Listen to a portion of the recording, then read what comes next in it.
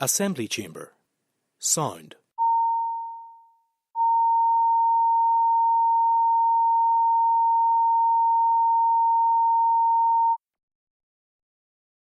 Assembly chamber. Sound.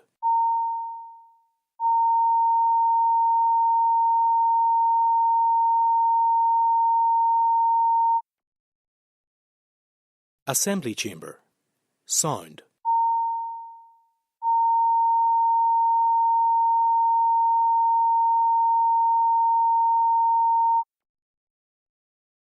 Assembly chamber. Sound.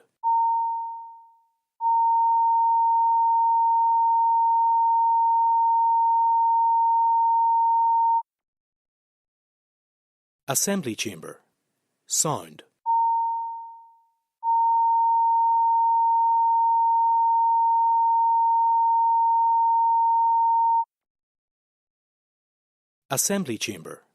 Sound.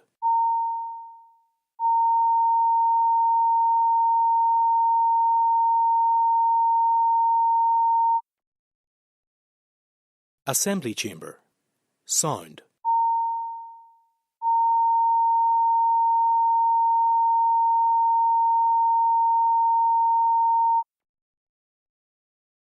Assembly chamber.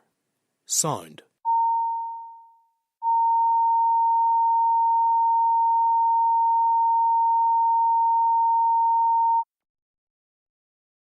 Assembly chamber. Sound. Assembly chamber. Sound.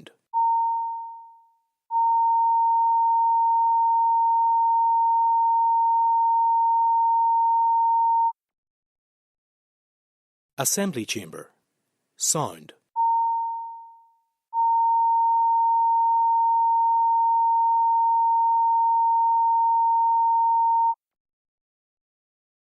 Assembly chamber.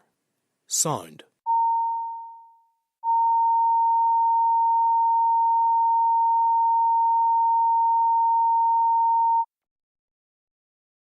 Assembly chamber. Sound.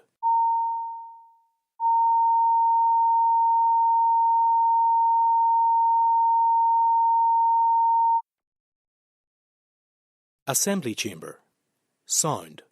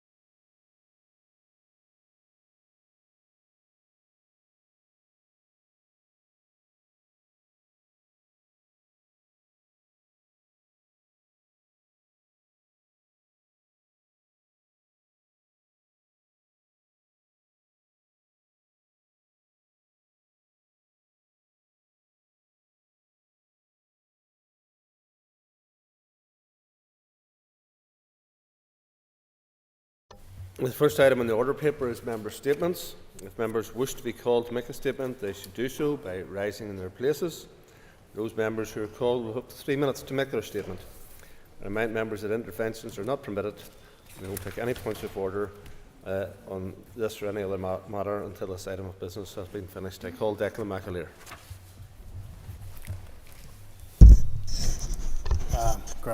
Thank you, Concordia.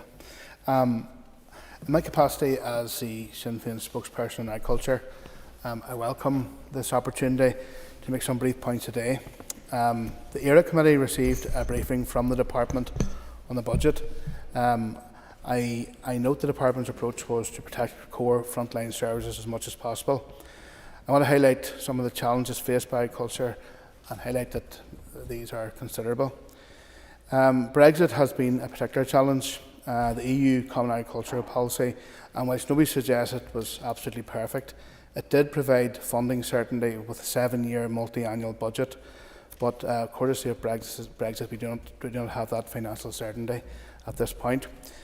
In addition, Brexit has also delivered a huge cut to rural funding.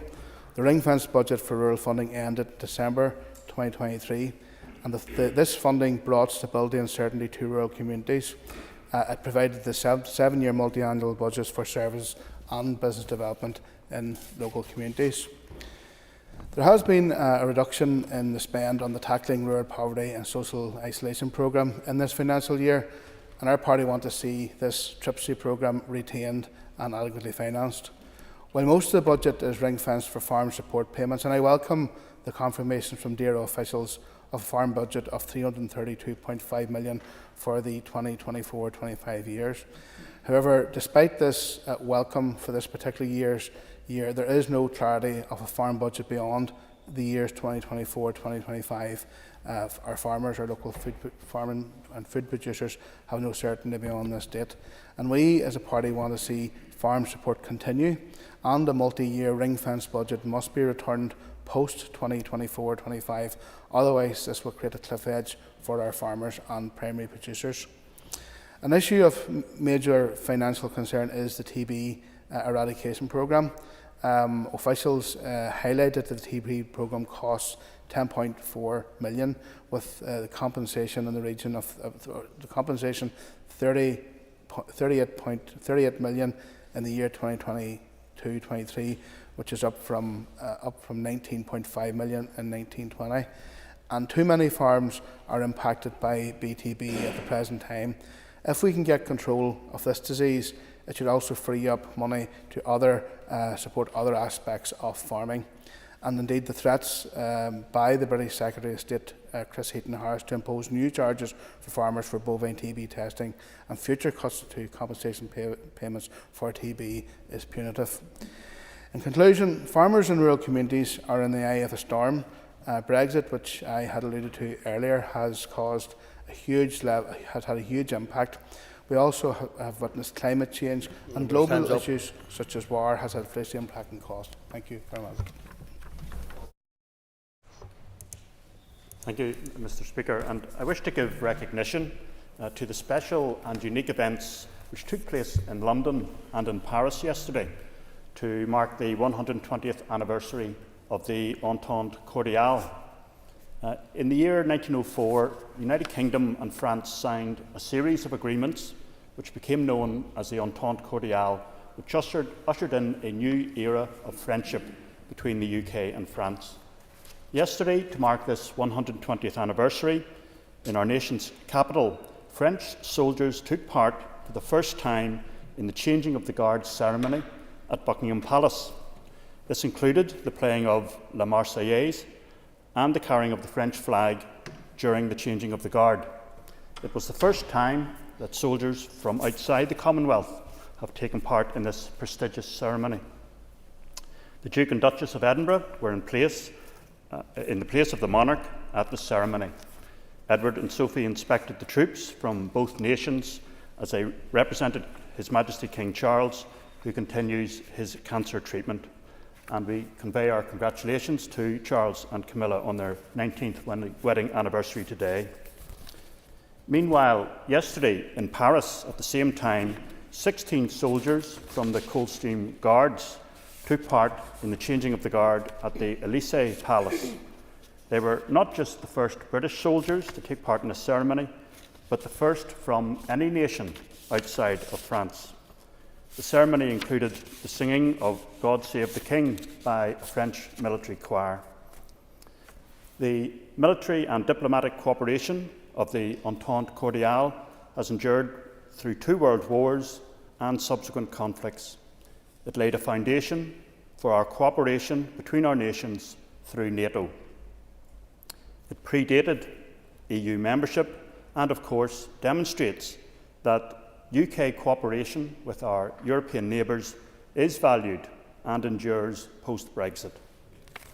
Both the United Kingdom and France are at a very high position in any measurement of soft power in the world, being the ability to have influence and be respected by other countries. Both nations are strong advocates for democracy and peace, promoting positive cultural and political values.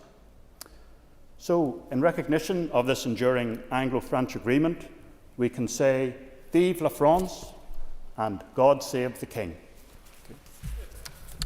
I call Kate Nicholl.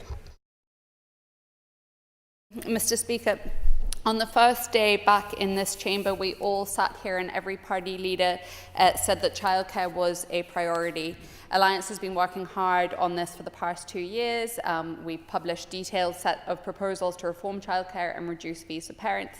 And in November, when the spring budget was announced, we warned that the increase in minimum wage, while welcome, without support to cushion providers, was going to force them to close or to raise their fees and pass that on to parents. And here we are in April. Fees have been going up, letters have been coming out today, and some providers to announce yet more increases. Childcare costs are out of control, and I know we've said it many times in here, but it's depressing that they are now more true than ever. The Employers for Childcare survey, which was released in March, stated that 73% of providers have either increased their fees to parents since the start of 2024 or plan to do so before the end of June. And these fee increases are part of an ongoing trend, and worryingly, this may not be the end. Parents are feeling let down.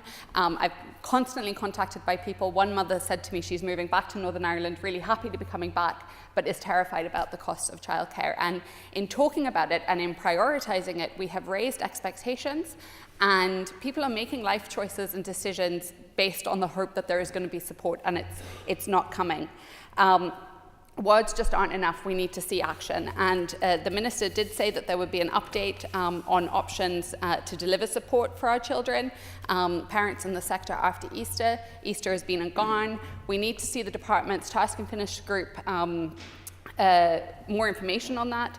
We need a timeline for the childcare strategy, and we need to see what interim support is going to be rolled out in the meantime while the development of a childcare strategy and affordable childcare scheme is rolled out, because parents just can't deal with this anymore. They can't.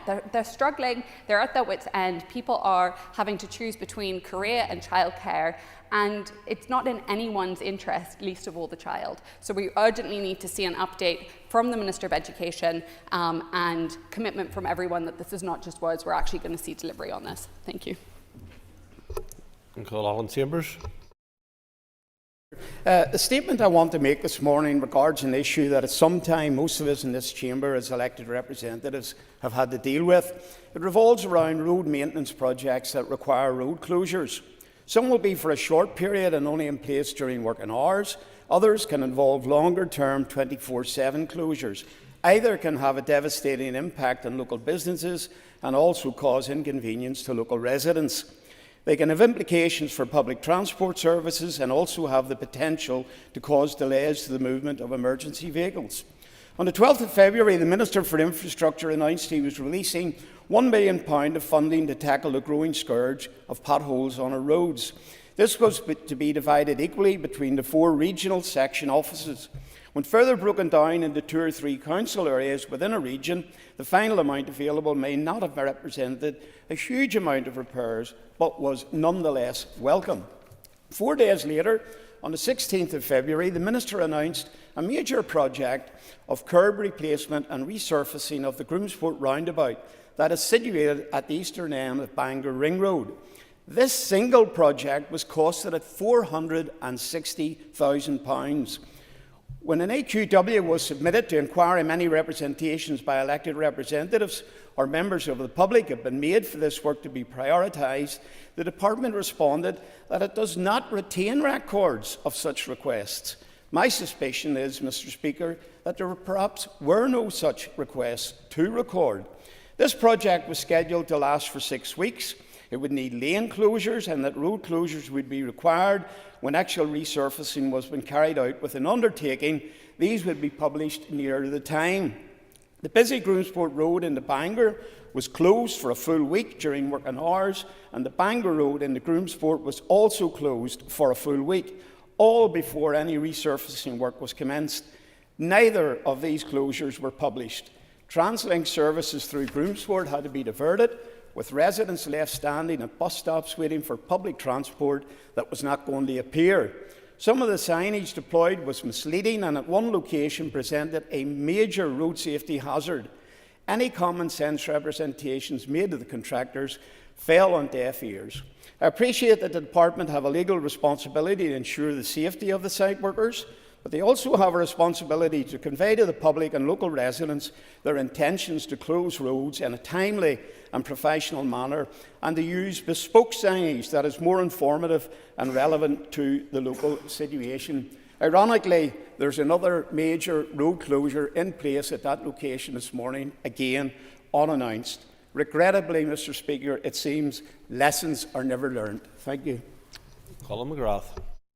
Mr. Speaker, and I want to discuss my concern about the removal of the unit for the cleansing of endoscopy equipment at the Down Hospital. Now, I want to go right from the very start, because some critics will jump in to say that we're against transformation or potentially that we're being accused of parish pump politics. But I do have a letter here which actually states from the Chief Executive that this is because of efficiencies, not because of any wider transformation programme, and I don't think that a single change to one isolated service to improve efficiency could be stated that it's for the purpose of transformation. So I just want to put that out there at the beginning. Staff at the location in the Down are absolutely hurt. They're hurt.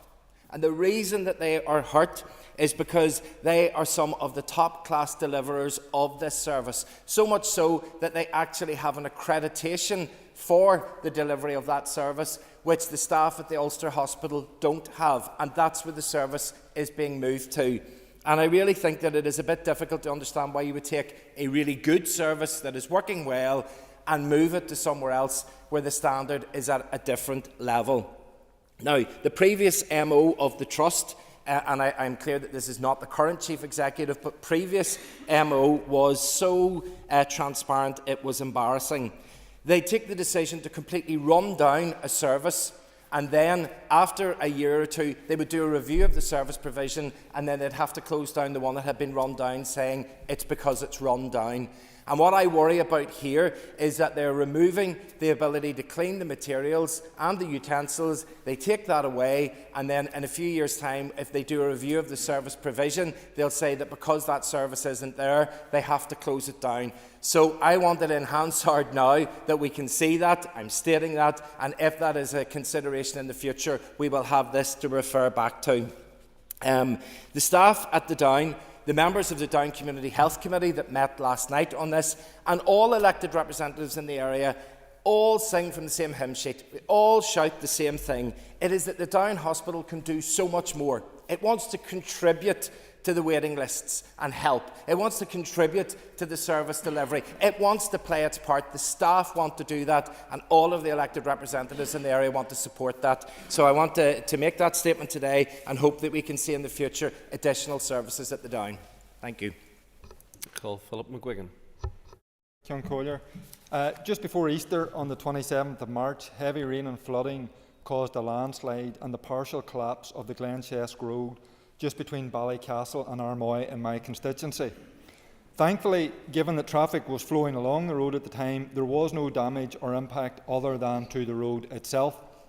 The road is currently closed and blocked off at the site of the landslide, and according to DFI, this will be the case for the foreseeable future.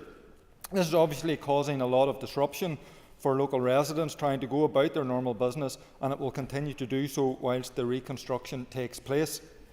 And now that the Easter school holidays are over, this disruption has been compounded by the fact that the normal school bus route has been closed off to children attending schools in Ballycastle.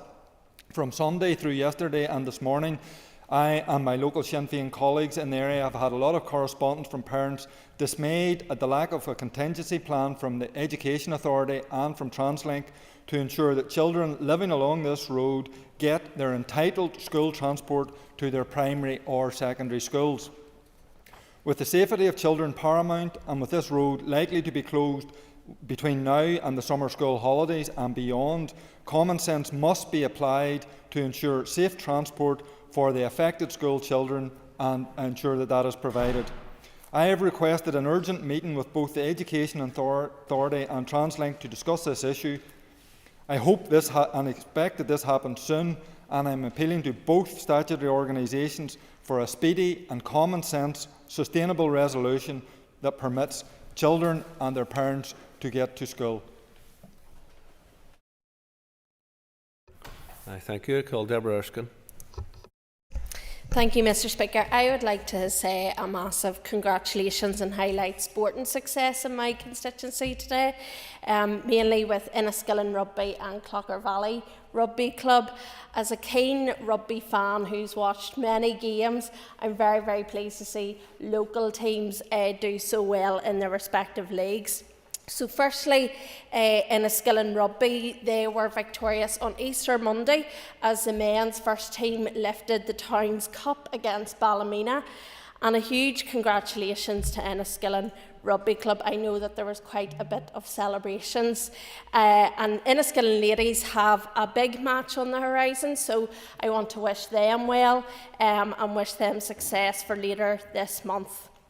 And then at the weekend, Clocker Valley Rugby Club, first men's team, who were only just promoted to the All-Ireland League last year, they did it again and secured promotion to play in the All-Ireland 2B League next season, which is a fantastic achievement. So whilst the Clocker Valley men were on the pitch at the Cran in 5 Mile Town, the ladies were at Kingspan Stadium playing in the Suzanne Fleming Cup, their first final for a team that's only just been going for a few short years, which was a brilliant achievement for them. Unfortunately, they narrowly lost out to Banbridge, but I have no doubt that we haven't seen the last of the ladies at a final match. These clubs do amazing work in our community and have embarked on ambitious community hub projects. They are both to be congratulated for this. These trophies are the product of hard work and dedication, not just by the players on the pitch, but the coaches and the scores of volunteers who work tirelessly for the club and community. So today, from the Assembly Chamber, we say congratulations to them and well done. I call John Blair. Mr. Speaker, I rise today to make a statement on the subject of river pollution. I hope to highlight some of the practices which contribute to this and appeal that all of us start to deal with this issue properly. Regrettably, I feel I have all too often raised the matter of pollution since joining this Assembly in 2018 through comments here, correspondence to DAERA, and of course through Assembly questions, both oral and in writing. Since the start of this year, I've had through my constituency office a number of reports of suspected pollution or threat of pollution on the 6 Mile River due to slurry spreading the Ballyclare and Doak areas in particular in my South Antrim constituency. These have been reported to NIEA, and one incident has been confirmed as spreading during the close season and is still being investigated. There have been many other incidents of pollution in my area over recent years. I should, Speaker, point out that both NIEA and DAERA have been prompt with their follow-up and replies on the points that I have raised with them. I welcome the fact also that the DAERA Minister has committed to an environmental governance review and to tackling the environmental crisis at Lough Neagh. However, the scenes at Lough Neagh on its shores last year and the fact that none of Northern Ireland's rivers are currently of good classification shows clearly that all policies and all practices in relation to this need serious and urgent review. The South Antrim River I referred to today flows into Lough Neagh, as do many other rivers, of course, in the Lough's catchment area.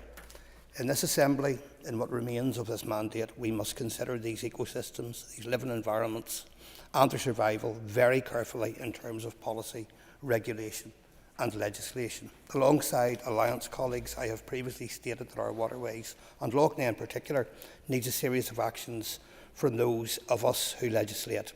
An independent environmental protection agency as previously promised, increased fines and penalties for polluters, investment in our wastewater infrastructure, support for nature-friendly farming, and the creation of a duty for interagency cooperation and an integrated management plan.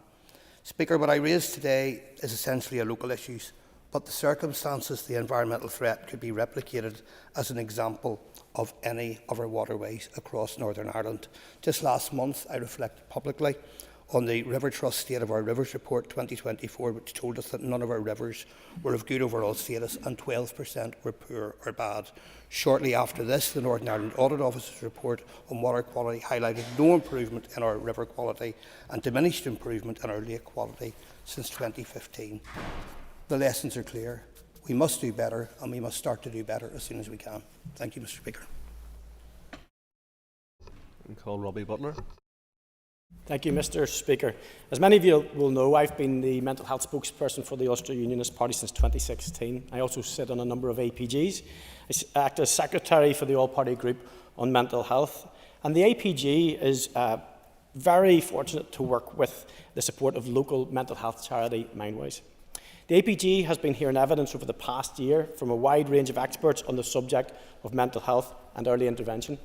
And in essence, how can we intervene at as early a stage as possible to ensure better mental health outcomes for our young people and our children? Now, Mindwise are asking elected representatives to, in a humorous and Northern Irish colloquial way, to wise up. Wanted to say that to a lot of you for a long time. But in reality, it's not a laughing matter, because they're asking politicians and legislators, those of us in this very chamber, to wise up and support children and young people's mental health services. Young people are grappling today with significant mental health problems in Northern Ireland. Our community has long struggled with the stark reality that less than 8% of the overall budget for mental health provision is allocated to children and young people's mental health services, and this has resulted in limited access to essential mental health support. Mindwise have recently launched a petition, which is available on their website, urging all MLAs to advocate, to champion the cause of our young people and children by pushing for and delivering an increase in funding for children and young people's mental health. Now, as we all know, the Minister for Health, Robin Swan, has never shied away from his desire to see additional investment made right across local mental health services. The previous mental health support fund he established was transformational for the many dozens of groups that it helped. And now, whilst parts of the mental health strategy are starting to make a really positive change, ultimately the resources that have been made available to the Department are still falling short of the £1.2 billion funding plan that all executive parties committed to deliver the strategy over 10 years. Children and young people are among those that would benefit most from the strategy being delivered through the necessary collective executive effort. So as the Minister for Finance and our executive colleagues consider in the weeks ahead the allocation of funding for this year, I would appeal to them that investment is made in the area where it can make most difference, and that sufficient allocation goes to the Department of Health, but primarily for the importance of our young people and transforming their mental health. I urge all of the members to share the petition from Mindwise, support the fantastic work that they do in carrying out support services for all of those people living with mental health conditions and indeed their carers. Thank you, Mr. Speaker. I call Cathy Mason.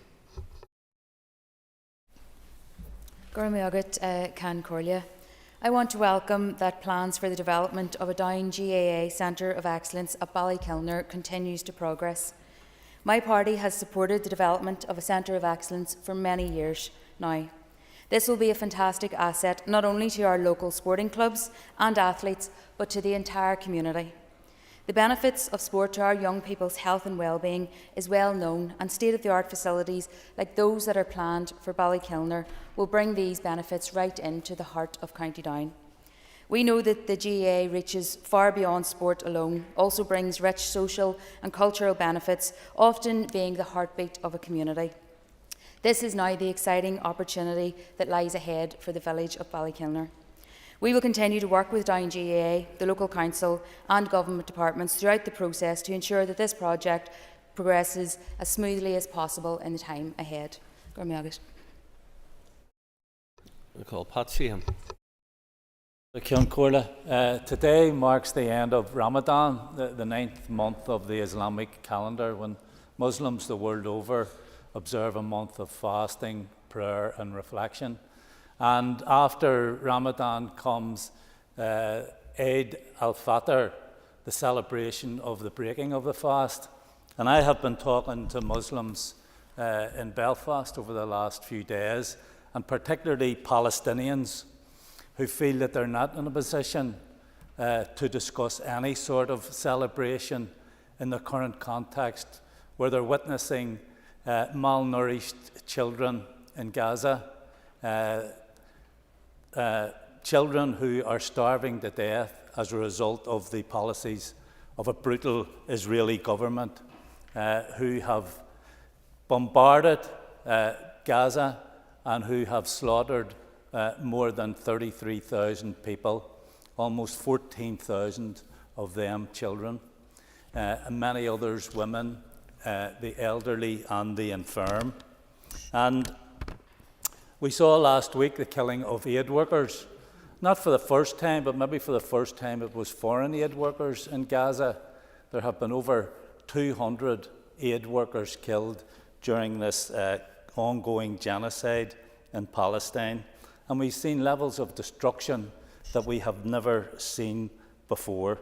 It's time to end this genocide, and maybe now the Western powers are beginning to realise that they helped create a monster in Benjamin Netanyahu. And it's time to stop supplying him with the weapons of war that are being used for genocide and to kill innocent women, children and elderly people. Of course, we in Ireland have experience of building peace and of peace processes. And it's time now in Palestine, it's time for a ceasefire. It's time to ensure that adequate aid gets into Gaza, that there's an end to the apartheid and occupation and the establishment of an independent and sovereign Palestinian state. I call Jerry Carroll. Mr. Carroll, you have 2 minutes. Mr. Speaker, I want to extend my condolences to the family and friends of Josip Strak, a 31-year-old Croatian man who was brutally murdered by racist thugs in Clondalkin and Dublin a few days ago. I also want to extend my thoughts and solidarity to David Druznik, who was beaten unconscious by the same gang. Mr. Speaker, this tragic attack is what happens when the far right are allowed to spread hate about migrants, refugees and asylum seekers. This is what happens when a group of liars are emboldened to spin false narratives about anyone who doesn't fit their warped Irish archetype. None of this started, of course, with the murder of Josip Strak, Mr. Speaker.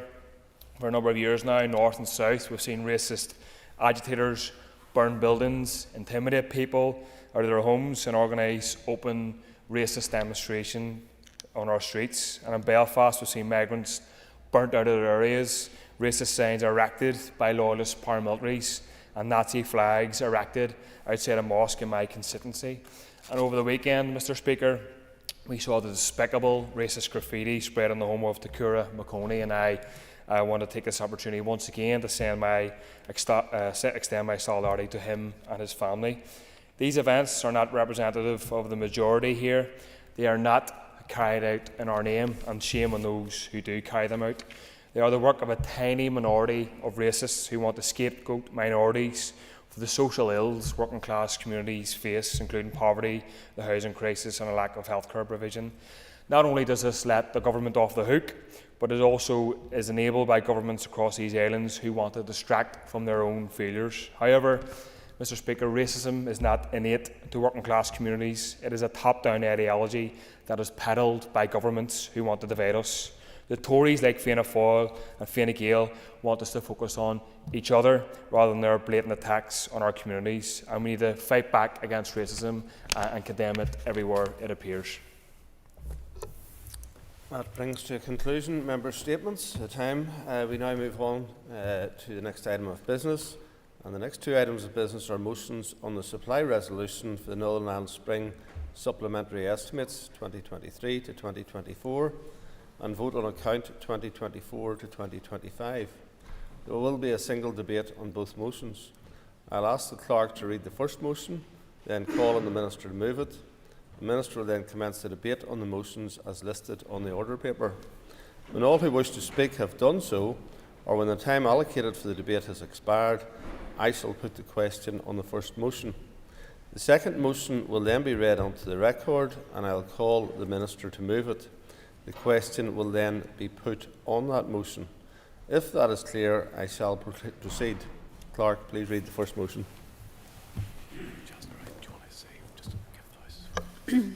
That the motion relating to the supply resolution for the Northern Ireland Spring Supplementary Estimates 2023 to 2024, as detailed on the order paper, be agreed.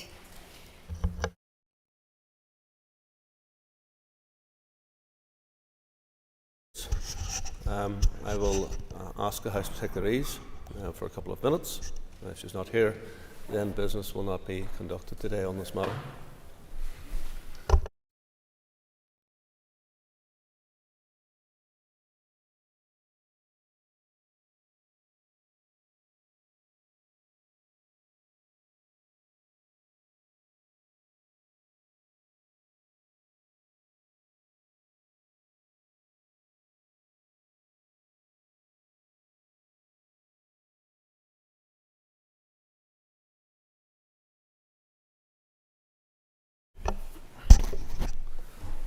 We'll resume, and I call the Finance Minister to move the motion.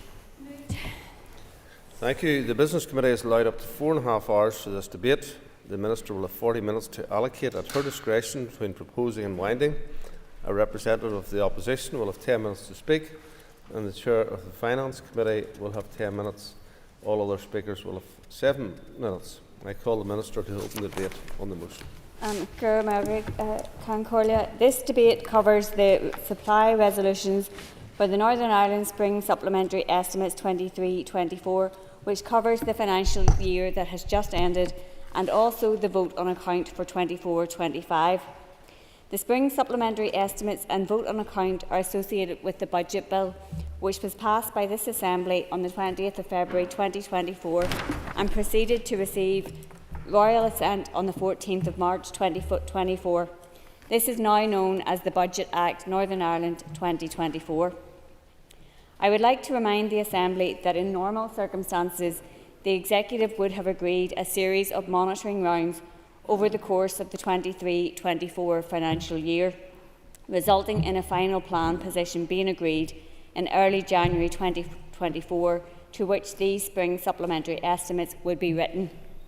In normal circumstances, the spring supplementary estimates and vote on account would then be approved immediately prior to the Budget Bill being introduced. However, as I explained during the debate on the Budget Bill, this was not possible this year due to the timing of the Executive's restoration and the need to wait for confirmation from the British Government as to the level of funding available to the Executive. Work could therefore not be completed on preparing the spring supplementary estimates until shortly before the Easter recess in March. It was essential for the Budget Bill to be passed urgently so that departments would not reach the cash limits set in the previous Northern Ireland Budget No. 2 Act 2023. I would also like to once again reassure members that this will not in any way be regarded as establishing a precedent. Explain to the House, what is the legal effect, if any, of passing retrospectively supply resolutions of money that has already been spent? Is there really any purpose in a resolution such as this at this point? I thank the member for his intervention, and I'll come on to it later in my speech. But it gives the figures that are being voted on today are the figures against which departments will set their accounts when they prepare those. I would like to thank members for their support in delivering the Budget Act, and by doing so securing the authority for departments to deliver services through to the end of the 23-24 financial year and on into the early months of this new financial year. The spring supplementary estimates for 23-24 and the voting account for 24-25 have now been prepared and laid in the Assembly. While this is not taking place at the normal time, it remains an important step in the financial process. Once agreed by the Assembly, it will be against these spring supplementary estimates which the accounting officers of the departments and the other bodies contained in them will account, and their 23-24 accounts will be prepared. As I emphasised during the debate on the budget bill, this vote on account does not constitute setting a 24-25 budget. I have been engaging with my executive colleagues on setting a 24-25 budget, and once the executive has agreed this, I look forward to bringing it to the Assembly, but that's not the issue for debate today. Concordia, since the executive was restored just over 9 weeks ago, we have acted quickly and decisively. I announced over £1 billion of in-year allocations on the 15th of February to allow pay offers to be made to our public sector workers and help offset the pressures facing departments. I have brought the budget bill through the Assembly to secure the delivery of services for the remainder of the 23-24 financial year and on into the new financial year. Once the Executive has agreed its 24-25 budget, I will ensure the Assembly has ample opportunity to fully consider the next Budget No. 2 bill together with the 24-25 main estimates. I ask for the support of members for the resolution for the spring supplementary estimates for 23-24 together with the resolution for the vote on account for 24-25. Concordia, I will conclude, and I am happy to deal with any points of principle or detail of the supply resolutions for the spring supplementary estimates 23-24 and vote on account for 24-25 that members may wish to raise. I call Matthew O'Toole. Mr O'Toole, you have 10 minutes. Thank you, Mr Speaker. I will first speak as Chairperson of the Finance Committee and then will make some remarks as Leader of the Opposition. The Finance Committee received a briefing from officials on the spring supplementary estimates and the voting account at its meeting on the 20th of March. On behalf of members, I would like to thank officials. It is worth reminding members that the spring supplementary estimates and voting account relate to the 23-24 budget, as has just been said by the Minister. Usually the SSEs would be brought to the Assembly in February for approval prior to the introduction of a budget bill. However, due to issues around departments running out of money, the Finance Minister took the unusual step of bringing the Budget Bill 24 to the Assembly in advance of the spring supplementary estimates being completed. These spring supplementary estimates are what the supply resolution debate today constitutes, together with the 24-25 vote on account. Members should be aware of the review of financial process, part of the following the passage of the Financial Reporting Act 2022, which resulted in a number of changes to how financial information is presented in these estimates and in all estimates documents and the associated budget bills. Members will also be aware that normally there would have been a series of monitoring rounds over the 23-24 financial year, resulting in a final plan position being agreed in early January, to which the SSEs would be written. However, the uncertainty over the total quantum of funding available and the need to wait for the Chief Secretary of the Treasury to confirm the detail of the financial package meant it was only possible for ministers to make a decision on 15th of February on allocations to departments to address overspends and provide funding for public sector pay awards. Since the Budget Act 24, the Finance Minister announced the outcome of the Executive's final plan in her written ministerial statement on 15th February 24, and ministers have committed to constrain their department's expenditure, including pay awards, to the budget allocation agreed by the Executive and not by the amount of headroom included in the spring supplementary estimates, if that is higher. The SSE's document sets out that the provision included in the estimates beyond the outcome included in the spring supplementary estimates beyond the outcome of the Executive's 23-24 final plan. The committee noted a number of functions within that the departments are carrying out on the sole authority of the Budget Act 2024. These are highlighted by the use of a black box in the spring supplementary estimates document, which I'm sure everybody has read in detail. Members will be aware that the vote on account allows departments to continue to deliver public services into the early months of the 24-25 financial year. This does not constitute setting a 24-25 budget. The committee has noted the larger than normal vote on account, 65% of the 23-24 budget, which would be sufficient to last until after the summer recess if necessary. Members have been assured, however, that the Minister and her executive colleagues anticipate bringing the main estimates and a budget bill number 2 prior to the summer recess. Members will also be aware, in relation to the 24-25 budget, that the Treasury has be aware of the budget envelope the Treasury has awarded the Executive through the Minister's written statement of 26th of March. The committee knows that the picture is extremely challenging, even bleak. Members will be working hard between now and the summer recess to apply the appropriate level of scrutiny to the 24-25 budget. Mr Speaker, members are aware that this debate is a largely technical exercise and the committee has applied an appropriate degree of scrutiny on that basis. And while the timing and timescales are not ideal, the committee will support today's supply resolution motions. Now, Mr Speaker, I will speak as Leader of the Opposition, and as an opposition we will not be forcing today's motions, the vote on account and the vote on the spring supplementary estimates, to a division. But I do want to make some important points about the context that we faced 2 and a bit months into the restoration of these institutions and the financial and budgeting consequences therein. The spring supplementary estimates that we are debating today, as has already been said, relate to a financial year that has already passed. It is quite an interesting philosophical question to debate what would happen if we chose not to authorise money that has already been spent. It is a somewhat surreal position to be in. Nevertheless, that is where we are, which is a consequence in part of our political dysfunction and the fact that we have not had political institutions for 5 of the past 7 years. The fact that we have to do budgeting in this surreal, often backward-looking, often hurried way is a product of our intense and repeated political dysfunction in this place. It is a manifestation of our continued political failure, and it makes the point again, lest it need to be made, that we need to reform the way our political institutions work so they cannot simply be collapsed and so that budget making cannot be thrown into chaos, because the inability to set a budget is of course one of the fundamental problems that is created when our institutions don't exist. As I said, the spring supplementary estimates do not set a budget. They don't even set a budget looking backwards, let alone looking forwards. They adjust the level of headroom open to departments, and today's debate is a largely technical one. However, it is substantive. It does have a kind of legal effect, which is unlike the now more than a dozen motions we have debated in this Assembly chamber since we returned, which pledged support for, among other things, and I don't have a full list in front of me, a childcare strategy, support with the cost of school uniforms, a strategy against violence for women and girls, capital investment in our fishing industry, a rescue plan for Loch Ness, yesterday a strategic framework for a shared future, all motions submitted by executive parties, and the list could go on and on.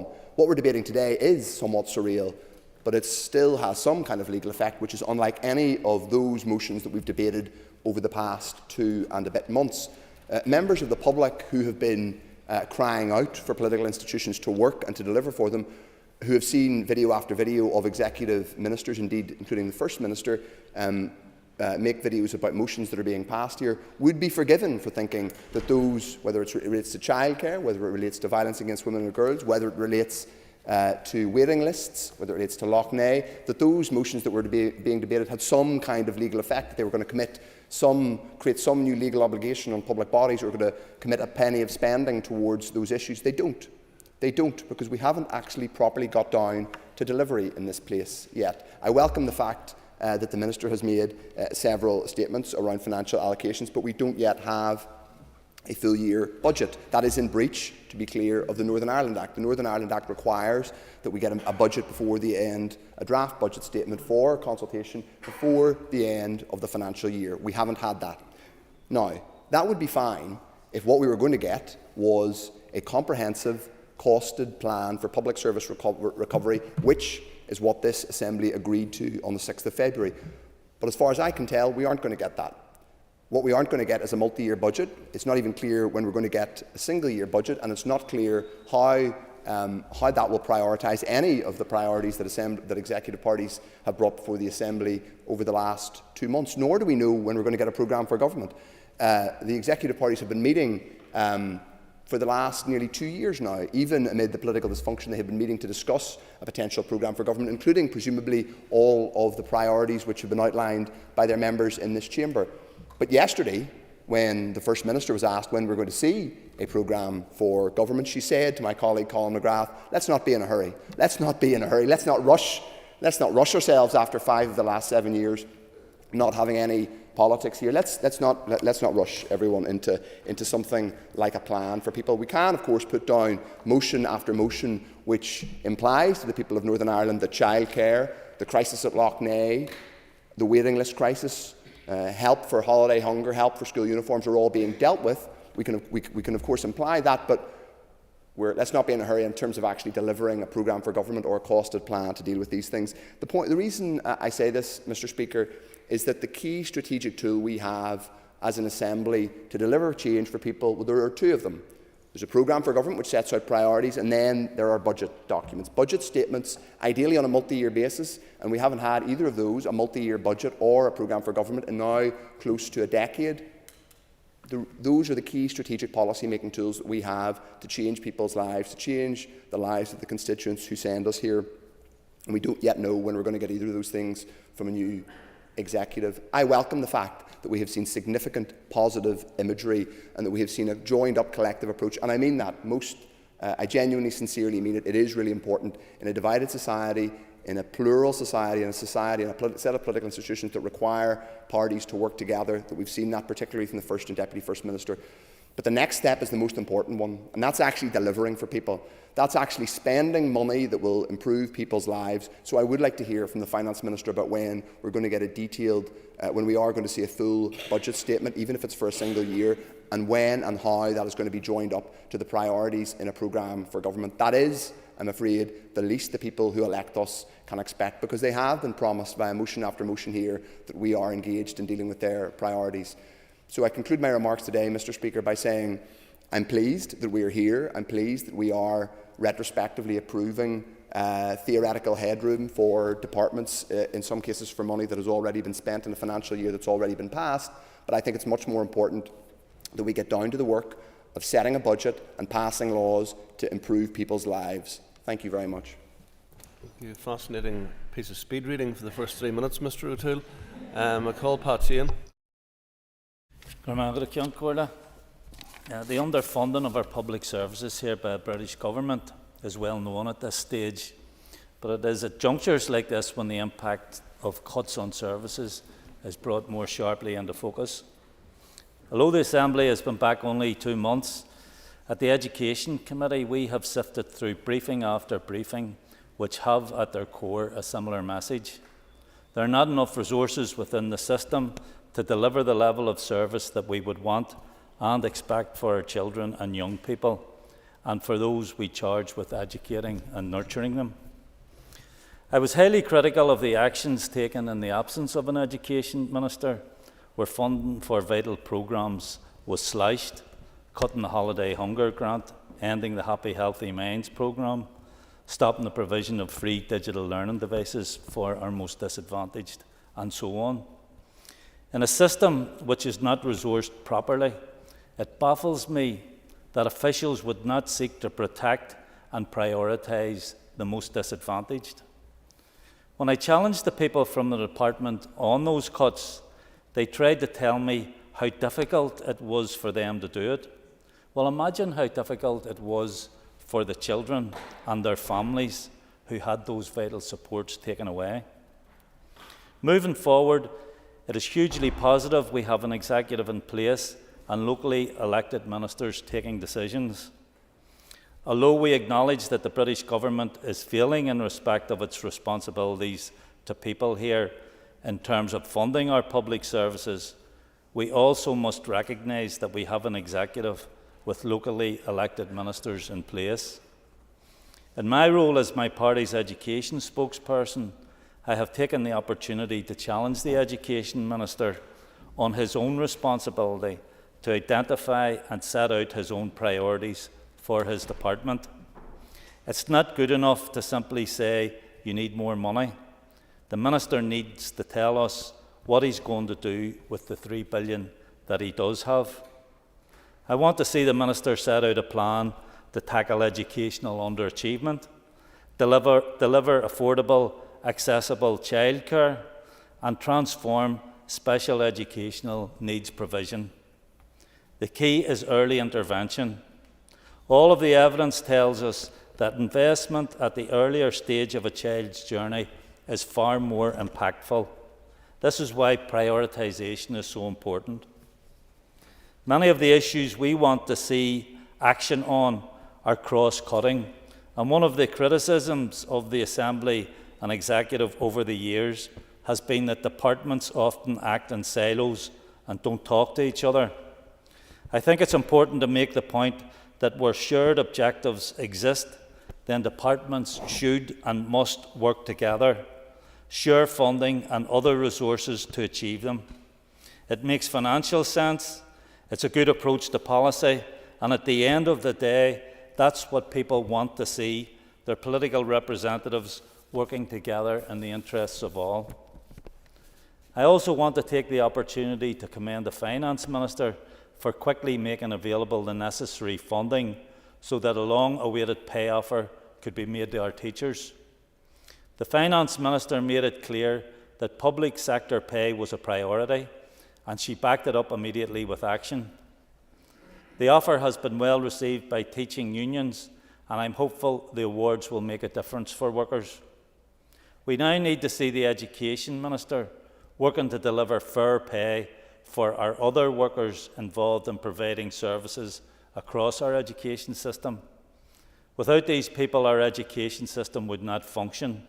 They need to be properly valued and recognised for their work. In conclusion, I want to thank the Finance Minister for her statement and her efforts thus far in what are extremely challenging financial circumstances. I call the Chair of the Economy Committee, Philip Brett. Thank you, Mr. Speaker, and my initial remarks are on behalf of the committee and in my role as chairman of the committee. I can advise the House that the Minister for the Economy has recently provided written and oral briefing to the committee on the spring supplementary estimates. I do commend his ability to give the longest possible answers to the shortest possible questions during that evidence session. However, it is notable that without the transparency provided by monitoring round statements, the committee has struggled to track the changes in spending from the main estimates to present. The committee has been provided with some clarity by the department on most issues after our requests. With that said, a number of matters do remain outstanding, particularly in relation to slippage in spend on City Deal funding. Additionally, Mr. Speaker, as I indicated in my contribution during the Budget Bill second debate, the committee has had very little time to pursue and consider all of this. That said, Mr. Speaker, I think the committee was relieved to note that despite considerable funding pressures in 2023-4, delivery continued for key measurements, including particularly apprenticeship and skills.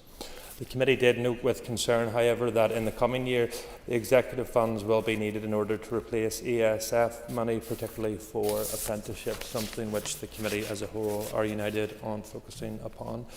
Another considerable pressure on the 2023-2024 budget was the prospective pay settlement for further education lecturers. It is understood that should negotiations prove to be protracted, the costs will be shown as accrual against the 23-24 budget.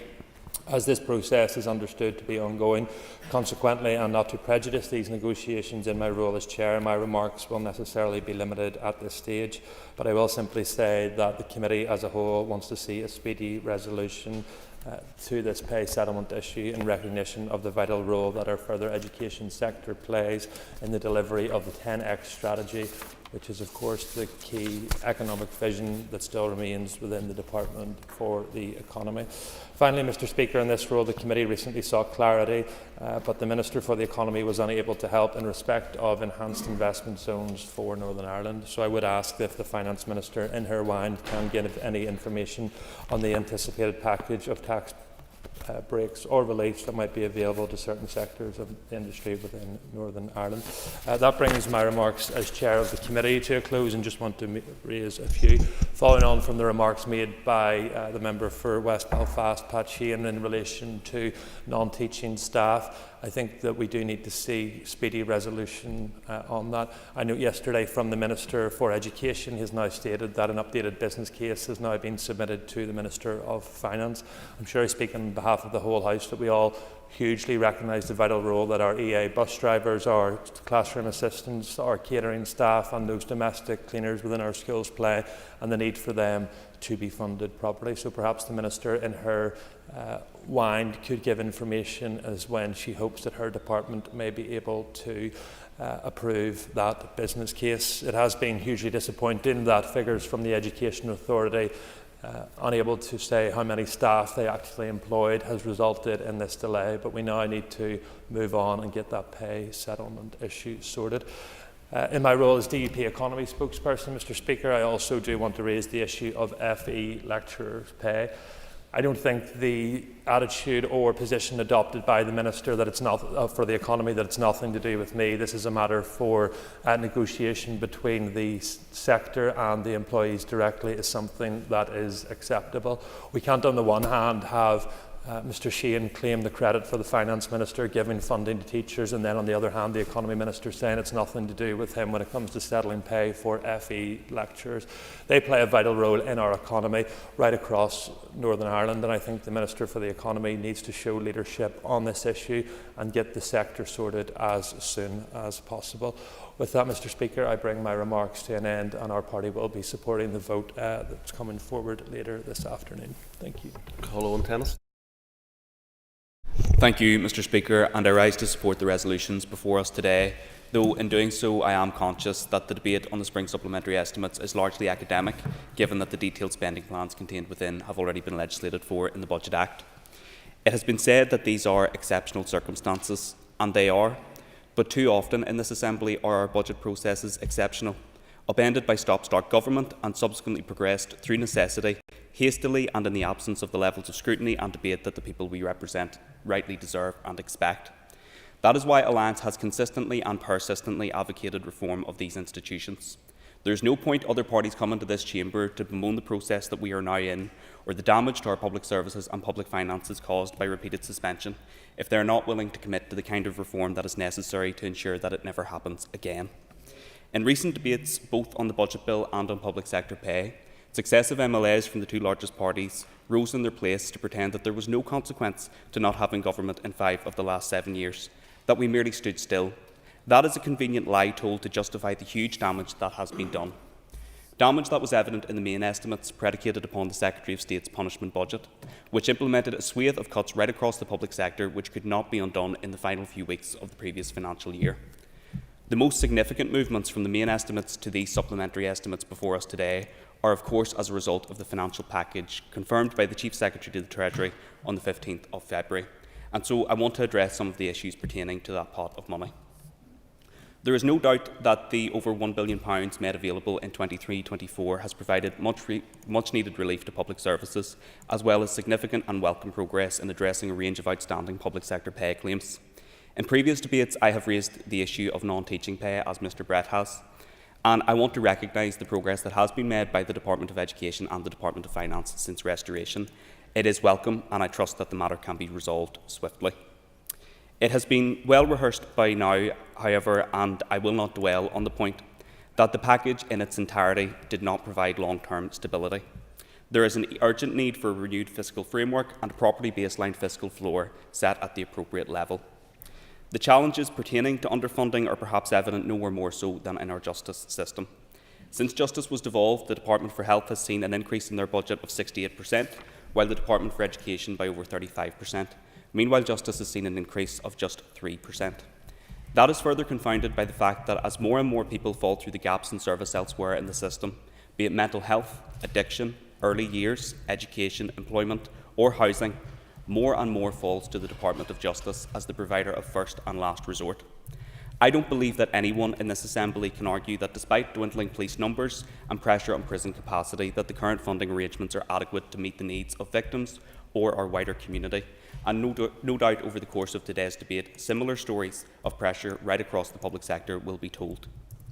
Whilst I entirely respect that negotiations on our funding arrangements with Treasury are ongoing, I must say that I am concerned that 7 weeks on from the previous debate on the Budget Act, we don't have a great deal more insight into the direction of travel, on powers being sought for fiscal devolution, on how the Minister intends to address conditionality around revenue raising, or if and when an independent commission to advise on our funding formula will be established.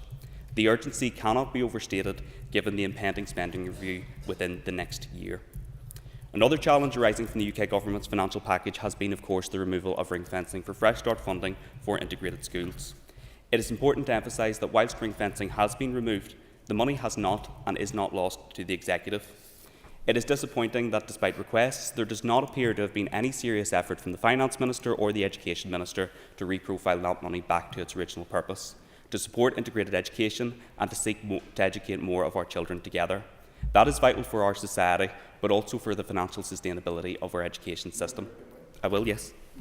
Would the member agree with me that it's really important that in talking about this, and no one should be in any doubt, he is right, that Chris Heaton-Harris and the UK Government imposed a punishment budget? We know we've had more than a decade of austerity, but in relation to the integrated education cuts, that was effectively a decision made by the Executive, particularly the two ministers he's talked about. Yes, the ring fence was removed, but that did not in any way impose a decision on any minister in the Northern Ireland Executive to remove that money.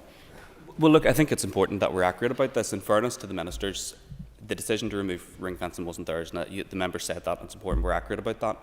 But capital money has been found for other projects, and so it's a question of priority whether the ministers want to return that money to its originally intended purpose and provide funding for those 10 integrated projects, which I believe that they absolutely should.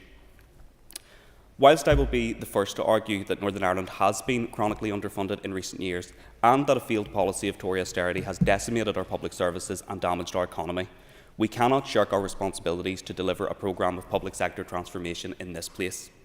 Indeed, if we are to secure substantive progress in negotiations with Treasury, we must demonstrate that we are serious partners, able to take the long-term decisions necessary to improve efficiency and outcomes for the people that we represent.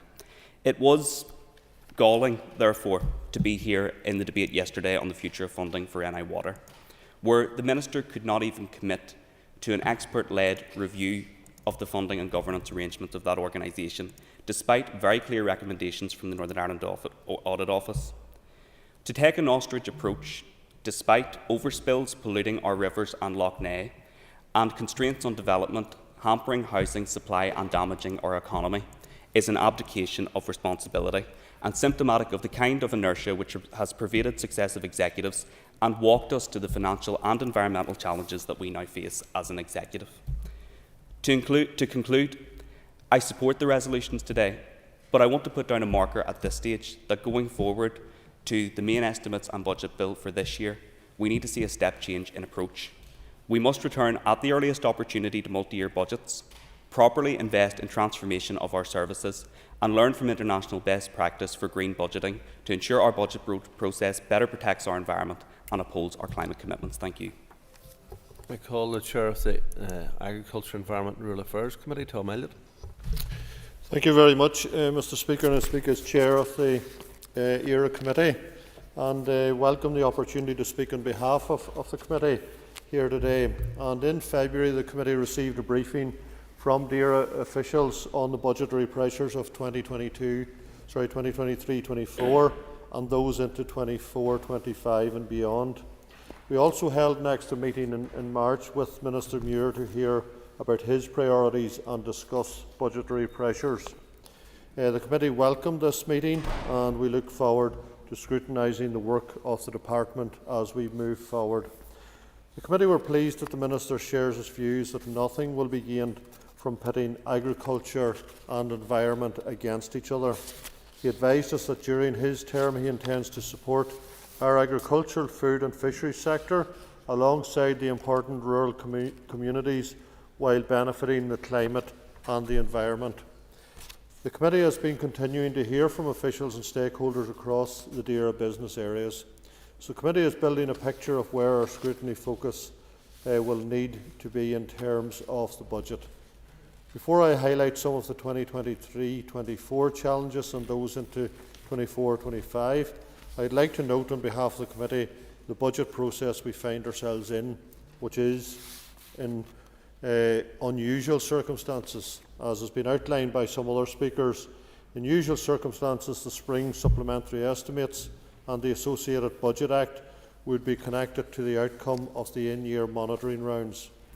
However, we are not in these usual times, and it was only possible for the Executive to decide on the 15th of February the allocations to departments to address overspends and provide funding for public sector pay awards.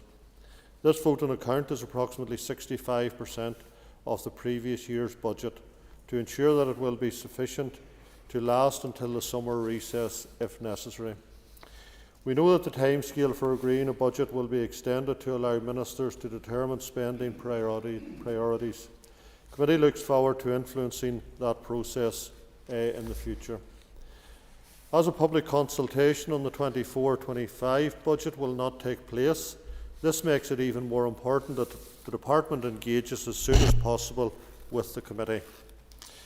For 23-24, Mr Speaker, officials advised committee that the resource expenditure limits included £600.7 million of non-ring-fenced resource, and that almost £330 million is earmarked by Her Majesty's Treasurer for agriculture, agri-environment and the wider rural economy and fisheries. Treasury has further earmarked just over £28 million for non-ring-fenced resource expenditures for work on the Northern Ireland Protocol and Windsor Framework and at points of entry. The committee heard that most of the remaining funding relates to staff costs, the bovine TB programme and other running costs. Now I'd like to draw attention to a few budgetary challenges of the past year that have come to the committee's attention, and some going forward into 24-25. Bovine TB is one of the most challenging issues facing cattle farmers in Northern Ireland, with high herd incidence of close to 10%. In the last financial year, £53 million was spent on bovine TB, £38 million of which was paid to cattle valuation that were slaughtered for disease control. A similar amount is expected to be paid this year. When the Minister briefed us on the 5th of March, he shared our concerns about the need to deal with this escalated matter. However, our committee could only wish to see the Minister going beyond paying not only for cattle that is lost, but as through compensation it should also cover the full income lost to farmers.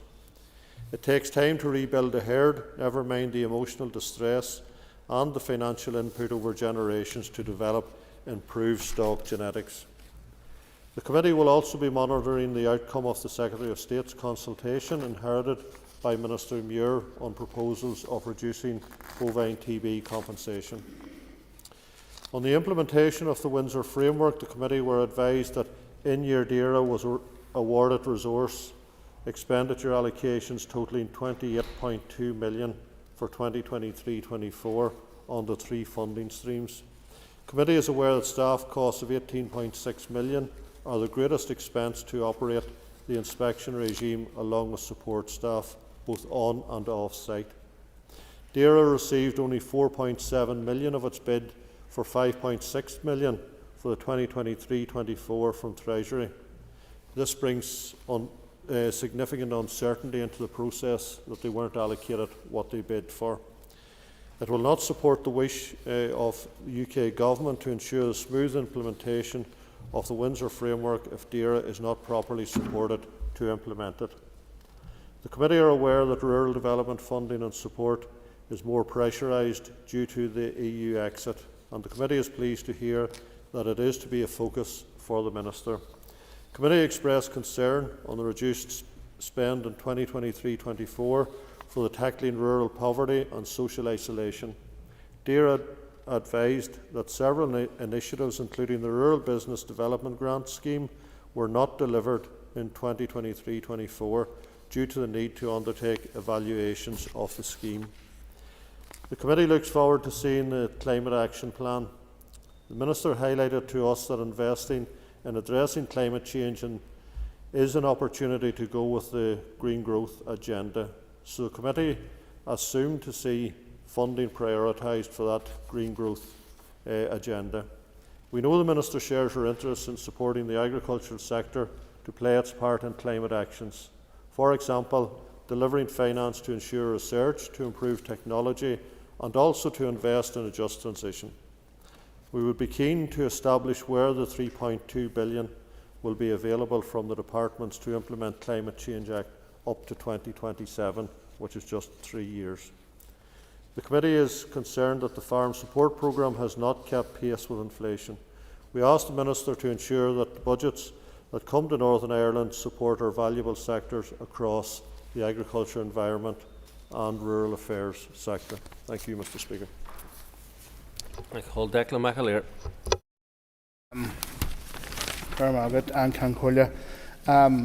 I welcome the opportunity this afternoon to speak on the supply resolution debate. And as alluded to previously on the member statement, there are many issues facing the farming community.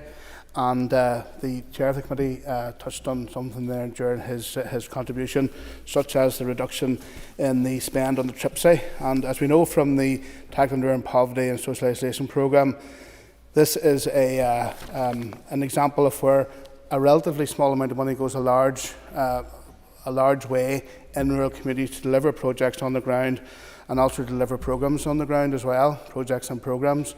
And also the fact that farm support hasn't kept abreast with inflation. As I mentioned earlier as well, the Brexit has had a very huge detrimental impact. We know that previously under the Common Agriculture Policy, which was also wasn't perfect either, but it did provide a 7-year multi-annual budget. But now that we're out of that that has created a level of uncertainty. And certainly what we want to see, we welcome the fact that the single farm payment of we welcome the 332.5 million for the single farm payment in the 2024-2025 financial year. And as we know, that is really, really important. It's an important income support for our farm food producing families and farms. And we know it's also important to keep the cost down for the consumer as well, which is really important. But whilst we welcome that this year, we know that the danger is we don't have any future certainty in that. And if we don't get some certainty, certainly from the British government, who at the pre-Brexit pledge that they would replace pound with pound in terms of lost EU funding, this could create a cliff edge for our farmers if this is not ring-fenced budget is not continued. Also in relation to the TB costs in the region of 50 million, 38 million in compensation and in the region of just over 10 million for running the programme. That's something that the department needs to get to grips with, because if that there could be brought down, it would free up additional funding and expenditure for other aspects of farm support and rural support. And indeed, we were very scathing of the threats made by the Secretary of State Chris Heaton-Harris to impose new charges for farmers for bovine TB testing and future cuts to compensation. We feel that is very, very punitive. So just really in conclusion, we feel that farming and rural affairs are in the eye of a storm. We've got Brexit, we've got climate change. Also, there's world events like war, which has had a huge inflationary impact on input costs, and this is all added to a sense of uncertainty. But what we would be calling for in terms of going forward is that if the UK government, the British government, lives up to its pre-Brexit pledge to replace EU funding pound per pound, because our farmers and rural communities need this degree of certainty moving forward. I call Deborah Erskine.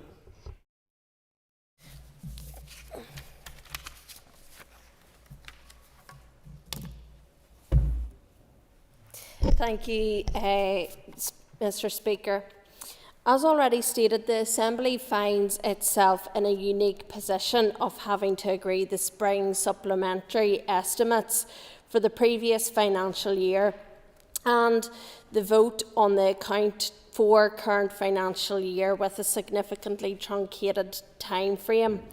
As a result, this has not afforded the Committee for Infrastructure the opportunity to fully understand and consider the financial position for 2023-2024 year and future resource requirements for the Department for Infrastructure in 2024-25.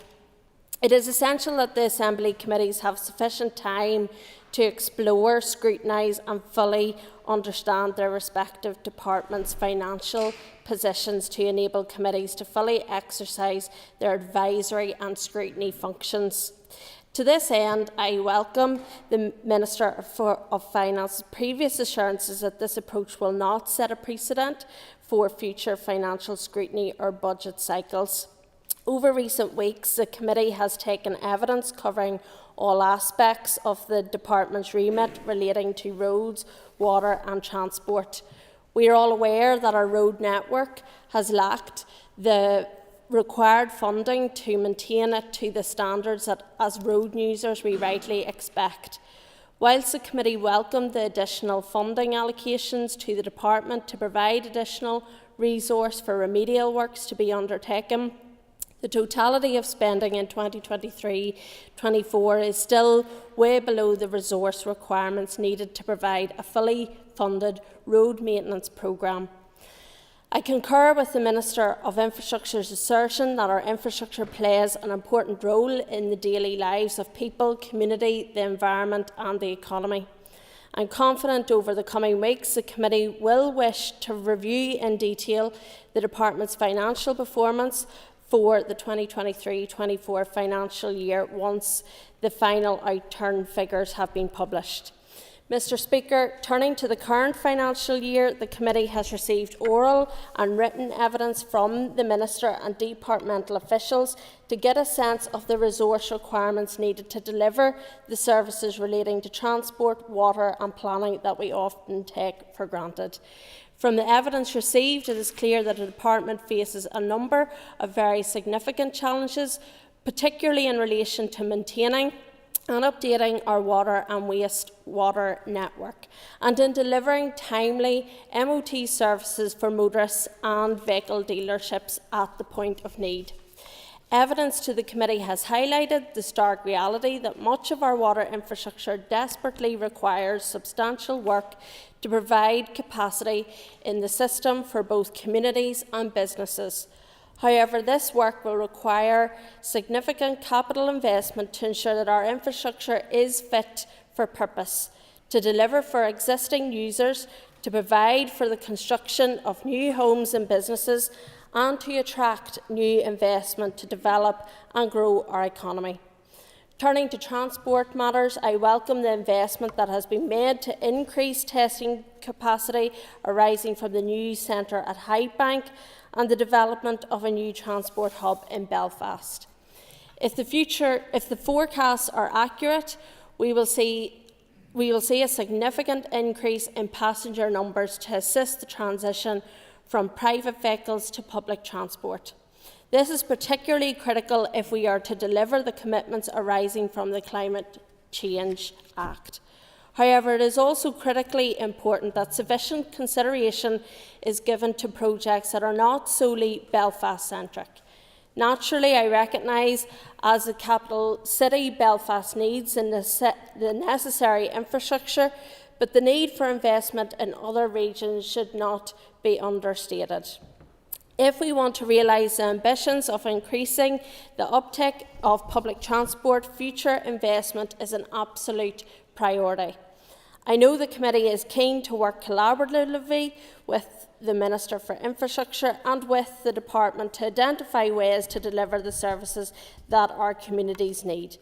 I also recognise that financial pressures will constrain these ambitions, but I am confident that the committee will endeavour to nurture a positive relationship that seeks to identify solutions to the challenges that we undoubtedly face. And I want to make some very brief remarks as a DUP Fermanagh and South Tyrone representative. Infrastructure is the bedrock of executive delivery on a programme for government aspects and projects. Without adequate funding in this regard, it will be impossible to deliver upon some of the things that are essential in that. social and affordable homes, boosting our economy by providing more jobs via the construction industry, for example. Environmental improvements. We heard yesterday on the debate regarding Northern Ireland water funding, how Northern Ireland has potentially thousands of overspills contributing to pollution in our overways. Therefore, there is a need to look at this in the context of Lough Neagh and other areas, which I raised with the First Minister yesterday during question time also. Not least also in terms of decarbonisation, ensuring we are meeting our net zero targets by getting people to switch to public transport. This becomes a significant challenge in my own constituency and in rural areas where public transport is infrequent in many rural towns and villages, and it needs significant investment. And to carry out health reform, in which we will be setting up regional centres of excellence and asking people to travel for their appointments. We must ensure that the aims and ideas set out by Health Transformation in the Bangor report reflect better transportation means, not only from a public transport point of view, but also from a road safety perspective. Undoubtedly, there are challenges facing our overall budget position, and it is important that we get it right. It's further important that we're innovative of how we do business and do take hard decisions. But we must ensure that our public services are properly funded to carry out the work that the people of Northern Ireland rightly deserve. Thank you. I admit it to call Ms Erskine as Chair of the Infrastructure Committee, so apologies for that. I now call Nick Matheson, who's Chair of the Education Committee. Thank you, Mr Speaker. And I rise to speak to the supply resolutions, first of all as the Chairperson of the Education Committee. Since the return of the Assembly in February, the Committee has been engaged in an intensive period of work, hearing from both key educational stakeholders and, of course, the Department directly. But as other speakers have referenced, the Committee has had less time than it would have liked to properly understand the financial position, both for the previous year and the year ahead. But it is clear that the Department's budget is under substantial pressure. That was the case both in the financial year previous and in the year ahead as we look to the vote on account. Officials have indicated to Committee that in a flat cash budgetary position, pressures of around $900 million will be faced. And this is felt at every level of the education system: school budgets, youth services, SEND services, and targeted programmes to tackle educational disadvantage and to improve mental well-being in schools. The Committee has rightly focused in some detail on SEN, given the pressures on places facing us in September. There has been an 88% increase in total SEN spend, from $255 million in 2017-18 to $479 million in 22-23. And the Minister has suggested, looking ahead, that an extra $100 million in capital budget will be required to fund the capital works to deliver SEN places, and also that the SEN transformation programme itself needs an additional $11 million in funding. So in this context, the Committee shares the concern of the Children's Commissioner that over the previous year, the cuts in education and in years prior to that have disproportionately affected our children and young people. The Committee has consistently highlighted that the Department's budget is not sufficiently targeted at early interventions for children with additional needs, for those impacted by social disadvantage, or in early interventions in early years specifically. Education has typically survived in recent years on a cycle of bailouts, often via monitoring rounds, and this can only be broken by a commitment to transformation of service delivery. And the Committee has not yet had the opportunity to examine the Department's transformation plans, but it is clear that this work is urgently required and will be turning its focus to this issue in the months ahead. Our early discussions in Committee considered teacher pay and the ongoing industrial dispute, and we welcome the significant progress made in terms of resolving that. The Committee has also expressed its support for seeing progress and delivery of the pay and grading review for education support staff. However, members are very mindful of the challenges facing us in finding the recurring budget to finance these pay agreements in the years ahead, so that a Committee will continue to scrutinise the Minister and Department in these challenging financial times to support delivery on key issues, but also to ensure the Department brings forward a meaningful reform and transformation programme. I'll now turn to make some remarks in my capacity as an Alliance Education spokesperson and MLA for Strangford.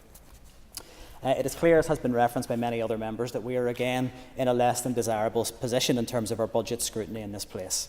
These supply resolutions should have been laid before the budget bill earlier this year, but we are all aware that that bill passed without the provision of supplementary estimates. Departments were facing real risk of exceeding spending limits and running out of cash in some cases, but it was uniformly agreed across this chamber that the process we were engaged in was suboptimal, to say the least. The rushed budget and the less than satisfactory scrutiny process associated with it is a direct result of the decisions of some to collapse this Assembly. It is vital we do not find ourselves in this position again, and that all parties get behind supporting the reform needed to ensure that the veto is removed from politics in Northern Ireland for good. As already outlined, this has been an incredibly challenging year for education from a budgetary perspective, and the year ahead looks to be continuing in a similar vein. And there are many areas where we know that there are significant additional resources required over and above what the Department's regular statutory functions would cover. And I think a good example of that would be the early learning and childcare strategy, something that every party in this chamber supports, but the resource required to deliver it is still to be found. Ultimately, for me, this speaks to the need to reform how Northern Ireland is funded. It's an urgent necessity that our funding settlement is adjusted to reflect our level of objective need. And all parties here need to maintain the focus on moving beyond the UK Government's acceptance that we are indeed underfunded and to delivering a settlement that genuinely reflects our level of need with an appropriate fiscal floor. And to that, I would add that we need our Education Minister to demonstrate a genuine commitment to delivering transformation of our education system. We need a clear plan to both assess and tackle the cost of division in our education system, a system divided both on community lines and socio-economic lines. And in that regard, I would echo the comments of my colleague Owen Tennyson that I was disappointed that the Minister did not begin his tenure by restoring the ring fencing of Fresh Start funding to allow integrated capital projects to progress. And I would urge him to reconsider this position. And I would welcome clarification from the Finance Minister what steps she took to consider the possibility of restoring that ring fencing for that Fresh Start funding. We need to see delivery reform across many areas, not least in terms of SEN. Primarily, that is to ensure that we deliver for the children and families who need those services and rely on them, but also to ensure that the large sums of money being spent on these services are financing an effective system that prioritises early intervention, not the expensive late interventions that so often categorise our system in education. We all agree that the financial position we face is extremely difficult. In this context, I will continue to advocate for a properly funded education system, one where we are ambitious about real transformation to deliver fit-for-purpose education for our children and young people, where the barriers of division are broken down, and where all learners, regardless of their level of additional need or socio-economic background, can reach their full potential. I call Fulton McGuigan. Last Collier, and I rise to speak on this debate as a Sinn Féin member of the Economy Committee, and my comments will hopefully be brief. I think it's important, though, at the beginning of my remarks to state, as others have done before me, the clear position that the Executive has been and continues to be substantially underfunded by the British Tory government, and that Tory austerity policy continues to have a detrimental impact on the executive finances, on our public services, our economy, and ultimately on our workers and families. I don't think that is up for debate and has been agreed and made clear in the letter sent off to the British government in the first weeks after the resumption of these institutions. I note we are also in the midst of a cost of living crisis, with families in many instances struggling to make ends meet and businesses struggling with increased costs. These are the constraints upon which the Executive and all the ministers within it. From an Economy Committee perspective, in my role in that committee, I therefore welcome the work of the Economy Minister in his first few weeks in office, setting out the direction he intends to take within his department to grow economic activity here in the North, to promote regional balance and to create good jobs to benefit our citizens and undo some of the damage of austerity, to use the advantage that dual market access offers us in promoting the North as a place to invest in and be growing the all-island economy to the benefit of everyone. When talking about that work in the context of budgets and estimates, I have to point out, over and above the impact of austerity and funding shortfalls, the added loss of EU funding as a result of Brexit will particularly hit the Department for the Economy, and in particular within the skills programmes, apprenticeships and business support programmes. European Social Fund and the EDRF were integral to skills provision. The 10X skills strategy itself identified concerns within the with the ending of the European Social Fund would have on skills vision. The British Government shared prosperity funds falls short, leaving the executive 90 million short of the 195 million we received when we were in the EU.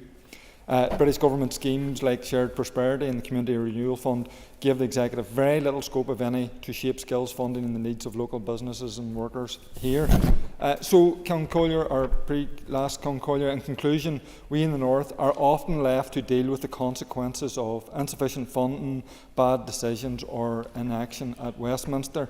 Despite that, our ministers here are making meaningful interventions and working to support workers, businesses and families. I want to commend the Finance Minister in doing just that on a number of occasions in a positive sense in her first few weeks in office. But it's clear to all of us that the best people to make and take decisions on behalf of the people living here in this island are politicians elected on this island. We need the power, including fiscal power and sovereignty, to do so. Thank you. Philip, I call Diane Forsyth. Thank you, Madam Deputy Speaker. Members are all aware that this debate today is a largely technical exercise to keep our government departments running. Both the spring supplementary estimates and the vote on account relate to the 23-24 budget. One is retrospective, and the vote on account allows departments to continue delivering services in the same way as 23-24 into the early months of the 24-25 financial year. This does not constitute setting a 24-25 budget. This is not the way we want to be debating supply resolutions. We want to have clarity, fair funding and appropriate time for scrutiny. In this instance, the lack of certainty over how much funding was available to Northern Ireland played a key part in the delays. There has been a long-term injustice in the funding of public services in Northern Ireland. We have inevitably fallen behind. Our funding model has not been sufficient. And again, I would like to thank our DUP interim leader, Gavin Robinson MP, for leading on this at Westminster, and our DUP peers in the House of Lords, particularly Lord Morrow, for securing debates on funding injustice in Northern Ireland last year, and the very real pressure that our peers have applied on this subject. This continued pressure contributed to the recognition by the UK Government that Northern Ireland's funding model needed attention. However, the package offered in February has failed to address the situation appropriately. It includes allowance to write off prior year overspends of over £500 million, yet acknowledges that we were underfunded in previous years by more than that amount, and then changes how it assesses this from 24-25 going forward. Under this logic, Northern Ireland was not overspent in 23-24, it was underfunded, and £500 million deemed to be funding the covering up of this write-off should have been an additional £500 million for that year. And this would have went a long way to address the pay awards which have not yet been covered by these supply resolutions, like that already mentioned by a number of members for non-teaching staff in schools. They deserve fair pay. Northern Ireland deserves the fair funding to cover this. And I urge the Finance Minister to continue to make this argument in her ongoing discussions with the Chief Secretary to the Treasury. We missed out on funding in 23-24, and it should be made available to us from 24-25 onwards to settle all public sector pay awards. I also urge the Finance Minister to continue to fight for an adequate, fair funding model for Northern Ireland for 24-25 and beyond, to enable the Executive and this Assembly to be in a position to debate a meaningful budget and multi-year budgets going forward. Madam Speaker, Northern Ireland's funding should never have been allowed to fall below need, and once again I raise in this chamber today how the UK Government cannot adopt a UK needs formula and agree to intervene to protect one part of the UK to ensure its funding does not fall below need, while simultaneously not doing so for another part of the UK. Not only allowing it to fall to need, but plunge well below it. And yet this is what happened here in Northern Ireland.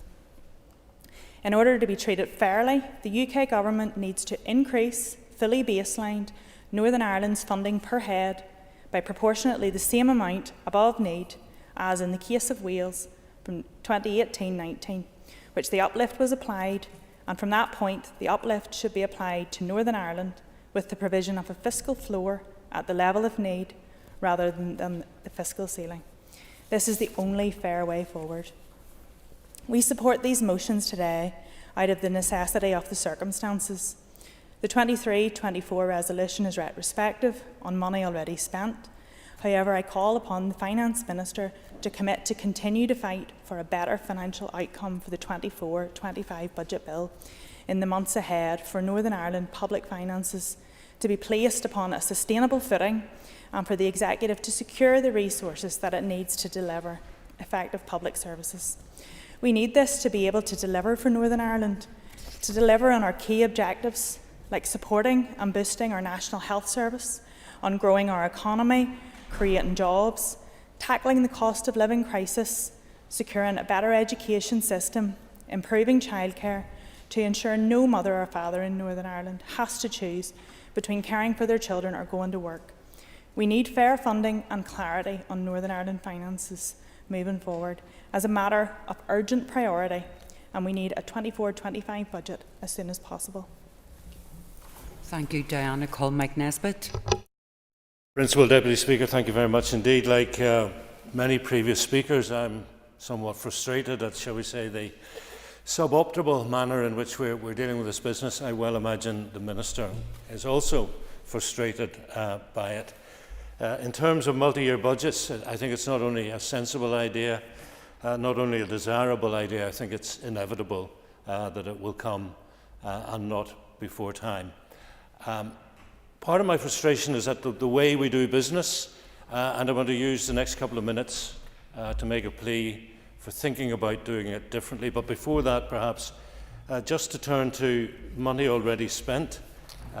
As the party spokesman on the economy, I was on the committee when the Minister was chairing the Economy Committee, and we scrutinised the energy strategy.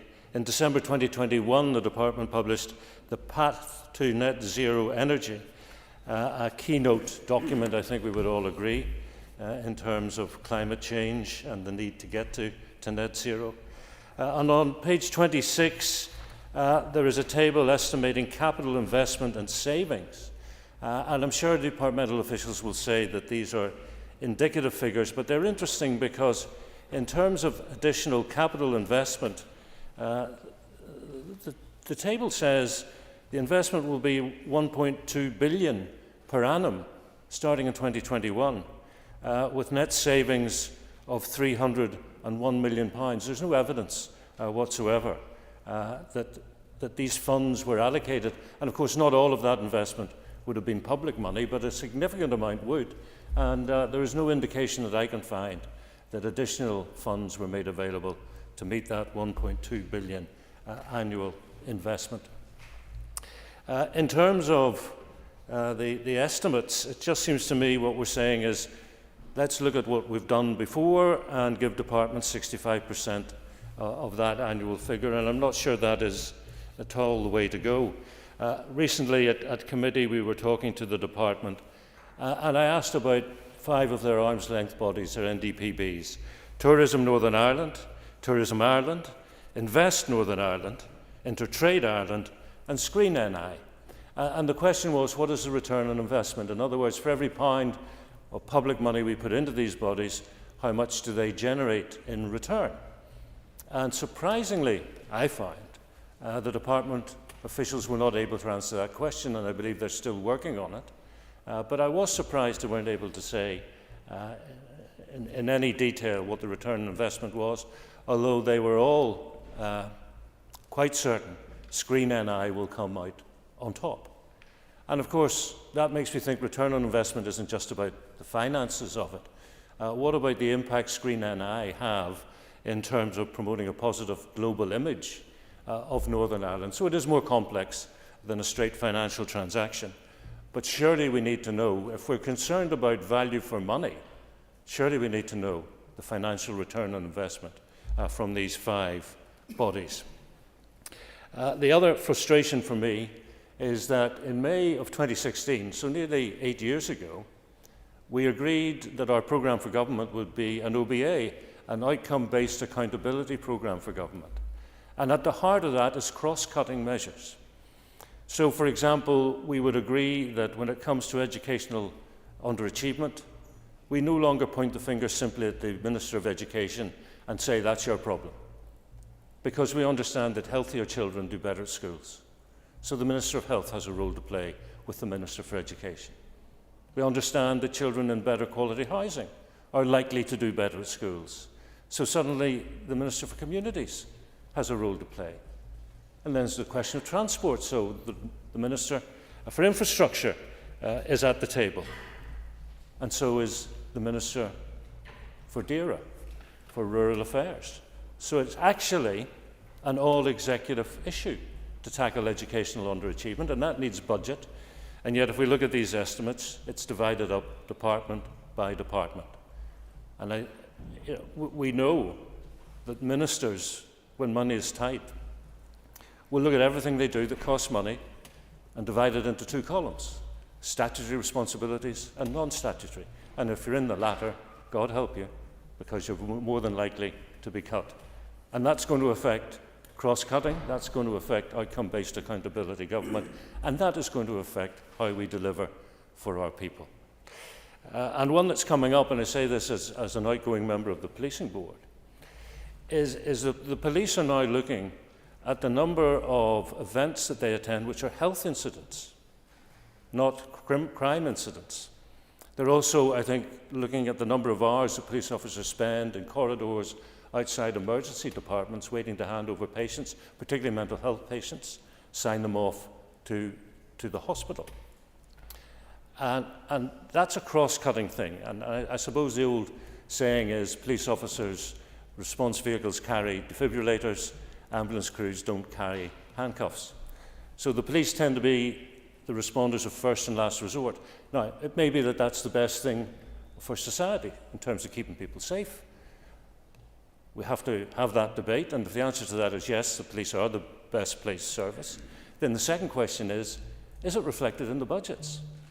And I think currently the answer to that is absolutely not.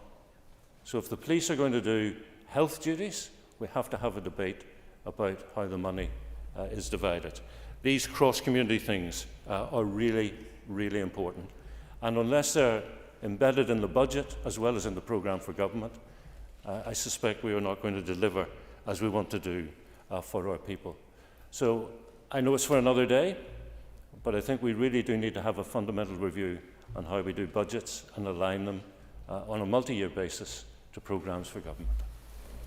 Thank you. Make a call, Deirdre Hargey. To support these resolutions today, and of course, as what has been said earlier, this isn't the normal process in which these would come forward. We know the reasons why, and indeed the Finance Minister from coming into post has been clear on that.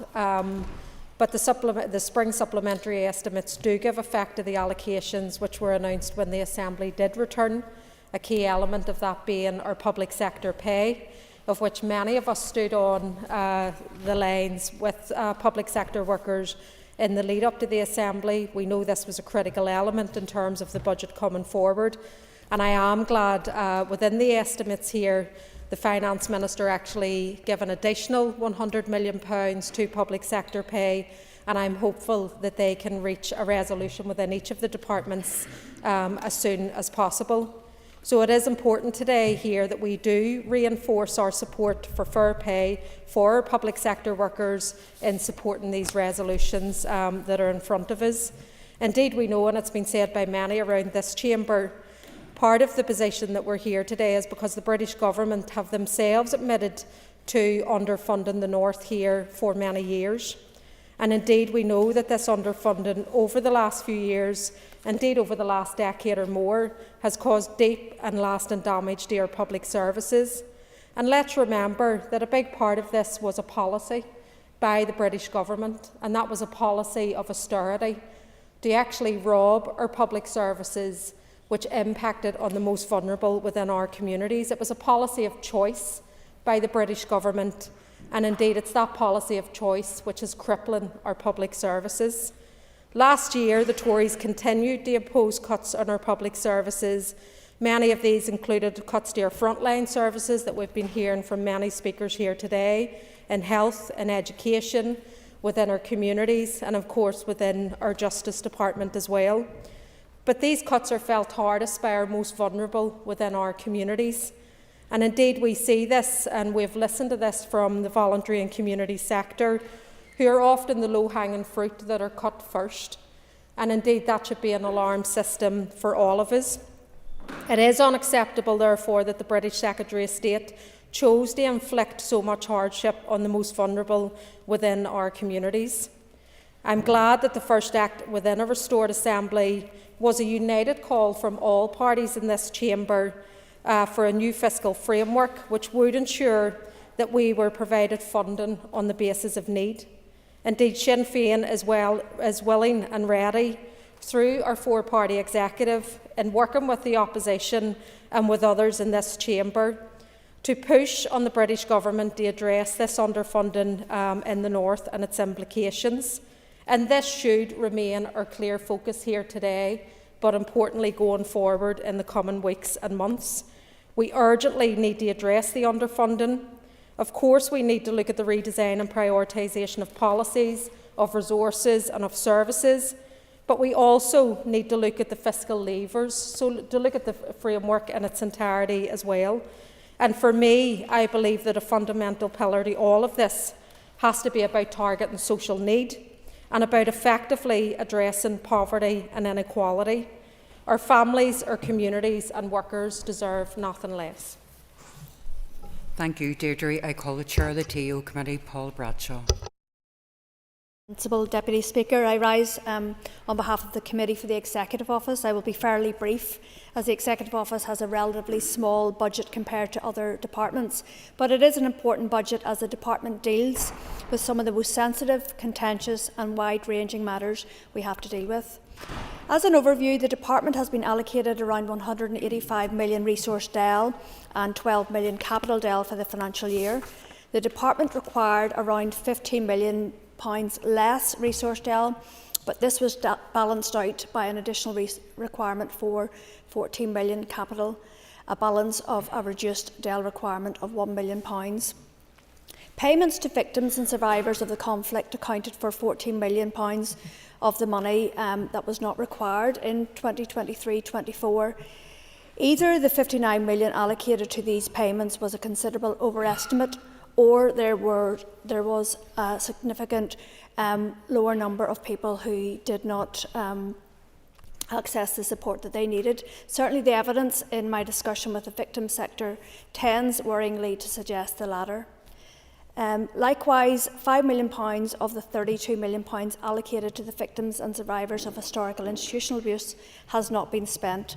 I have already carried out some meetings on this issue, and the committee will be hearing from stakeholders in this area at this week's meeting. We will be inquiring about access to support and other matters. I am sure members would be extremely concerned if people who have suffered due to the conflict or because of childhood abuse were still in 2024 facing barriers to receiving the recompense to which they are entitled, or if they were simply not aware that they could submit a claim. Yet I have to emphasise that this very much appears to be the case.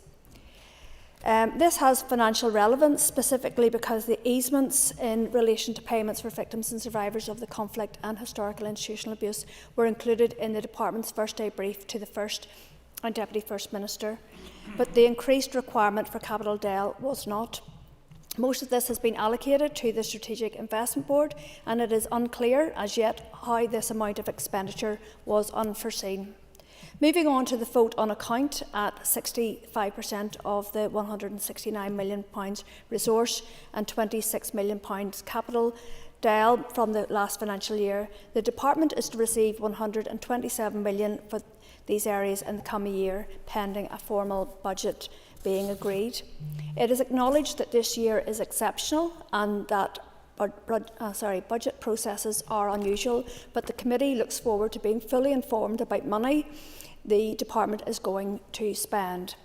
Not least of this expenditure is the creation of 4 new bodies: the Office of Identity and Cultural Expression, the Irish Language Commissioner, the Commissioner for Ulster Scots and the Ulster British Tradition, and the Climate Change Commissioner. All these bodies need to be adequately resourced to do the jobs they are intended to do. At the same time, the existing arm's length bodies of the department need to be able to fulfil their roles. The 10% cut across the board in the last financial year, which in many cases was just the latest of many such cuts carried out in succession, has left organisations understaffed and facing considerable difficulties in carrying out their functions. The committee will wish now properly and fully to examine how the department spends its money and the adequacy of sums allocated to it. I now wish to make a few brief remarks in my capacity as an Alliance Party MLA. Although we have heard that the recruitment process has begun, it is a matter of considerable concern that the Executive Office continues to operate without a permanent secretary, and some bodies associated with it are also operating without key personnel. For example, we have no Victims Commissioner and no interim advocate for victims and survivors of mother and baby homes. These should already have been acted upon, not least because we want to determine clearly what money is being spent, by whom, for what purpose and with what controls. On top of this, as I have already mentioned, we have new bodies due to be set up, but as yet no clear commitment from the First Minister and Deputy First Minister as to exactly when, and my concern is that these may be being deliberately delayed, when these appointments will be made. On top of this, we also have some areas where additional expenditure may come to be required and therefore managed. For example, we still have no clarity of when and how much the institutions responsible for historical childhood abuse will in fact be contributing to redress as they are required to do. Time is of the essence, and we have to face the fact that legal action in this area may be required to be taken by the Executive Office, and urgently. Conversely, we also need to see the Executive Office leading on the Shared Future Strategic Framework. As per yesterday's motion, we should see more efficient action across a range of policy areas, including, but not limited to, reducing the costs of division. There is little point in arguing that we must have funding allocated on the basis of need, only then to throw away hundreds of millions of pounds every year on maintaining segregated services. There is a lot of work to be done, and I would like to see more action which reflects the urgency with which we have to do it. Thank you. Thank you, Paula, and I call the Chair of the Justice Committee, Joanne Bunting. Thank you. Thank you, Principal Deputy Speaker. I rise as Chairman of the Committee for Justice and declare that I have an immediate family member who works in the legal profession. When I spoke in the Budget Bill in February, I noted that the Committee had not had the opportunity to consider the budget for the Department of Justice in any detail. I did, however, take the opportunity to reflect some of the concerns raised during the Committee's initial oral evidence session with the then Permanent Secretary. Since that time, the Committee has heard from various directorates within the Department, as well as a number of key justice organisations, and issues around the Department's financial position have been a recurring theme. It is safe to say that those discussions have done nothing to ease the Committee's early concerns. With regard to the 23-24 financial year, as I mentioned in February, the vast majority of the Department's resource budget, and I believe it is around 95%, is taken up by the PSNI, the Prison Service, the Court Service and Legal Aid. There is very little scope to reduce spend without impacting on the delivery of vital services, and indeed we are seeing the outworkings of some of this already. Over the last year, the Department reduced its projected overspend from £149 million to £35 million.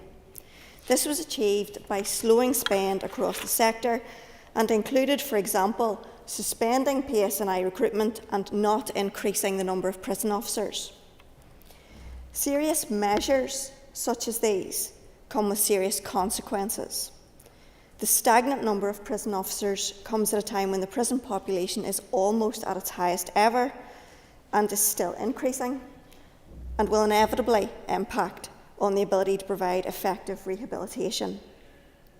Moreover, we are now also approaching the lowest number of police officers since the formation of the PSNI, which is contrary to the political agreement in the new decade, new approach, to grow the number of officers in the force to 7,500. Members have also heard from the Bar Council and the Law Society that slowing down the payment of legal aid fees as a budget management tool has forced professionals to leave the bar or shift away from legal aid work. They advised that this disproportionately affects younger professionals and women and could threaten access to justice for many right across Northern Ireland. These are just a few of the issues raised with the committee, but concerns were also expressed by others, such as the Lady Chief Justice and the Probation Board, regarding the impact of funding constraints on the delivery of their services. Going forward, all of these matters are likely to affect us all, whether directly or indirectly, and certainly will impact wider society as a whole. Turning to the next financial year, the committee considered the DOJ's response to the Department of Finance regarding its resource and capital requirements for 2024-2025 at its meeting on the 14th of March. The Department of Justice indicated that a flat cash budget settlement would mean it would go into the new financial year with inescapable pressures of £444 million, which equates to 39% of its baseline. Given that a significant proportion of the department's budget relates to staff and other fixed costs, and the only flexibility remaining is around 5%, it's difficult to see what further measures it could possibly take in that scenario to live within budget. The scope to manage budgetary pressures is extremely constrained, and members are concerned that important services may need to be cut, or indeed further cut, in order for the department to even hope to live within its budget.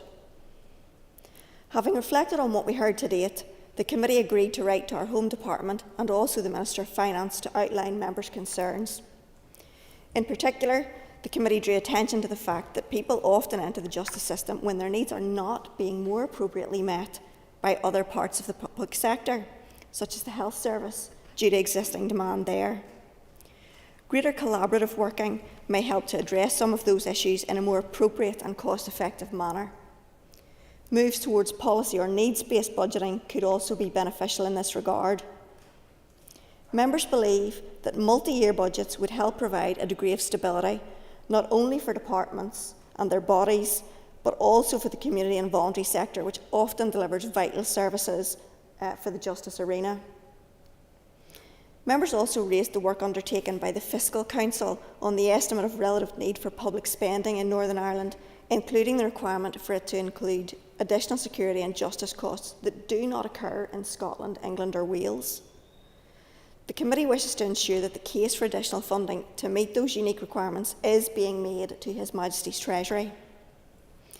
Madam Principal Deputy Speaker, this is just a very quick summary of the concerns raised during our initial briefings from the Department and key justice partners. The committee expects full engagement with the Department on its budget and expenditure plans, particularly given the stark picture that has been painted in the evidence we have received thus far.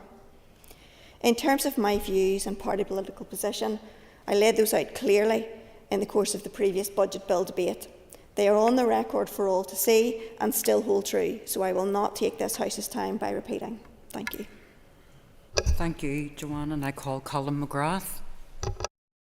Speaker, and I would support the remarks that have been made by numerous members so far that this is not a perfect process, that we're looking at agreeing something where money has already been spent, and that the process is far from perfect. But given that it is about the significant amount of money that is allocated to departments, and given the fact that we often just apply flat cash budgets from one year to the next, I think in reflecting on last year's budgetary process, which we didn't have much involvement in, and looking forward to next year's, I would like to take the opportunity as the spokesperson for health for our party to just highlight some of the essential needs and issues that prevail amongst the health service, in the hope that maybe some of that information can trickle down and that we can see some help with the budgets in the year ahead for that sector. As I've said, the issues that are facing our health service are many, and many of them do stem from a lack of funding, some chronic underfunding, and also the fact that ministers work within that silo mentality, as a number of members have also addressed. In terms of poor mental health, it is one of the most important issues that we are facing. Poor mental health actually costs the taxpayer £3.4 billion every year.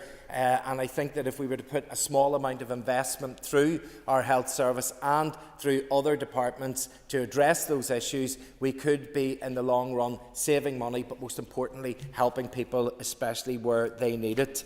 And I am a bit concerned that we have the publishment of the mental health strategy, but yet there isn't a proper financial structure to go alongside that. It's not much point in having aspirations if we aren't actually helping people, and that's something that I'd like to see addressed.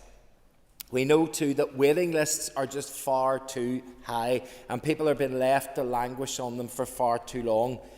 It will cost approximately £135 million per year to help clear those waiting lists. So I hope that as we regularise the financial approaches for this year, that as we look towards next year, we can see some targeted finance to help people on those waiting lists, people who are suffering pain day and daily, needlessly, if we can get the interventions in good and early. Primary care is also facing major challenges, yet even with the challenges they are facing, the Department of Health last week just announced that it will withdraw the indemnity cover for GP work that is done out of hours. Now, we are the only area in the UK that actually delivers or doesn't support doctors by not giving them the cover for indemnity. And here, the only sector that was lucky enough to receive that was GPs in the out-of-hours service, and now we're withdrawing that. This is a cost that is directly borne by the GPs, and it makes that sector unattractive for them to work in because they have to pay, literally, to go to work, and they don't have to do that in any other one of their sectors or in any other places in these islands. And I think that we need to regularise that quickly, because we need to make primary care, we need to make GP work attractive so that doctors will actually want to go into it. We have a 10-year cancer strategy, and that cancer strategy also needs a funding plan. We were told at the outset from it that there would be £778 million required over 10 years, and I'm not sure too much of that has been applied. Just last night, colleagues of mine in Newry Morning supported a Sinn Féin motion, but also brought forward an amendment so that whilst we will see and support the strategy, my colleagues from the SDLP asked that that needed to be funded. So there will be, I'm sure, a letter coming to the Finance Minister from that council asking that the cancer strategy is continued, but that it also has a financial plan that goes alongside it. And I'm pleased that that amendment gained consensus from all parties. Also, just another issue is that within the spending plan is money to spend for the Northern Ireland Public Service Ombudsman, and that is indeed an essential office that carries out its duties with full independence and impartiality. However, it is becoming apparent that the NIPSO is struggling to fully conclude their work in a timely manner, and sometimes representatives are left for many, many years waiting for investigations to be completed, and lack of finance can be at the centre of that. They are also carrying an increasing workload, and I know that again, just a few months ago, an SDLP motion at Newry Morning Council called for an increase in the budget for NIPSO, and it again received full cross-party support, so we welcome that support from all parties there. Madam Deputy Principal Speaker, I nearly get your title out of Speaker. As a constituency MLA, the issues that are presented to my office, and I'm sure to other MLAs as well, extend beyond health and the lack of funding. The roads have never been as bad. They are absolutely dreadful to drive around the roads. It really is a dangerous activity now because of the state of them. There is not enough housing to go around all of our constituents. Councils don't have enough money to be able to do their duties. Schools are under-resourced, and I've listed the health issues. The list literally could go on and on. And there is an absolutely critical need for us to have a programme for government. Yet the response from this place is either silence due to the collapse over a number of years, or whenever I asked the First Minister yesterday about the publish of a programme for government, I was told that let's not be in a hurry. Now, let's not be in a hurry. The public are in a hurry. They're in a hurry to get their loved ones off waiting lists. They're in a hurry to get childcare sorted so that they don't have to fork out over £10,000 per year. They're in a hurry to get their children's school into proper order. The public are in a hurry, the community and the voluntary sector are in a hurry, healthcare staff are in a hurry, and the opposition is in a hurry. I hope that the Finance Minister will also be in a hurry to deliver the money where it is needed so that we can help our communities now. Thank you. Thank you, Colin, and I call the Chair of the Health Committee, Liz Kimmins. And I welcome the opportunity to participate in today's debate as Chair of the Health Committee. The health budget makes up just over 50% of the total block grant and has significant implications for the health and well-being of the people of the North, and it is crucial that we understand its impact and significance. Firstly, let us acknowledge the importance of healthcare in any society. It is the cornerstone of a thriving and prosperous community. The allocation of funds within the Department of Health budget directly affects the quality and accessibility of healthcare services available to the citizens in our constituencies. We must therefore ensure that these funds are allocated wisely and efficiently. We're all too aware of the financial pressures facing the Department of Health and the trusts.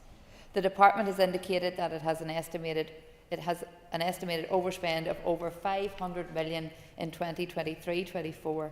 The trusts indicated that they all had a deficit of at least $50 million, and the Department has indicated that it would take over £1 billion to address waiting lists.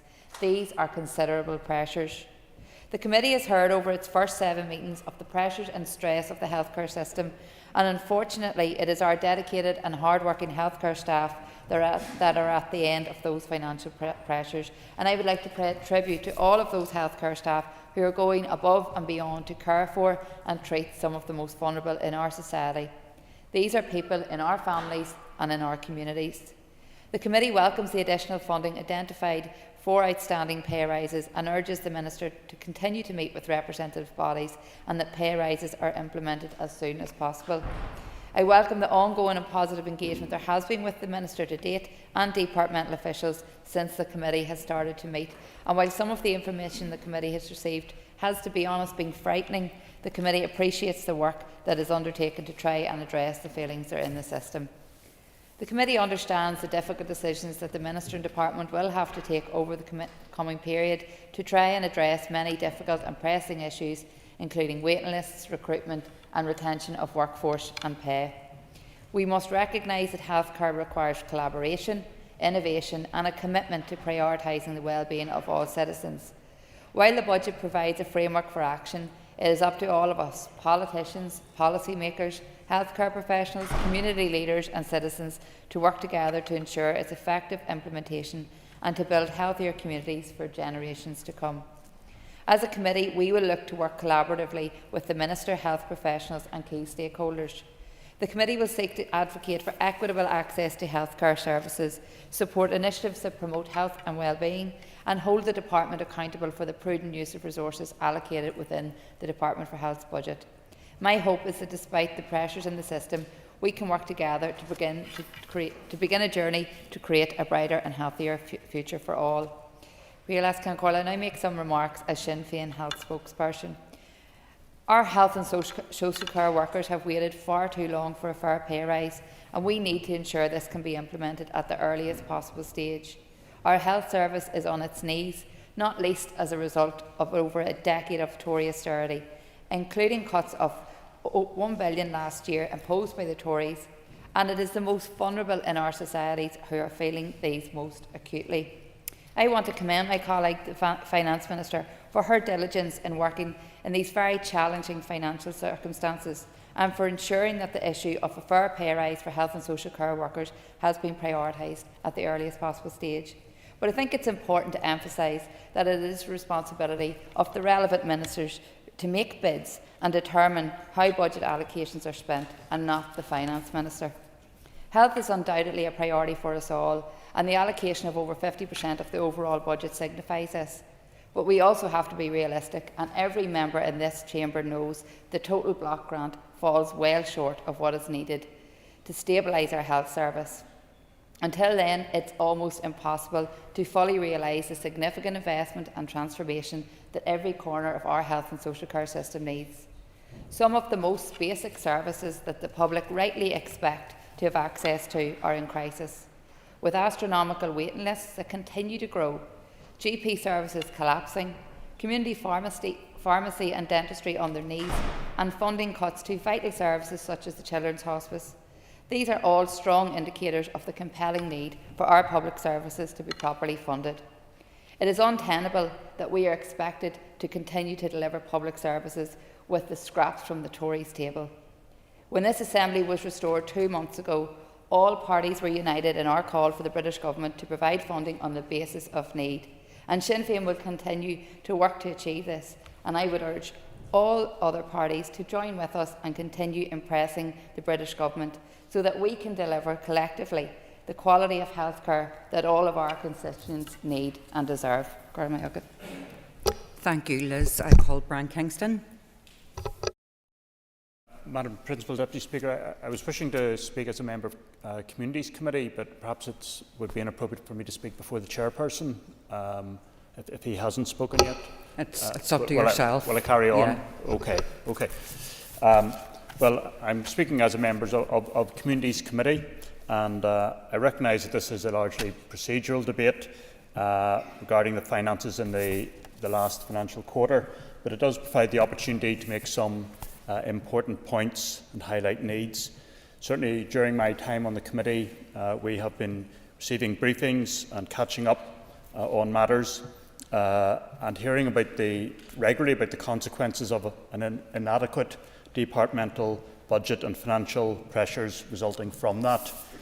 For example, in neighbourhood renewal, many members will be aware that staff employed in neighbourhood renewal partnerships did not hear until the 27th of March if their funding would be continued into the new financial year, literally a few days to go.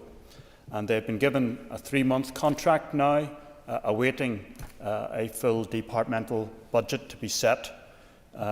So not knowing until a few days to go and only a 3-month contract as it currently exists. They were told they would get a 2-year contract last financial year, but the second year of that to be confirmed, so it wasn't really a 2-year budget at all. So also last year there was no pay increase, I'm advised. The 2 previous years the increase was just 2%, which is not keeping match with inflation, and for 11 years before that, no increase at all. I'm hearing concerns that some staff may be actually being paid below the minimum wage when they look at their actual working hours. So these are staff working in many of our most disadvantaged communities, trying to promote neighbourhood regeneration, deliver community services, promote community development and capacity building, also running advice services. So there is a concern that these neighbourhood renewal partnerships are losing staff. It is demoralising. People are looking to other sectors where they could get paid and have more job security. So that is a need we will continue to highlight on committee and with the Minister. Also in the area of social housing, it is widely recognised that the rate of new social housing completion is not keeping pace with housing need. The Department is committed to around 1,500 new social houses this year, but at the same time, the Housing Executive's own stock is declining by around 500 properties each year due to the Right to Buy scheme. So Housing Executive stock is now around 83,000, and it was once much greater than that, once close to double that number. So we also know that reliance on temporary accommodation continues to grow year on year. It greatly increased during COVID, and it hasn't declined since. This is another key need that needs to be addressed. We also hear about the number of vacancies within the department, a number of issues contributing to that, but certainly the finance is one of the issues resulting in the high level of vacancies, particularly in public-facing services, though we are told that progress is now being made in that matter. So we will continue to highlight the financial needs of the department to respond to these societal needs, and particularly for those supporting low-income households. The DUP is leading the charge at Westminster for a funding package for Northern Ireland based on the recognised level of need here, in the same way that was provided for Wales.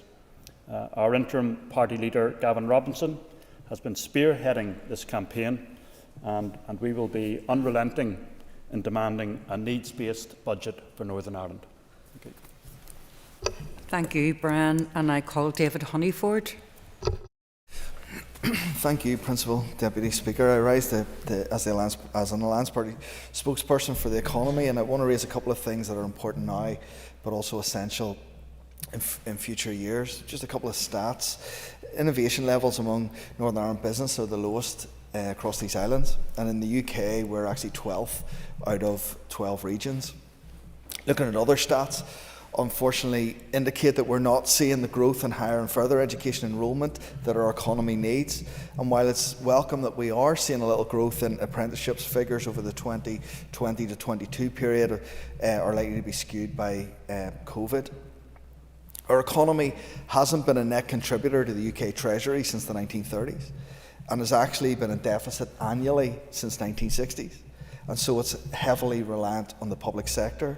This is completely unsustainable, and resultant squeeze is brought into sharp focus by the UK Treasury's below-need funding of Northern Ireland spending. We cannot any longer afford to view the economy as a side issue. Our economy is central to creating the future that we all want to see. Our economic success is also central to funding our public services, to reforming and improving them. And I want to focus on growth and the opportunities and some challenges.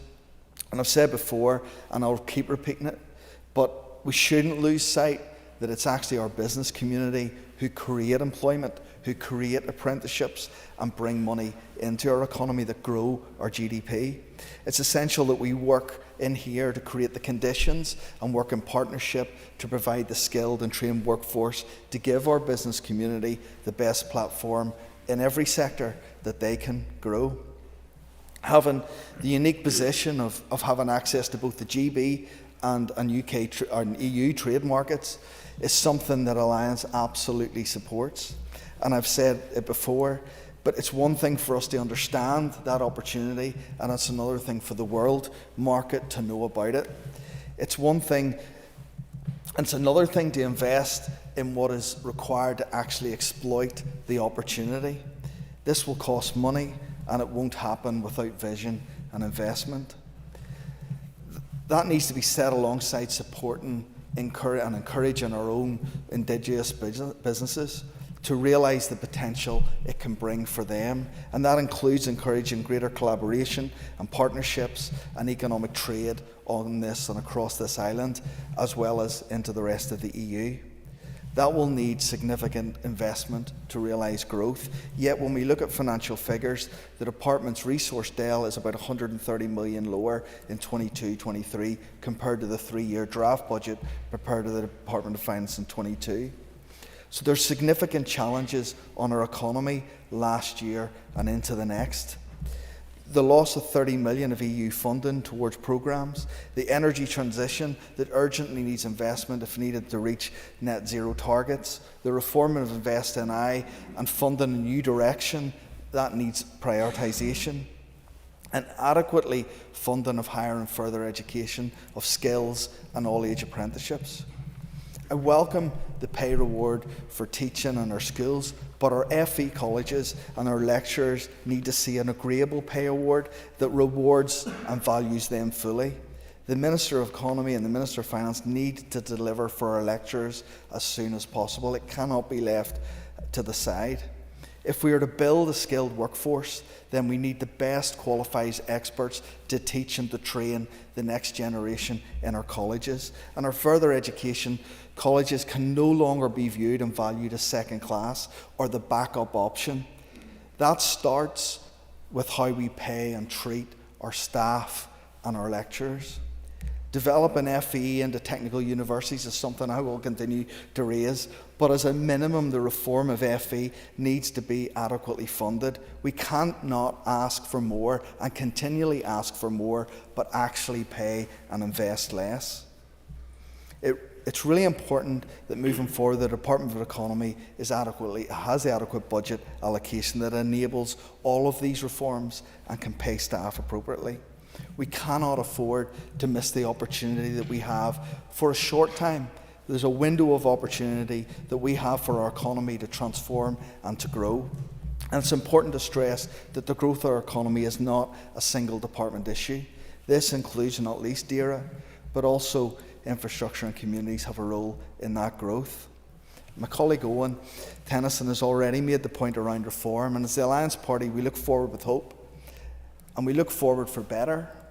But now is the time to draw the line, to end the cycle of collapse so we can actually build the economy and see financial growth and see the new jobs being created and opportunities that all of our people deserve. Thank you, Principal Deputy Speaker. I call on the Chair of the Communities Committee, Colin Gilderney.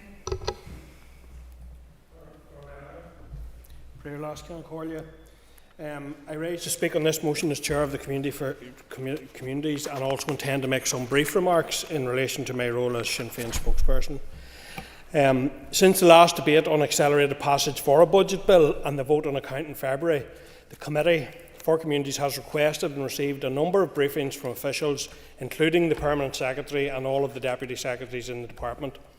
These briefings have focused on the challenges and pressures of the continued provision of services and support by the Department for Communities. Without exception, each briefing recounted the difficulty the Department would have to continue to provide services to more people with higher levels of need in what is a very serious cost of living crisis, but within the limits of a budgetary envelope which cannot be reasonably stretched to meet that need. Each briefing discussed the budgetary challenges which are associated with, to name but a few, welfare mitigations, housing benefit rates, how more affordable homes can be built, and providing support, advice and relief to some of the most vulnerable in our communities, including the homeless.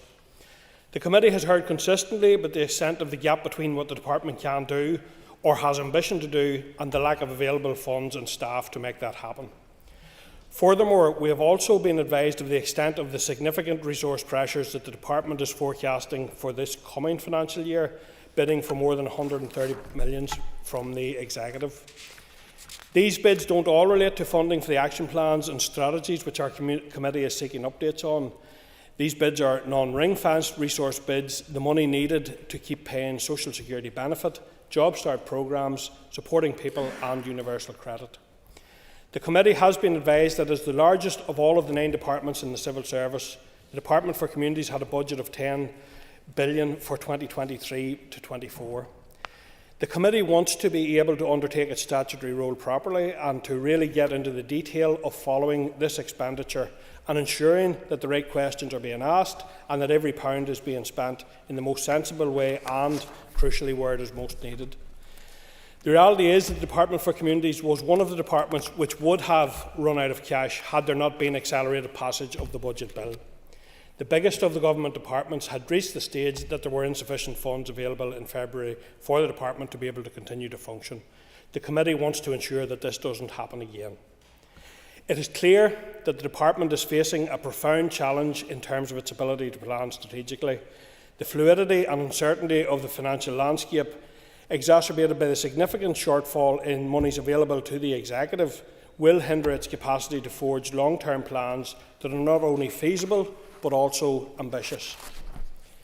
This unpredictability compromises both the Department and therefore the Committee's ability to anticipate and effectively respond to the evolving needs of our communities, thereby impacting the overall quality and reach of the services being provided to our communities. The exceptional circumstances of this year's budget have necessitated rapid responses and adjustments, often at the expense of more thorough oversight and collaborative discourse. So, whilst it is imperative to acknowledge the exceptional nature of the budget cycle, it is also essential to acknowledge that the unprecedented challenges facing the Department are linked to broader societal and economic shifts and are exacerbated by the now acknowledged underfunding of public services here. As we move forward, a more collaborative approach to open dialogue and scrutiny does need to be implemented.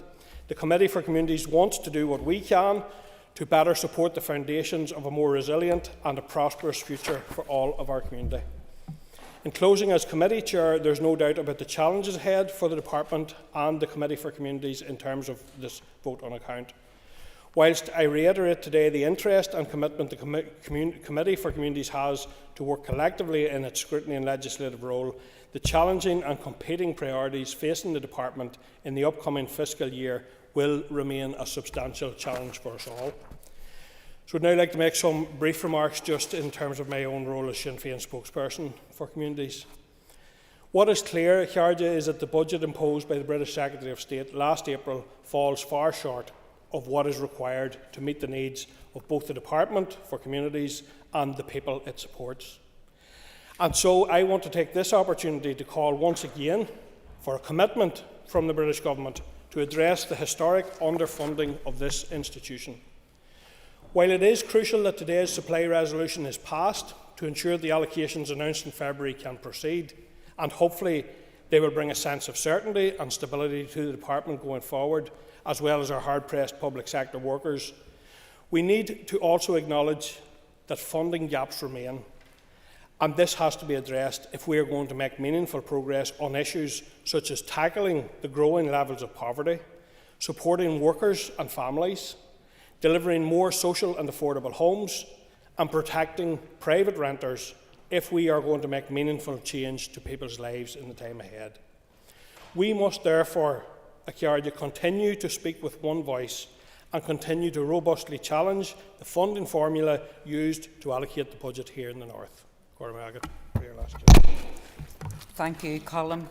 The Business Committee has arranged to meet at 1 o'clock today, so I propose therefore by leave of the Assembly to suspend until 2 p.m. The debate will continue after question time with the Minister for Finance, and the next member that will be called will be Cahill Boylan. So the sit-in is by leave suspended.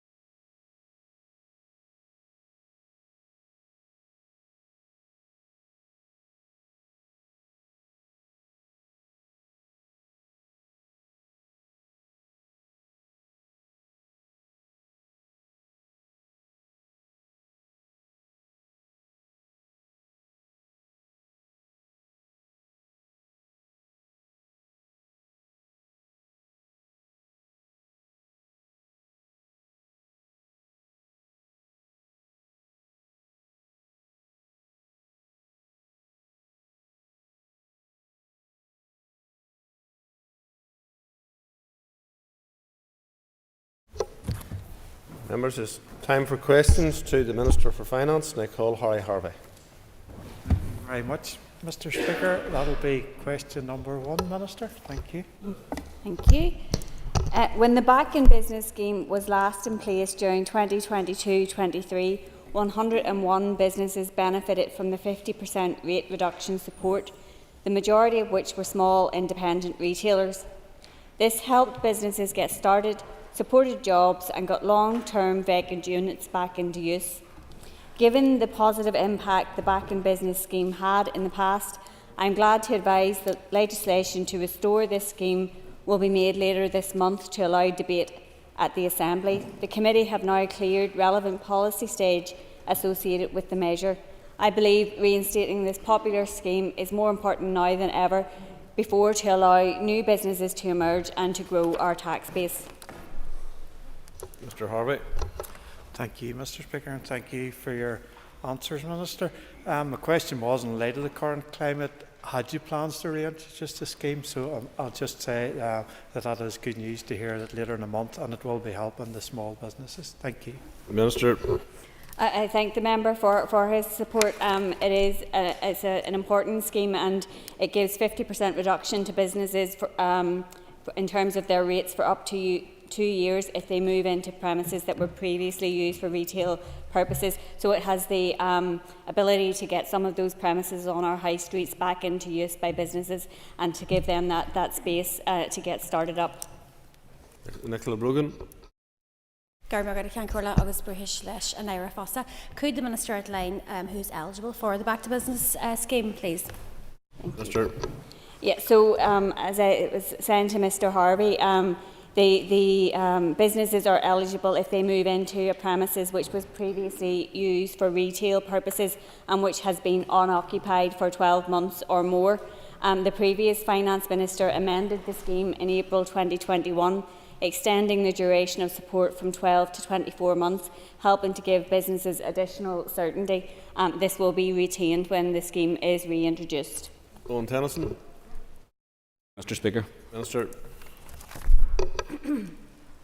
The rates system and rates relief have been subject to public consultation, review, reform and revision in 2007, 2012, 2016, 2017, 2019 and most recently this year. A number of changes have already been implemented from these reviews. More frequent revaluations have been introduced. The Back in Business and rural ATM schemes were reintroduced, and new legislation was made to enable councils to strike different levels of household and business rates. In addition, the Department has also previously availed of the impartial advice garnered from the Ulster University Economic Policy Centre, including the targeting of COVID-19 rate support and a comparative study of domestic rates against council tax. The UUEPC is also undertaking work on business rate poundage differentials across council areas in the next few months. I am open to ideas from any quarter on how to realign the existing generous suite of rate supports, including from members of the Assembly and the Fiscal Commission. I am not sure an expensive external review would be the best use of the limited resources available to the Executive at this time. I will want to use the findings of the most recent consultation to inform further work around how to best align the rate system with the strategic priorities of the Executive. It is also, as I have said on a number of occasions, essential as part of this process to grow our tax base to moderate the overall tax burden. Mr. Tennyson. Thank the Minister for her response. The Minister has made reference to the Department's Business Rates Review consultation in 2019, in which a number of consultees said that they believed a more holistic review of rates relief was needed, and also to the Economic Policy Centre from Ulster University, which advises her department, which has also made a similar suggestion. Is the Minister saying that she disagrees with their view, just to be clear? Minister. So, as I've said, I plan to use the consultation responses that were recently submitted on the revenue raising consultation to inform my analysis and to make some or to consider potential reform of the rating system going forward. And that's a piece of work, as I've said, that I will welcome the views from any quarters in respect of informing how we move forward. I think it's important that that we look at how we can best align what we are trying to achieve in terms of our social and economic priorities with our rating system, and that's something that I'm keen to do going forward. The Minister to detail any plans that she has to review the non-domestic rating system. So the system of business rates has already been subject to public consultation, review and reform, as I have said, on a number of occasions over the past couple of decades. I've advised my officials that I want to explore ideas about how we can best align rate support with the strategic priorities of the Executive and to grow the tax base, which is essential, as I've said, to moderating our overall tax burden. Matthew Hill. Minister, you've just said twice that you want to grow the tax base, but you've also said that you don't want a fundamental review of the rating system. Can I ask, just in simple terms, where you think how we should grow the tax base and where we should be generating additional revenue from? So I think it's important that when we're looking at the rating system, we're also looking at the economic vision that the Economy Minister has outlined about supporting businesses to grow, to create jobs, to get new businesses into premises and having them contributing to our rating system. That's what we want to be able to do in terms of aligning our social and economic priorities with our limited powers that we have in terms of raising revenue, mostly in terms of the rating system. Donny Donnelly. Mr. Speaker. Question 3, please, the Minister. Minister. So, unfortunately, the British Government's position on whether it will continue funding the Shared Prosperity Fund beyond March 2025 is not yet clear. I fully understand the anxiety of those in the voluntary and community sector that rely on this funding to support the vitally important work that they do. My officials have been pressing their counterparts in the Department for Levelling Up Housing and Communities and Treasury for clarity on this, and I intend raising this matter at ministerial level in the coming time. I will also be stressing with DLUC the need to learn the lessons from the delayed implementation of the Shared Prosperity Fund here when it was first established. Mr. Donnelly. Thank you, the Minister, for your answer there. There have been concerns in the way that the funding has been provided. For example, the money is released every 3 months in arrears, which creates instability for many organisations. What assurance can the Minister give that beyond March 2025 that the system that will be in place will be more efficient and more effective? So I think there are a number of lessons that need to be learned in terms of the rollout of the Shared Prosperity Fund. As the member will be aware, we have also made the case in relation to how the British Government do that centrally, and rather than it coming through us as an executive and being able to align the funding that is delivered to our priorities, to the programme for government, to the things that the executive wants to achieve more broadly. And I think all of these lessons need to be learned, and we will be making that case to the Treasury in respect of how we move forward beyond March 2025. Padraig Largate. Does the Minister agree that the Shared Prosperity Fund would be much more effective in addressing need if it was delivered directly by departments here? Yes, is the short answer, but the previous Finance Minister and the Executive argued that the replacement for EU funds should be delivered by local departments and not from Whitehall. This would have enabled us to ensure that that funding was aligned with our priorities. Unfortunately, the British Government did not agree with this approach. However, my department has worked closely with the Department for the Economy to secure funding from the Shared Prosperity Fund through commissions from DLUC to DFE and its arm's length bodies. Funding worth £17 million has been secured via this route. This commissioning approach has allowed funding to flow through established structures for the delivery of these local interventions, and while that's not perfect, it's a welcome development and it's one that I hope can be built on for future funding. Mr. McLaughlin. Thank you, Mr. Speaker. Derry Women's Centre, Derry Youth and Community Workshop have been victims of this flawed funding. Minister, what steps are you taking to ensure that we can undo the damage that has been done within our communities? Minister. So the member will be aware that Shared Prosperity Fund and replacement for EU funding fell far short of what was delivered by your EU funding through ESF and ERDF. The Shared Prosperity Fund in totality was 127 million over 3 years. The equivalent EU structural funds averaged out at 65 million per annum. So obviously there's a considerable shortfall there. We also lost some funds that was repurposed as part of the financial package.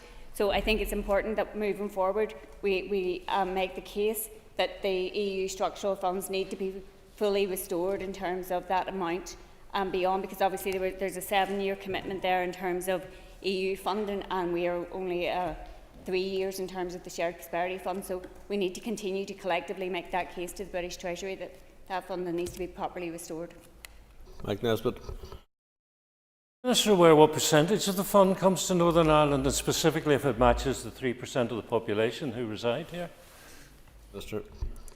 So we have made the case at the time when the member will be aware, obviously, that we did better, I suppose, in terms of the drawdown of EU funds compared to the Barnett consequential, for example, that we would get. So I'm not entirely sure of the percentage that we get, but it's something that I will ask officials to write to the member about. Paula Bradshaw. Minister. Work in relation to the commitment in the New Decade New Approach document focused on how future registrations might be made in Irish, providing retrospective certificates in Irish would require careful legal and technical consideration and appropriate resources. The Department will consider how best to address these questions alongside other ambitions to progress the use of Irish in the registration services provided. Ms. Bradshaw. Thank you, Minister, for your answer. This is obviously off the back of a written question, written response that you provided to me, and I appreciate the extra information you've given to me today there. But have we costed out how much this is going to cost and whether there's a time scale? I have some constituents who'd be very keen to see their birth certificate in Irish. Thank you. Minister. So the Department is continuing to do work in terms of the rollout of registrations in Irish. I recently met with Conran Gaelic as well in relation to meeting our commitments in respect of the Irish language. So work is ongoing in respect of how we can meet the commitments that we've made, but also to look at some of the other issues as well. Patsy Midlone. While I'm just I would like to ask the question to the Minister. At present, we are in this interlude period to get more. We can get wills made in Irish and death certificates in Irish.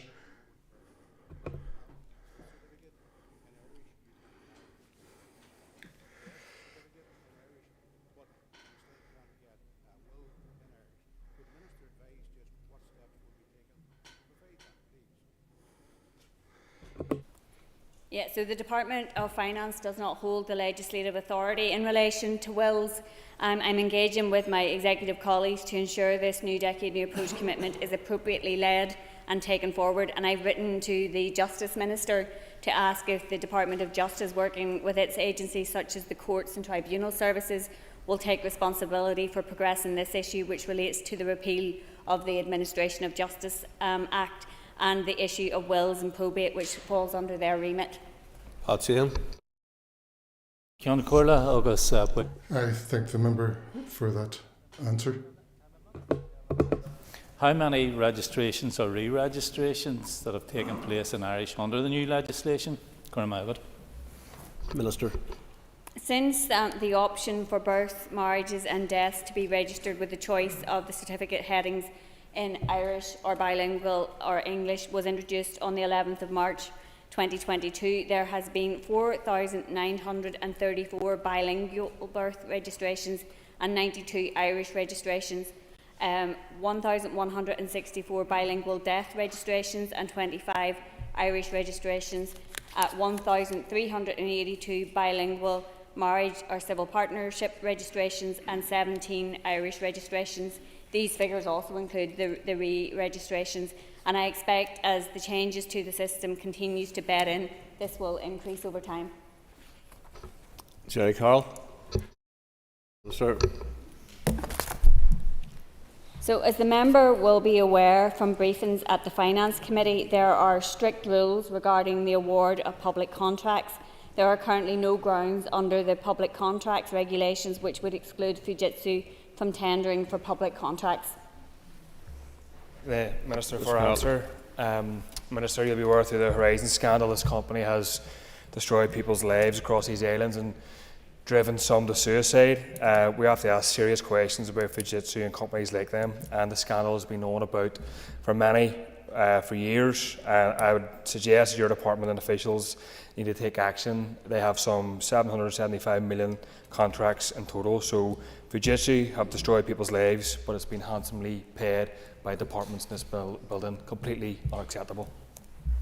I'm not sure there's a question there, but you might want to respond. Yeah, and I think we are all appalled by the Horizon scandal and the impact that it's had on those who've been directly affected and their families. As I said in my original answer, the awarding of public contracts is obviously bound in legislation, and as it stands, there are no grounds under the public contracts regulations. Obviously, there's a public inquiry ongoing, and we will await the outcome of that. Declan Kearney. Minister, can you expand on the circumstances under which suppliers can be excluded from the awarding of government contracts, and the extent to which public interest, public ethics and human rights will influence that process, please? Minister.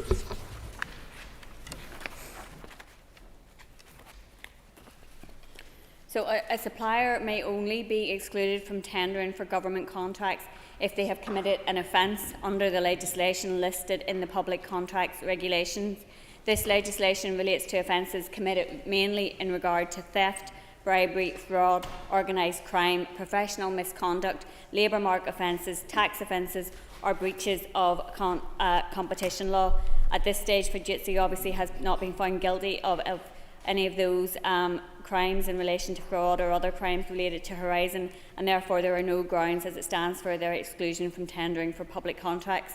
Due to the ongoing involvement in the inquiry, Fujitsu has agreed to pause bidding for public contracts for new clients. On the 18th of January 2024, the local Fujitsu account manager provided some clarifications to the Department of Finance regarding their involvement in procurement here. And that position is likely to remain unchanged until the inquiry has reported, and the inquiry is scheduled to conclude in September 2024, with a report to follow later in the year. Thank you, Mr. Speaker. When will the Minister bring forward a review of public procurement following the publication of the Northern Ireland Audit Office report in April last year? I also note that in response to an Assembly written question by myself, you had indicated that your department was finalising the terms of reference, so are we to believe that that would be imminent? Minister. So in April 2023, the Audit Office published a report on its review of public procurement structures here. The report recognises the importance of public procurement as an enabling function for departments to deliver essential public services, and highlights the need to ensure procurement functions effectively to achieve value for money and to align with broader executive priorities. The report discusses the key role and responsibilities assigned to Procurement Board under existing public procurement policies, and concluded that a review of public procurement arrangements is necessary, including the role, responsibilities and composition of the Procurement Board. I'm considering the report and will bring my recommendations on the Procurement Board and a review of procurement governance to the Executive for consideration before summer recess. Tom Elliott. Speaker, I'm just seeking clarification from the Minister in something she said in answer to Mr. Kearney, and that is that Fujitsu wouldn't be bidding for any further public contracts. Is that correct? And is that in Northern Ireland? And if so, how long is that for? Minister.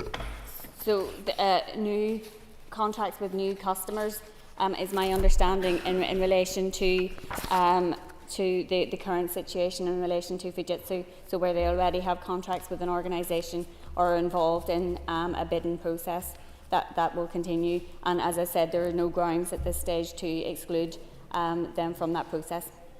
Mark Durkin. Thank you, Mr. Speaker. So just for clarity then, should a company that is found guilty of any or all of the offences listed by the Minister, there are no implications for existing contracts? Minister. So obviously there are legal issues in respect of the delivery of contracts, and the position would be in respect of new contracts. I will write to the member with details as to the specifics of the regulations outlining public procurement and contracts in respect of that. Alan Chambers. Question 6. Minister. The Executive recognises the need for fiscal sustainability, and as part of a new fiscal framework will want to look at all options to deliver efficiencies, generate revenue, enhance borrowing powers and examine fiscal devolution. The main revenue-raising measures which fall within my department's remit is the regional rate. The Executive recommended a 4% increase in the regional rate for 2024-25, which the Assembly passed on the 12th of March 2024 during the rates debate. This should be seen as a clear demonstration the Executive recognises the need to deliver high-quality public services and to ensure our finances are on a more sustainable footing. Mr. Chambers. The Fiscal Council and the Fiscal Commission conducted detailed analysis and presented several outcomes. Has the Minister discarded these? And if so, what does she plan to do to cover the growing fiscal gap? Minister. So, obviously, there are a number of measures that were put forward by the Secretary of State for consultation while the Executive was still down. Departments will be in receipt of the responses to those in the next short while, and certainly I will be considering the outworkings of the consultation in respect of rates. We asked as part of the consultation on the kind of general finances for the North, if there are other revenue measures that can be considered. That's something obviously we'll consider in respect of the responses received. Obviously, we don't want to be in a situation where we're putting more regressive charges on the backs of workers and families who are already struggling with the cost of living.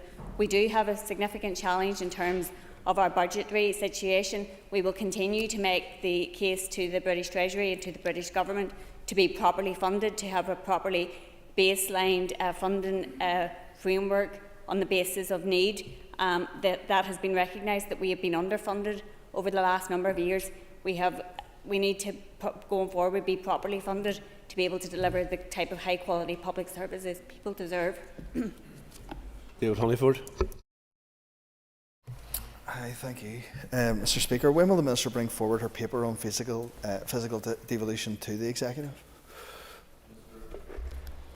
So obviously we are working through the budget process at the minute, so there's a good bit on the plate as the department, but it is something that I want to bring forward to the Executive in the near future. I think it's important as part of the negotiations that we are going to have with Treasury about a future fiscal framework that we have an agreed Executive position around the type of powers that we would be looking to seek as part of that. So it's something that we'll be progressing in the next short while. Gerald Brownlee. Thank you, Mr. Speaker. Question 8. Sir. I recognise the vital role of non-teaching staff and the crucially important contribution they make to the education of our children and young people. My department has provided expenditure approval for the implementation of the non-teaching staff pay and grading review on the 3rd of April 2024. It will now be for the Department of Education to ensure the affordability of the measures before implementation. Ms. Brownlee.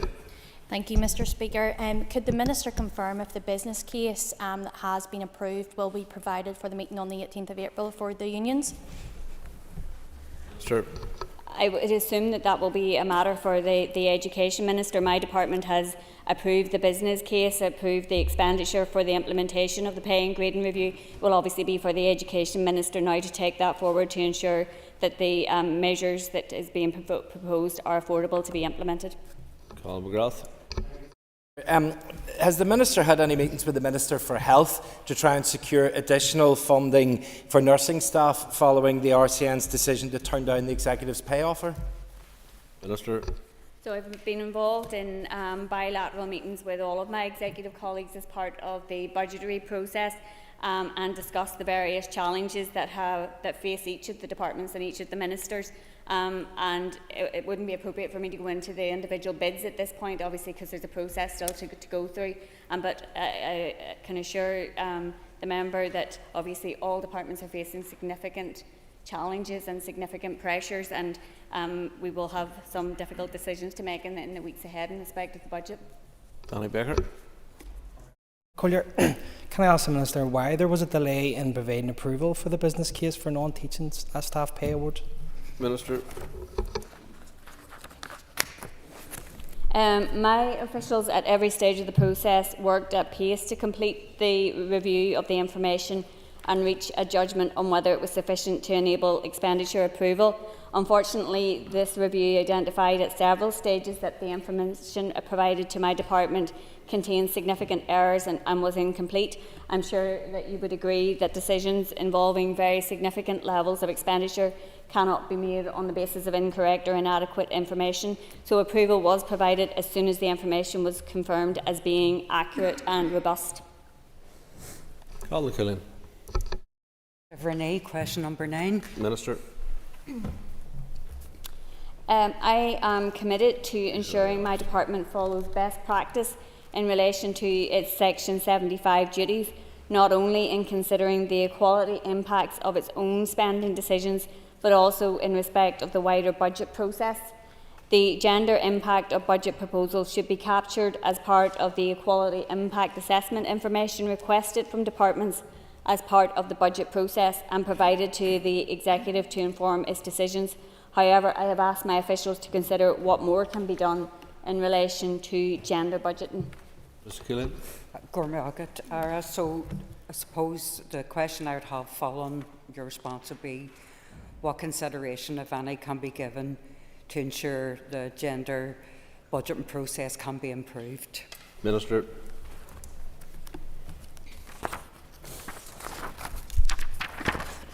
Well, I have written, I suppose, to my executive colleagues as part of the budget process for 2024-25, setting out the approach to our equality considerations. Going forward, I plan to engage fully with the Equality Commission on how we can improve equality considerations as part of that wider process. I also, as I've said, want to fully consider how gender budgeting requirements can be better reflected. To that end, I am meeting a number of the organisations that have expertise in respect of gender budgeting and who have carried out extensive research in this area. Another important step in improving consideration towards gender in budgets is the development of the Executive's social inclusion strategies, including the gender equality strategy. This will allow departments to table budget proposals in line with the priorities in these strategies. And obviously work in social inclusion strategies is being led by the Department for Communities and is a priority for the Executive. Jerry Kelly. Minister.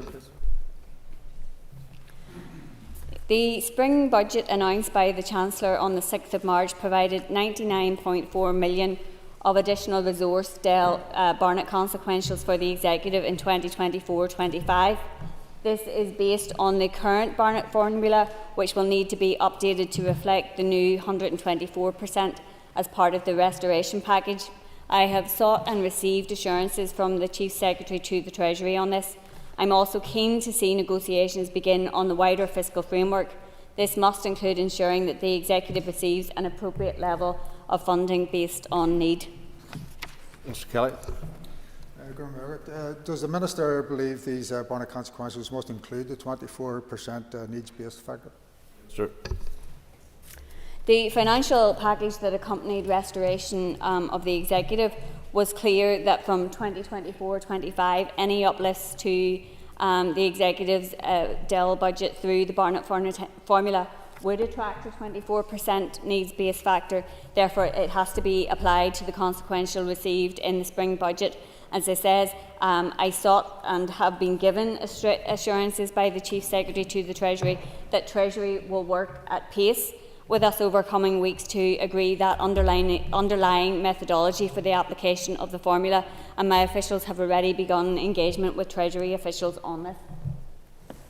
May I move to topical questions, and I call Matthew O'Toole. Thank you, Mr. Speaker. Minister, first of all, I declare an interest as a parent at a school affected, but I asked yourself and the Education Minister two separate questions about the date on which you were informed that the UK Government had removed the ring fence from Fresh Start.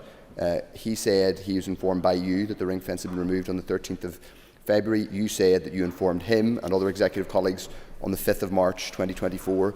Which of you is correct, and who made the decision to remove funding from integrated schools? Minister. So the response to the written question that the member will have received will reflect the official correspondence that we received from Treasury in respect of the financial package and any monies that have been unring-fenced. So that is the date that the member is referring to in respect of my response. I can't answer for the Education Minister as to what correspondence that he is referring to. Obviously, as I've said on previous occasion, the decision in respect of unring fencing of any monies was taken by the Treasury, not the Executive, and therefore we are left dealing with the consequences of that. Mr. O'Toole. Minister, you said you've left dealing with the consequences of the removal of the ring fence, but one of the consequences is not that the Executive has to remove money. It's really important to nail this myth. A ring fence being removed does not remove the money from those schools. That was a decision made by the Executive. Was it made by the Education Minister, or was it made by yourself in conjunction with the Education Minister? It's really important that we be precise about this. Removing the ring fence does not cut the funding. That was a decision that the Executive made. Minister. So I understand the member is referring to the 150 million of Fresh Start funding. And I understand, and obviously again I can't speak on behalf of the Education Minister, but I understand that the 10 integrated schools were placed as part of the Department for Education's capital programme, and as the member will know, the Executive agreed to earmark funding for the Stroll campus. The on-ring fence funding in terms of the financial capital has been made available to the Executive as resource, not capital money. So it's all there within the package, and we have considerable challenges and pressures facing our resource budget. So it will be for the Executive to decide how to allocate funding as part of the budget process. Jim Allister. Section 64, subsection 1 of the Northern Ireland Act 1998 is very clear. It says the Minister of Finance shall, before the beginning of each financial year, lay before the Assembly a draft budget. Has the Minister considered the legal consequences of her flagrant breach of the statutory duty that the law places upon her? Minister.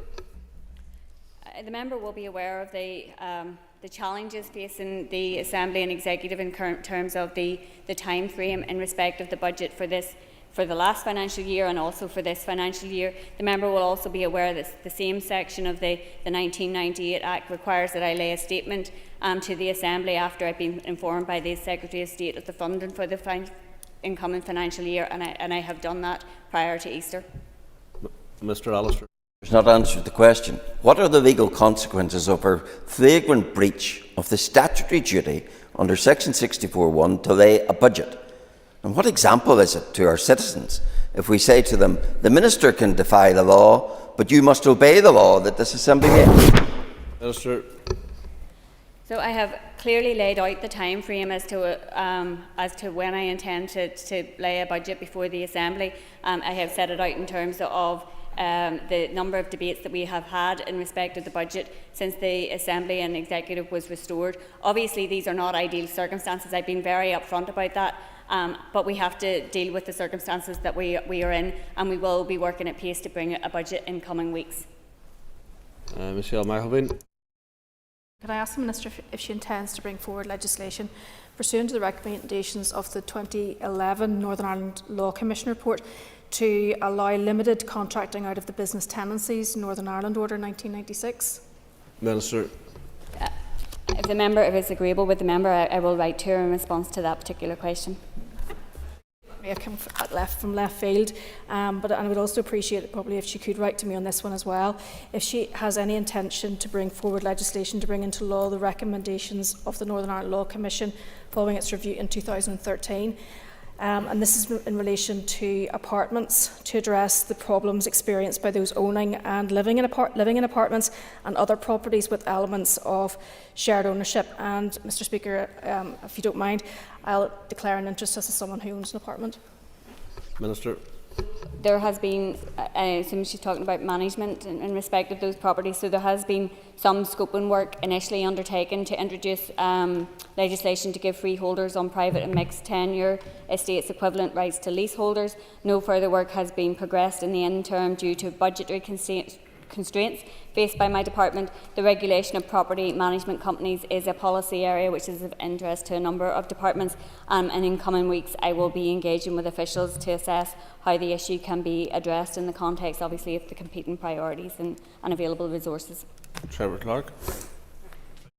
Speaker, can I ask the Minister, and I'm sure the Minister will be aware, like the rest of us, many of our towns and villages are suffering from dereliction in terms of the buildings, and buildings within dereliction that actually affects the neighbouring businesses. Have you any plans to bring forward any support for those businesses that are owned, or the properties that are owned, to actually bring them back into good use? Well, one of the initiatives, I suppose, that we have taken is the Back in Business scheme, which aims to bring properties that have been out of use, that were previously for retail use, to be brought back into use for businesses, and to gives rates relief to businesses for 50% for up to 2 years. That was an initiative that had previously been in place, and which through the High Street Task Force work and the previous mandate was recommended that we would bring forward again. I think there is an important piece of work in respect of how we get our towns and villages and get businesses into them and using those spaces, and have different, I guess, uses for those spaces as well, in terms of housing in town centres and other recreation spaces. So there is a piece of work there. Obviously, in respect of my own department and the rating system, there's some measures that potentially could be looked at as part of that broader strategic look at the reform of rates. Mr. Clark. And thank the Minister for the answer. And given, there is financial restrictions on many of the people who own those properties, and many of them cost tens of thousands, indeed hundreds of thousands, to bring back. So I suppose really what I'm trying to get from you, Minister, is that whether you have plans or otherwise to bring forward a financial package, and a meaningful financial package, so that these businesses and these premises could be brought back into use. So some of that would fall to me in terms of my remit. Obviously, some of it will fall to other ministers, including the Communities Minister and the Economy Minister, in terms of their priorities for their departments and the responsibilities they have. So I'll consider any proposals that other ministers will bring forward in respect of that. Linda Dillon. Thank you, Mr. Speaker, and thank you to the Minister. Minister, can you confirm if your department is considering the potential of bringing forward the issuing of baby loss certificates? Minister. Obviously, this is an issue which, sorry, I do have a response here in respect of baby loss certificates. Just give me a wee second to find it.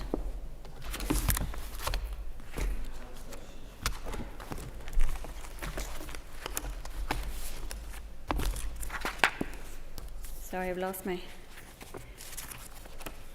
answer. But obviously it is an issue that is one that is very sensitive, and it's something that I have asked officials to take a look at. Obviously we want to be able to give recognition to parents. We want to be able to consider the issue fully. Linda Dillon. Thank you, Minister. And as you've said, this is a very sensitive issue for any family who have lost a child, and it is really important to those parents, to those families, that there is a recognition of the loss of their child and the fact that their child existed. So can you confirm that the responsibility for the issuing of baby loss certificates would come under your particular department, and that it is something that, if it is possible for you to do, you would do retrospectively for those parents who have already suffered the loss of a child? Minister. So I'm aware that the Health Minister is also looking into the issue and that he is engaging with officials in the Department of Health in England in respect of the baby loss certificate scheme that they have put in place. So I'll be reaching out to the Health Minister to look at where we can work together to bring forward appropriate measures that would do the same here. Obviously, if I have asked my officials to look at this already in respect of the responsibilities that my department has, but clearly it's one where we would have to look across departments as well. Paul Frew has withdrawn his question, so I call Mr. John Blair. Thank you, Mr. Speaker. Can I ask the Minister how she intends to incorporate climate considerations into the budget process? Minister. So obviously we are going through the budget process at the minute, so departments will be making their various bids as part of the budget process. The Department for Agriculture, Rural Affairs, Agriculture, Environment and Rural Affairs is also working through the Climate Action Plan process at the minute and the consultations in respect of that. So departments will have various bids that I'm sure they will make in respect of those going forward. Mr. Blair. Mr. Speaker, I thank the Minister for that reply. And related to climate considerations, can I ask what strategic support and leadership the Department is providing to meet the requirements of the Climate Change Act as set out in the Department's business plan? Minister. So obviously all departments will have obligations under the new climate legislation, and we have been working closely with the Department of Agriculture, Environment and Rural Affairs in respect of our responsibilities and in respect of the responsibilities of the Executive more broadly in terms of climate, and it's something that will be a significant piece of work for all departments in the coming months and years. Kelly Armstrong. Mr. Speaker, could I ask the Minister to confirm when legislation will be put in place to put the Northern Ireland Fiscal Council on a statutory footing and bring it to the Assembly? So this is a piece of work that the Department has been working on while the institutions were down, and which we will be looking to bring forward and to progress in the near future. Specific timings at this stage need to be firmed up. I'm seeking to progress and to put it onto the Assembly's legislative programme as soon as possible. An executive paper is being prepared for this purpose to seek agreement to proceed. Significant preparatory work, as I said, has been undertaken. The former Finance Minister had circulated a draft document to ministerial colleagues and to the NIO to seek initial views. Officials are continuing to engage with the Offices of Legislative Counsel, who had agreed to begin work on the Fiscal Council Bill while the institutions were down at risk to develop the legislation, given it was a New Decade, New Approach commitment. And they continue to provide advice and assistance in terms of the policy development. Colm Gildernew. Kelly Armstrong. Thank you, Mr. Speaker. Related to this, Minister, would you consider including within the statutory remit of the Fiscal Council an assessment of the cost of division within Northern Ireland and the effect this has on public services following yesterday's successful motion? Minister. So, as part of the Fiscal Council Bill, that's not something that I will be putting into the bill. Obviously, the Fiscal Council will have the ability to set its own work programme and to do work within the scope of the kind of broad remit that it will be given in respect of the legislation.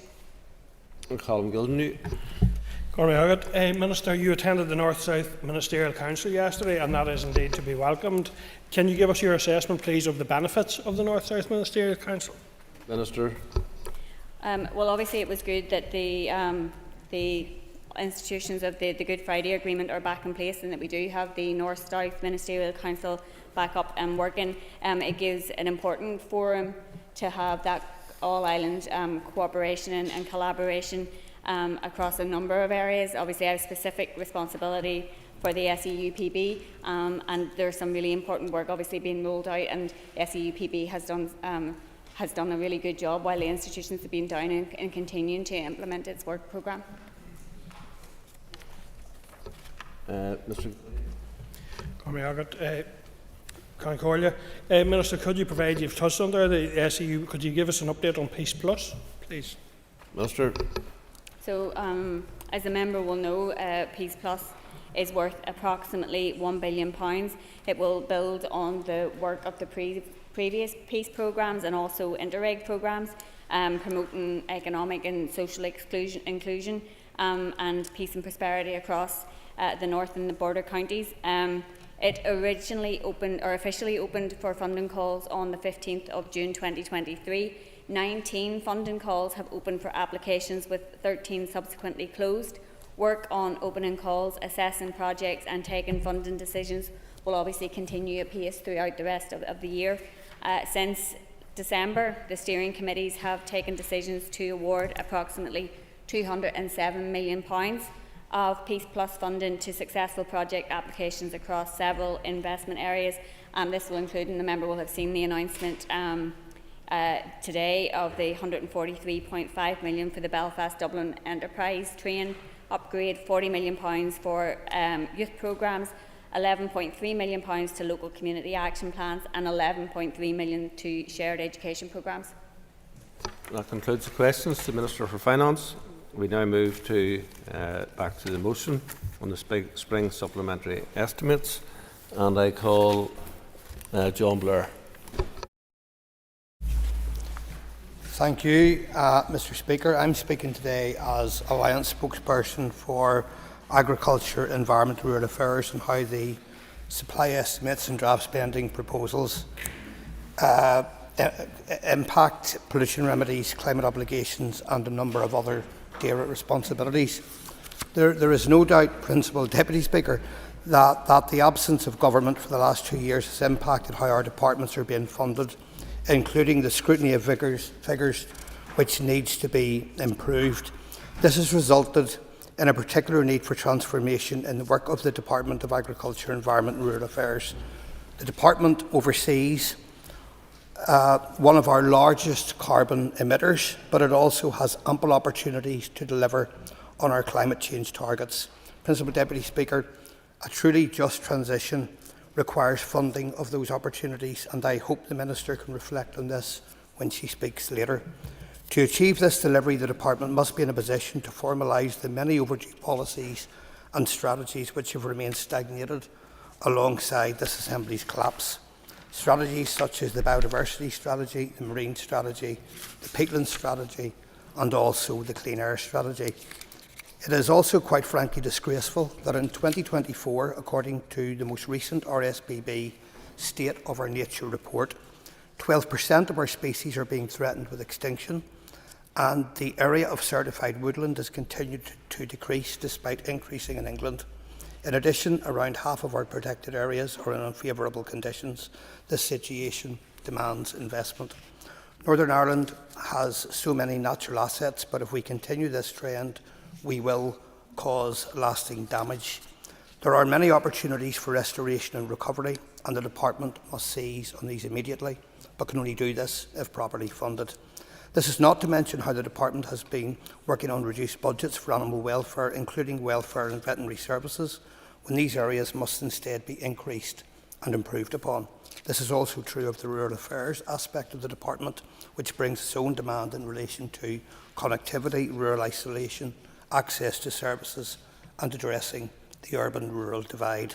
Separate from all of these statutory commitments, the Department is well placed to engage with the community and maximise opportunities for the public to avail of the facilities in forests and fisheries as an aid to helping those who wish to be outdoors and active, assist in healthy lifestyles, appreciate nature, and also, whilst doing that, reach some of the most disadvantaged and isolated members of our community. It would be a shame, Principal Deputy Speaker, if such outreach is ever seen as low-hanging fruit when it comes to budgetary pressures and budget cuts. It is these budgetary pressures which must be addressed today in the context of the motions before us. In short, the required processes brought by Brexit, the environmental challenges outlined, change support mechanisms for our agricultural sector, those climate action commitments and the required resource for all of these means that DAERA funding must be protected and awarded in a more meaningful and targeted way. Ring-fence funding is required for climate, for environmental protection and governance, which would include, for example, Loch Ness, for an environmental improvement plan, and also for animal welfare.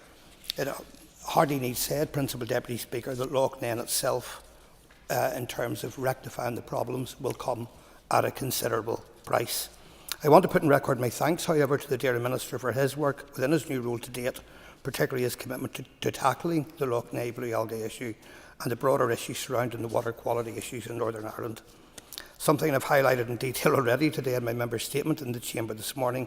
I will continue with others to work closely with the Minister and alongside committee colleagues also to achieve the necessary positive outcomes, hopefully delivered through appropriate funding streams. I wish to reiterate in the Chamber the importance of cross-departmental collaboration in achieving the change necessary for our communities as well as our planet. Such contribution across departments is vital to ensure that initiatives are future-proofed and receive sustainable funding. Principal Deputy Speaker, in closing, I want to say that ultimately the current momentum within the sectors governed by DAERA must be sustained and built upon to achieve a greener and cleaner future for us all. Thank you. Thank you, John. I call Cathal Boylan. Thank you, Principal Deputy Speaker. Deputy Speaker, the motion brought forward today is an annual budget procedure, and I welcome the opportunity to speak on this matter. In 2023, when the North had already suffered from years of chronic underfunding, the Tories imposed cuts of up to £1 billion to our public services, including vital frontline services. As spokesperson and as a member of the Infrastructure Committee, I would like to bring focus on the impact such cuts have made within this department. The remit of this department is vast, from major capital projects and road safety to planning policy, water and wastewater infrastructure. It also includes our public transport network and community transport, which is key for providing equal access to services and for tackling social isolation. Many people depend on these services for getting to work, school and for connectivity. It also has a huge role to play in tackling the climate crisis and making our society greener and more sustainable. Meanwhile, our roads are vital to our everyday lives. People deserve to be able to use our roads safely. Unfortunately, as it stands, our roads are not up to scratch. And on this matter, I do welcome the swift response taken by Minister O'Dowd when he assumed office to invest over £9 million in road repairs to help tackle this problem across the North. These are just a few examples of the importance of this department, and it's clear that these services are absolutely essential to our day-to-day function. So too are the staff who work vigorously to deliver them. And I'm sure everyone in this chamber agrees that we need to properly fund such essential services in order to deliver what people need and deserve. And it's important to note that we are being underfunded, a sentiment recognised by the Fiscal Council. Despite this difficult financial situation, I want to commend the work undertaken by Minister O'Dowd so far, including securing additional investment for road repairs, announcing measures to improve MOT services and progressing important schemes such as the A4 Enniskillen bypass. And on the issue of funding, it was also welcome to see investment from the Irish Government for the important cross-border projects, including the A5, Narrow-Water Bridge and improving the Dublin to Belfast rail line. And whilst positive developments have been made, it is clear that we are still in very challenging times. Sinn Féin is ready and willing to work with other parties in pressing the British Government to address its underfunding of the North. We need to rid ourselves of the devastating cuts and properly fund our public services.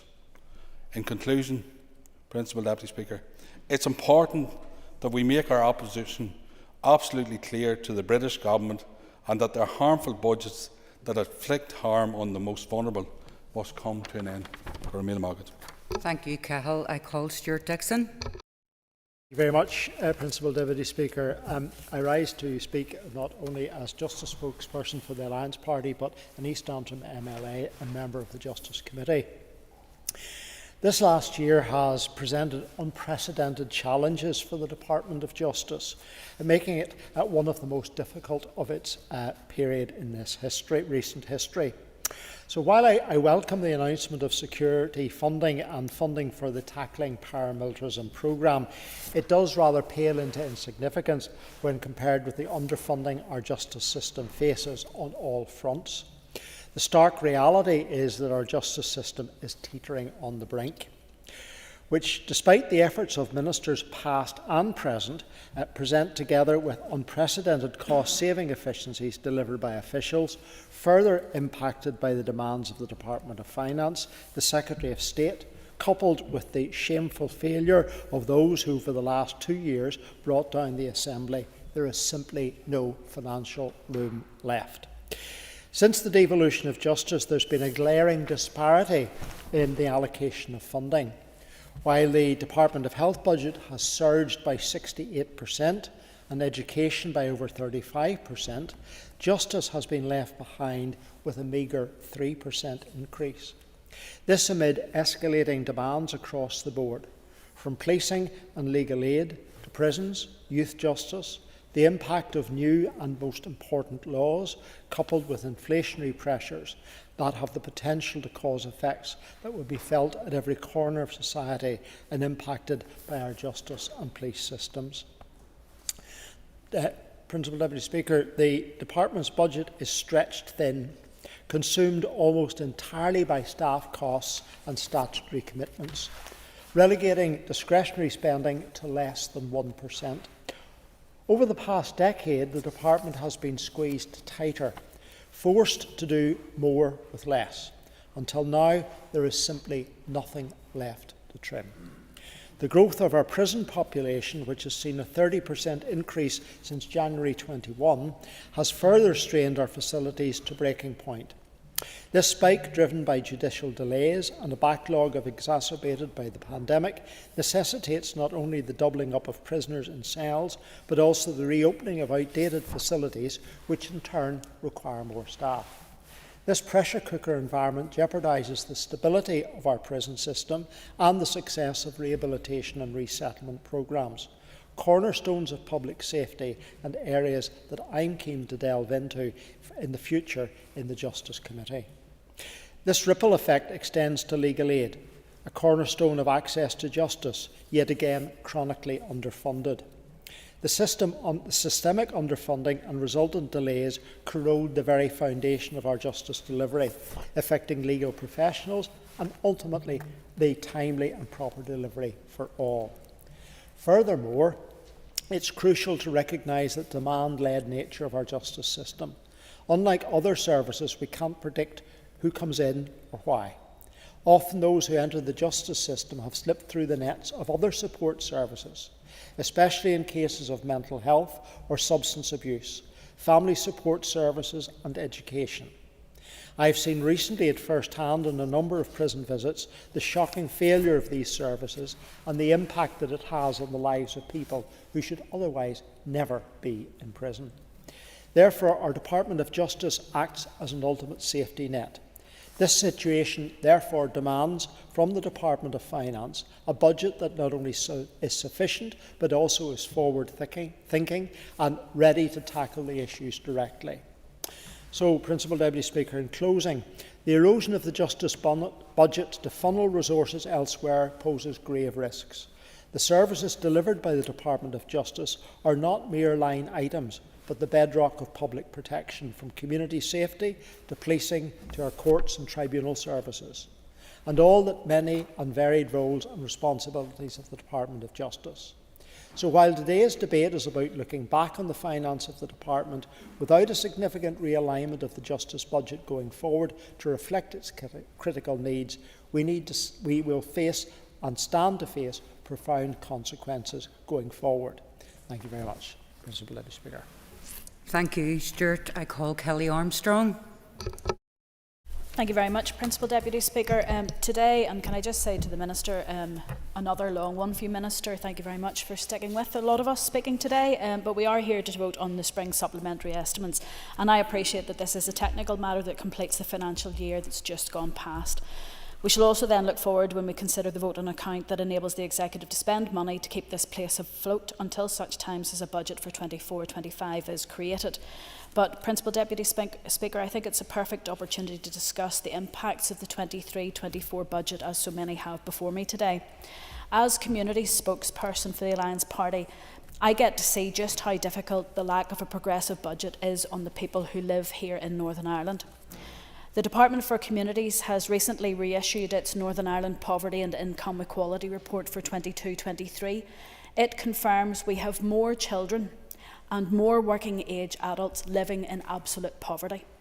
I expect when the updated report is issued for 23-24, the numbers of people in poverty will increase again, and that is shameful. In response, an emerging group of 14 organisations called Cost of Living 24, which includes Inspire, Housing Rights, STEP, Advice NI, Cares NI, the Healthy Living Centre Alliance and others, will be launching an online updated cost of living response based on the wellbeing website Inspire launched during COVID. Cost of Living 24, the Community Wellbeing NI, is going to be aimed at people accessing support for the first time, a trend that we are seeing across our food banks in Northern Ireland. This is not just people on benefits, this is people who are working who can no longer afford to heat or eat. This website will offer support on money and debt advice, food and energy costs, benefits and grants, housing advice including what help may be available for people who are in rent or mortgage arrears, support for people with disabilities, carers support, pet expenses, other older person support and details of local advice centres across Northern Ireland. And the reason why they have stepped up is because the Trussell Trust reported in February 2024, and this is looking backwards at the financial year that we've just come through, that 55% of people receiving universal credit in Northern Ireland ran out of food in January 2024 and couldn't afford more. 14,000 people claiming universal credit in Northern Ireland have needed to use a food bank in the last month. Half, 62% of the people claiming universal credit in Northern Ireland are either behind on bills and credit commitments or are finding it a constant struggle to keep themselves warm. 4 in 10 people, that's over 62,000 people claiming universal credit in Northern Ireland, have fallen into debt because they couldn't keep up with essential bills. The 23-24 budget was, as we know, set by the Secretary of State because there was no Executive and no Assembly here. It has only been since this place was finally able to get back to work that monies from the agreement could be released to take some of the pressure from the people who live in poverty, people who we are supposed to help. Additional money was able to be spent on discretionary support, a lifeline to people that the Trussell Trust have talked about. In the past year, we didn't have enough money to build enough homes. We have the worst waiting lists for social housing and the highest ever number of people who are homeless. Our partners in the community and voluntary sector, who we depend upon to deliver so many social interventions, including supporting people, access to employment and training for those farthest from employment, they need financial confidence of multi-year budgets. Having worked for many years in that sector prior to becoming an MLA, I am fully aware of the pressures placed on those organisations because their staff are facing constant and in some cases annual threats of redundancy. The freeze on Northern Ireland civil service recruitment meant that the Department for Communities are under significant pressure to deliver large programmes of work, including move to universal credit. Looking forward, we need to change how this place works. We need a programme for government that is underpinned by previously agreed strategies, such as the anti-poverty strategy, and that should include targeted actions to ensure that no child here is living in poverty. Social strategies, including the disability strategy, the racial equality strategy and investment strategies, these are all listed as key supporting strategies and things that we have already agreed in this House. We also need to get our timing improved to ensure that the budget works to deliver the programme for government, not as I suspect will be the case in 24-25, where the budget will determine and limit actions.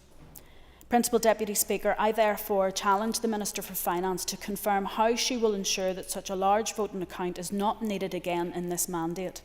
And I ask the Minister to give a commitment to this House that 24-25 will be the last budget of this mandate that is brought to this House before a programme for government is decided.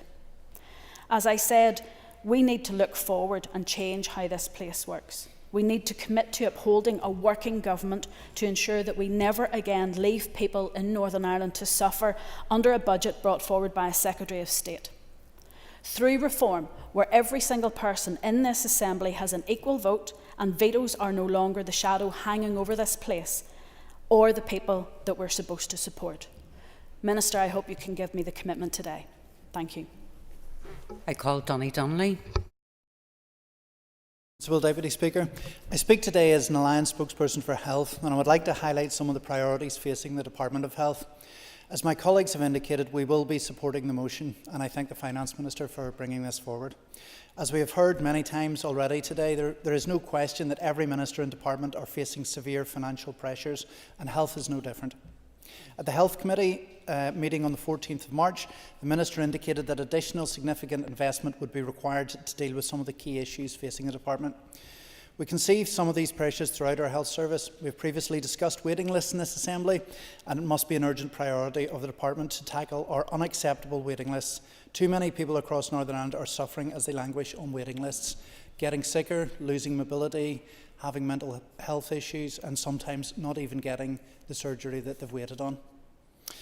We will have all heard the shocking statistics over the last few months and years, but a recent report into the performance of Northern Ireland healthcare highlighted that 60% of patients had waited for more than a year for inpatient treatment here at June 2023, compared to just 5% of patients waiting more than a year to complete the entire pathway from referral to treatment in England. This report starkly describes a system operating at the very edge of its capacity and capability, highlighting that it is not fit for purpose and it needs to evolve considerably in the coming years. Domiciliary care is another area that urgently needs to be addressed. Many people cannot access domiciliary care packages to ensure that they can be cared for in their own homes. In November 2021, Minister Swan invested £23 million to improve the terms and conditions of domiciliary care workers in the independent sector. That was welcome at the time, but we need further protections and support for our domiciliary care workers. It was also welcome at the first adjournment debate of this Assembly. Mandate was regarding domiciliary care packages. I know it is something that certainly affects many families in my area in East Antrim, and I'm sure it's the same for all MLAs across this chamber. As mentioned in that debate, timely provision of domiciliary care packages lessens the pressure on our hospitals and therefore on waiting times. They allow people to be supported in their own homes. Being able to safely discharge patients when they become medically fit makes more beds available in wards for patients who need to be admitted for care and improves patient flow throughout our hospitals. From people arriving at A&E departments and ambulances and having to wait outside those departments in an ambulance, and then waiting in crowded A&Es needing a bed for further treatment, further investment is required to continue to alleviate these pressures on the domiciliary care sector. Another crisis we are facing within our community is our community pharmacy sector. The Department of Health has taken a number of measures in recent months, such as the authorisation of £4.8 million by the Permanent Secretary in November 2023 and £10.1 million authorised to help stabilise the service by the Minister in February 2024. These were helpful but cannot resolve the long-standing funding deficit which has been building for over 15 years. In addition to resolving the £15 million shortfall, immediate policy changes are required, such as a reviewed community pharmacy contract and a drug tariff specific to Northern Ireland that recognises our unique factors here. The challenges facing our GP surgeries are also very evident. We will all be very aware of the impact that these have on pressures on GP appointments. Every day we're hearing from constituents just about how difficult it is to access their GPs. The conditions just simply aren't there within practices to meet demand. Chronic underfunding, lack of proper workforce planning and the impact of the COVID pandemic have provided a perfect storm of conditions to lead the service to this breaking point. The findings from a recent Audit Office report include that almost 1 in 3 GP practices here have sought crisis support services in the last 4 years, and that 13 practices handed back their contracts or gave notice to do so between March 2022 and March 2023, with 39 practices assessed as being at risk as of March 2023. This speaks to a full-blown crisis. Primary care has become more difficult and challenging, particularly in rural areas, and I have seen this firsthand in my own constituency of East Antrim. 2023 was the worst year to date for GP surgeries having to hand back contracts. We must take steps to address the challenges facing general practice in Northern Ireland. This should include an indemnity solution for GPs in Northern Ireland who are disadvantaged compared to the rest of the UK due to the higher personal cost for indemnity. We must also urgently recommence the rollout of multidisciplinary teams, which began in 2018 but has effectively stalled since then. As with so many of these issues, funding will be key. The wider transformation of our health and social care service must be an overarching priority for the department. Bengoa has been sitting on a shelf since 2016, and we have missed opportunities for genuine reform through lack of progress on Bengoa. It was envisaged as a 10-year programme, but we are now more than 3/4 of the way through that 10-year period with almost no progress. The main reason for this has been wider political instability in our politics. The absence of an executive and a functioning assembly for 5 out of the last 7 years has resulted in the absence of financial decisions and scrutiny. We saw with the budget last year the devastating impact of this stalemate, with an unaccountable Secretaries of State making decisions for which we as MLAs have no say over. Until we see genuine reform of our political institutions to ensure that never again can one party prevent the Assembly and the Executive from functioning, we will not be able to commit the transformation that is required to fix our health service and ensure the best outcomes for our people. The importance of having an Executive and a Health Minister in place has been reinforced by the positive steps towards a pay settlement for our health and social care service in Northern Ireland through the proposed consolidated pay uplift and the non-consolidated payment. Minister Swan rightly identified pay as a priority, and with the previous restoration in 2020, it is clear that progress can only be made on essential workforce issues like this with the Minister and a full Executive in place. We must never again allow our valued healthcare staff to go without the fair pay that they deserve. Without the workforce, there is no health service and there can be no transformation. While these pressures are significant and further investment is clearly needed, we must also assess the effectiveness of how we spend in the health service in relation to outcomes. We will continue to push for transparency on health spending to ensure that we are getting as much as we can for the money that is spent. The Minister must be clear how investment is addressing the pressures and improving outcomes for the huge number of people who continue to suffer ill health, be it on waiting lists or in crowded wards or in dangerously overcrowded A&E departments. The member's time's up. Thank you. Thank you, Donny. I call John Mallister. This is essentially a farcical debate because we're discussing in this first resolution supply resolution for a financial year that is over. The whole purpose and processes of this House is meant to be sanctioning expenditure before it happens. But what we've spent 3 or 4 hours today doing is debating expenditure which is already closed, a supply resolution that refers to the 23-24 budget year. Now, when we had the budget debate, the budget bill, a few weeks ago, the Minister came up with the lamest of excuses that she hadn't time to prepare these supplementary estimates. That just doesn't bear scrutiny. These are not estimates compiled by the Minister.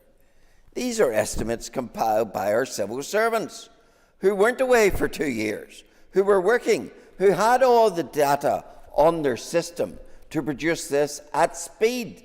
Yet it was chosen by the department not to produce it for the budget debate, to have us debate the budget in blind to these figures. And then belatedly and retrospectively, they bring a document which they could have had before us at the proper time, because it is the document that supports the budget bill. But we know, not least from today's question time, just how cavalier this Minister's attitude is to the law. Because when she was asked, why have you broken the law of Section 64(1) of the Northern Ireland Act, which says you must bring a budget bill before the close of the financial year, a draft bill, she had no answer. other than to pathetically say, we must consider the circumstances we are in. Sorry, when I read section 64(1), I don't read the Minister of Finance shall, before the beginning of each financial year, lay before the Assembly a draft budget unless the circumstances prevent it. It is a mandatory requirement. And when I asked her what are the legal consequences for her and for the Assembly and the Executive of failing to live up to that statutory obligation, there was no answer. Perhaps there will, or perhaps I expect too much, have an answer to that question in the roundup to this debate. I suspect not. So here we are debating something which the money has been spent, it's all passed. And of course, some of it's spent in a way which totally disregards the processes of this House, because almost £24 million was spent on black box. That's to say, with no statutory authority other than the budget bill, which is long since gone. 11 million by the Department of Communities, almost 11 million by the Executive Office, spent on no statutory authority other than the budget bill, when the advice is that you cannot spend above 1.5 million, I believe it is, if I recall correctly, other than on statutory authority. Yet this House spends 24 million without statutory authority. But then we seem to live in an environment where spending money isn't a concern.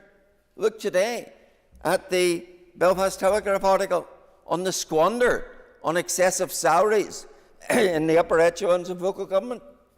We discover that every chief executive in local government in Northern Ireland is paid more than the First Minister or the Deputy First Minister in this House.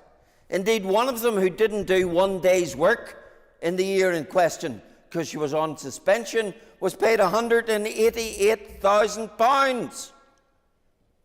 The former Chief Executive of Mid and East Antrim, Anne Donaghy, paid £188,000. And in that same council, we have the scandal that we have a director employed through an agency at over £1,000 a day.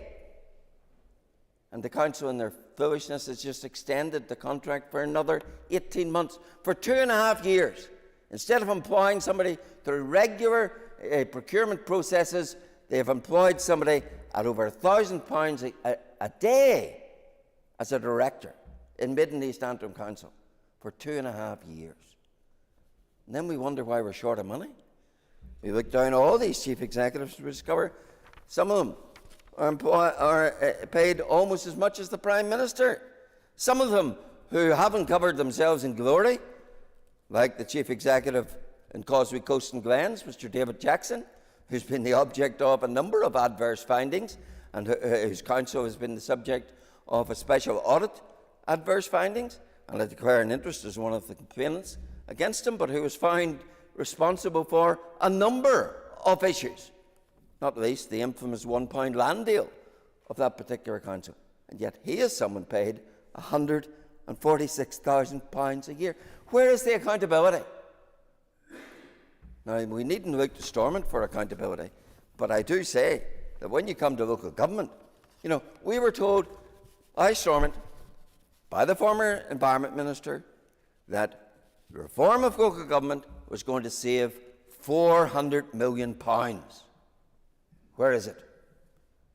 It seems to me that the big savings promised turned into big salaries and big rates rises for our ratepayers. Mid and East Antrim Council that I've been referring to, a rate rise, council rate 10% this year. Maybe no wonder when they're paying a non-attending chief executive more than the Prime Minister is paid, and when they're paying accountability in all these things.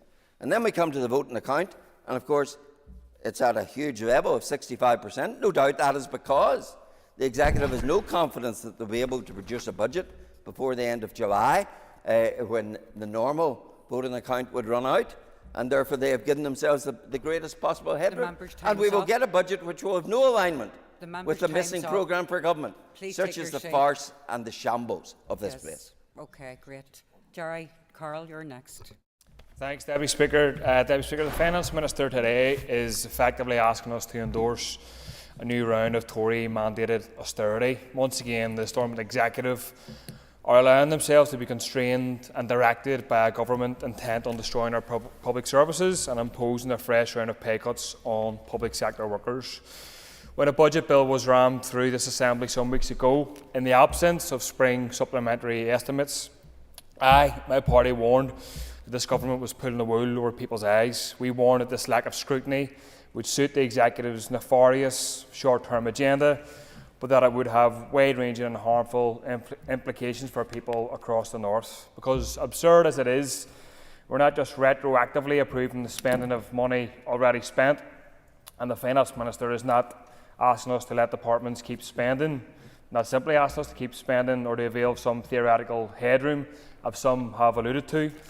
She's asking us to hamstring departments at the behest of the Secretary of State and to sign up to a fresh round of cuts which will decimate our health service, our schools, our communities across the board when the time comes. The motion here references the information provided to the Finance Committee on March the 20th, so let me read something from that pack in the Hansard. The Finance Minister said, and I quote, "All ministers have committed to constrain their department's expenditure, including pay awards to the budget allocation agreed by the Executive and not by the amount of headroom included in the spring supplementary estimates, if that is higher." There's talk about Tory austerity, but a commitment once again from ministers to implement it. The Finance Minister further said she will work to ensure, and I quote, "that the amount of Treasury funding required by any draft budget does not exceed the amount notified by the Secretary of State." What are those who bemoan Tory cuts saying when they agree to do their dirty work for them? What are they saying to the workers whose pay awards are still outstanding? It was said earlier that pay awards were gratefully received by public sector workers. Deputy Speaker, first of all, it must be said that most of those public sector workers were given a real terms pay cut of around 6%. And second of all, we know that further education workers, transport workers, junior doctors and others are still in dispute and still waiting for a pay rise. And they will be due a further pay rise when all is said and done from today. It doesn't take much to scratch beneath the surface and see this Executive's regressive economic agenda. And I say to MLAs here today who will tomorrow speak of the need to fund this or that programme or this or that service, to think about hard what you're signing up to today. Think of the hypocrisy involved in bemoaning Tory cuts that your own colleagues have agreed to endorse. How can you stand here with a straight face and talk about hospital waiting lists, educational underachievement, poverty and poor pay when you're foisting those very things upon people and making them worse? If you truly believe that the money provided by the Tories is not enough, then at what point do you stand up to them? Will you stick to the spending set out by the Secretary of State, or will you invest in our health service, our schools, in housing and workers' pay in the future of our people? You can't have it both ways. You can't say that you oppose Tory cuts while explicitly saying in black and white, as the Finance Minister has, that you will adhere to their budget and their economic agenda. Yeah, I'll go away. Or the member very much. I'm going to give you a minister title there for giving way. I'd just like to ask the member, where's he getting the money from just to spend on all that he's talking about? Members, next a minute. Yeah, the member will know that I'm not a minister and she's on the executive of her party. The member will know if she listens to my speeches or my comments in the Finance Committee. I repeatedly said about the bulging corporate profits in the North, but I believe Alliance Party still want to cut corporation tax in the North, so you change your position, okay, that's positive. But what we need to do is actually make those corporations pay more, but I haven't heard your party talk about raising corporation tax. I haven't heard your party talk about making those, through the Speaker, Deputy Speaker, I haven't talked about your party clamouring for those organisations to pay more in corporate wealth taxes. If you're for doing that, I support you, and glad to see you've sort of maybe changed position, but you're still for cutting the corporation tax, but you can clarify that or challenge that if you want, but you're still for maintaining a corporation tax cut. So there I'll go away again, Just interested to tease out with the member this business about where that additional funding would come from, given that the vast majority of businesses in Northern Ireland are small and medium-sized businesses that struggle to pay their employees and their tax bills. Where exactly would that funding come from? Well, that's not who pays corporation tax. It's big, large organisations that pay it, and corporate profits have increased as well in the last 2 years. So there's money there, plenty of money there to be paid up. So if you tackle corporate taxes, increase them, and make corporate profits, fund them, tax them, and put them into public services, there's plenty of money there to fund our services. But I note the party opposite is opposed to that and actually wants to give tax breaks once again the corporations. So we will not be endorsing this farce and this farcical economic strategy today. Workers and working class communities deserve a lot better, and I don't think it should be accepting that as well. Okay, so I'm going to call the Minister for Finance, Dr. Kiva Archibald, to conclude and wind up the debate on the motion. And the Minister has up to 40 minutes. Thank 35, you. sorry, 35. Big difference. Thank you, Príomh Concordia, and I'll delight members by telling them I don't intend to take that amount of time. But I would like to thank members, chairs and deputy chairs and all those who have contributed to today's debate. It's always helpful to me as Finance Minister to hear the views of respective committees and members on these important financial and economic issues that face all of us. I've noted issues raised by members and will endeavour to respond to the comments that have been made as I close the debate. Obviously, a number of members throughout the debate have referred to this being a less than ideal process, and it's something obviously that I have recognised and have been very clear that it doesn't set a precedent for us going forward. I'd like to just address some of the specific comments made by individuals throughout the debate. Matthew O'Toole, the Leader of the Opposition, asked about the timescale for the outcome of the Executive's budget. Obviously, he's quite correct that in normal circumstances this work should have been completed before the start of the financial year. As I've said on a number of occasions, we're not in normal circumstances.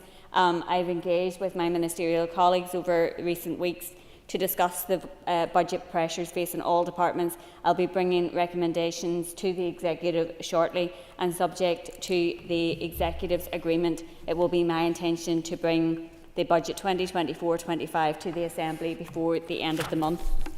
The Leader of the Opposition also criticised the absence of a multi-year budget, and a number of members referred to the desire for multi-year budgets. Obviously, it's something that I would like to see as well. It's largely outside the Executive's control. Section 64 of the 1998 Act that has been referred to in the course of the debate requires me to lay a statement before the Assembly of at least 14 days before laying a draft budget, specifying the amount of funding for that year notified by the Secretary of State. I laid that statement on the 26th of March. It only covers the 2024-25 year, as that is the last year of the current spending review. Therefore, the Secretary of State could not tell me how much funding will be provided in the following 2 years, and without that confirmation, I cannot lay a budget for those years. So I can only budget according to the funding that has been notified to me, so it's not possible at this point to have a multi-year budget. Mr Brett, in his contribution, asked about the EA pay, non-teaching staff pay and grading review, and I'm pleased to confirm that on the 3rd of April, my officials provided expenditure approval for the proposed implementation of the non-teaching staff pay and grading review. It's now for the Department of Education to consider its affordability to ensure that neither the Department nor the Executive as a whole is at risk of overspending against the budget.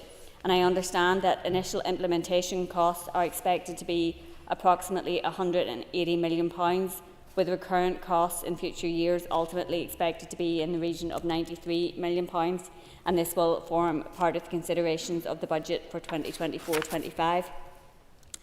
Philip also asked about the enhanced investment zone. The financial package which accompanied the restoration of the Executive included £150 million for the enhanced investment zone. That now combines both the free ports and the investment zone programmes into one enhanced investment zone. Treasury has indicated this funding will be open to flexible use between spend and a range of tax levers. The policy prospectus was published on the 26th of March, and work is now being led on the enhanced investment zone by the Department for the Economy. I will be working closely with the Economy Minister and look forward to further collaboration between our respective departments as the policy and programme develops, and given my lead role in liaison with Treasury on taxation and spending matters. As an executive, we will ensure that we develop an enhanced investment zone which will deliver for people and businesses here. Funding for the shared and integrated schools was raised by some members in the course of the debate, including Owen Tennyson and Nick Matheson. The members quite rightly stated that although ring fencing on some of the former Fresh Start funding had been removed, the funding itself has not been removed. It is available to the Executive to prioritise. As I mentioned in question time, the funding has now been provided to the Executive as resource and not capital. The member will be aware that myself and the Education Minister recently announced the Executive's commitment of £150 million to take forward the Stroll Shared Education Campus, and the Education Minister has also committed to take forward the further 10 shared and integrated education projects within his department's capital budget. Go ahead. Thank you, Minister, for giving way. It's just a point of clarity on that issue. I mean, the 10 integrated projects are at a very different stage of development to Stroll. Stroll at this stage, as I understand, doesn't have a business case. So why has the decision at this juncture been made to allocate that money to Stroll now? And is it a case of robbing Peter to pay Paul? And is there a risk that actually all of the schools are disappointed as a result of the approach that's being taken by the ministers? So you will appreciate that the specific issues in relation to those projects fall to the Education Minister. A proposal was put to the Executive to earmark the £150 million towards the Stroll campus, and obviously that is profiled over a number of years. It's not the £150 million in 1 year, and obviously the Education Minister will have to prioritise the programmes that he takes forward as part of his capital budget programme. Mr Tennyson and Joanne Ponton also raised some issues in respect, and actually Stuart Dixon as well, in respect of the budget for the Department of Justice and concerns about the level of funding for that particular department. Allocations agreed by the Executive for 2023-24 provided the Justice Minister with £75.3 million. That provided some additional funding to address pay and other financial pressures in areas such as policing. Much still has to be done, and I, along with Executive colleagues, are working on the budget for 2024-25. The financial pressures we face, however, far outstrips the funding that the British Government has provided, and I continue to have robust conversations with counterparts in Treasury. However, as members will appreciate, difficult decisions will have to be made in coming weeks in relation to the budget. Mr Tennyson also raised the issue of revenue raising. This is an issue which all departments are considering. However, some departments have more ability in the particular area than others, and Justice is not a department which, with activities which lends itself to revenue raising activity. Mr McGrath raised health waiting lists. The member felt that applying the 65% voting account across all departments is not necessarily appropriate. While I agree that health waiting lists are unacceptably high, the Health Minister indicated that in February this year, I do agree that the health waiting lists are unacceptably high. The Health Minister indicated in February this year, in responding to some of the latest health waiting list statistics, that some small gains had been made in terms of the numbers waiting for inpatient and day case admission. This is welcome, and obviously we will all hope that this improvement continues. There is a small amount of money available from the financial package for 2024-25 for tackling waiting lists of £34 million, but it is clear that much more significant investment is needed if we are to achieve the transformation in the delivery of health services required. It's one of the reasons why I will continue to press the case for the Executive's resources to be put on a more long-term sustainable footing. Mr McGrath also mentioned the issue of GP indemnity, and I know and understand that the arrangements for clinical negligence indemnity are a matter of concern for GPs locally. It's my understanding that the Health Minister is considering a number of options to deal with these concerns, and we can consider proposals when the Health Minister brings these forward. Kelly Armstrong made some comments in respect to the vote on account in the programme for government and asking me to confirm that I would not bring a 65% vote on account again. Obviously explained earlier the reason why I took the exceptional decision to set the vote on account at 65% was due to the timing of the restoration of the Executive at such a late stage in the financial year, and I can assure the Assembly that going forward I will be doing everything I can to ensure that the budget setting timetable for future years will follow a more normal timetable and that the Assembly will have the time it needs to consider budget allocations. Kelly also asked me to confirm that no budget would be brought to the Assembly in advance of a programme for government for the rest of the mandate, and I fully agree that the budget and programme for government should go hand in hand, and while certainly it will be my intent that we will not have another budget in advance of a programme for government, it's not entirely within my gift, but certainly I can commit it is my intent. Mr Alistair mentioned the timing of the SSEs and why the document could not have been produced earlier. He will be very well aware that the SSEs cannot be produced until the Executive has decided on its budget and expenditure plans to which the SSEs are written, and that work could not be carried out until we had an Executive, and given the size and the detail that is required to be set out, members will appreciate this takes some time to produce and publish. Obviously there's a lot of issues that we can continue to debate all day, but I will now draw my remarks to a close. I've tried to respond to issues raised by members, and as always the debate has been wide and varied and significant points have been raised, and I'm thankful to members for their contributions and attention. And I ask that members agree the spring supplementary estimates 2023-24 and the vote on account for 2024-25.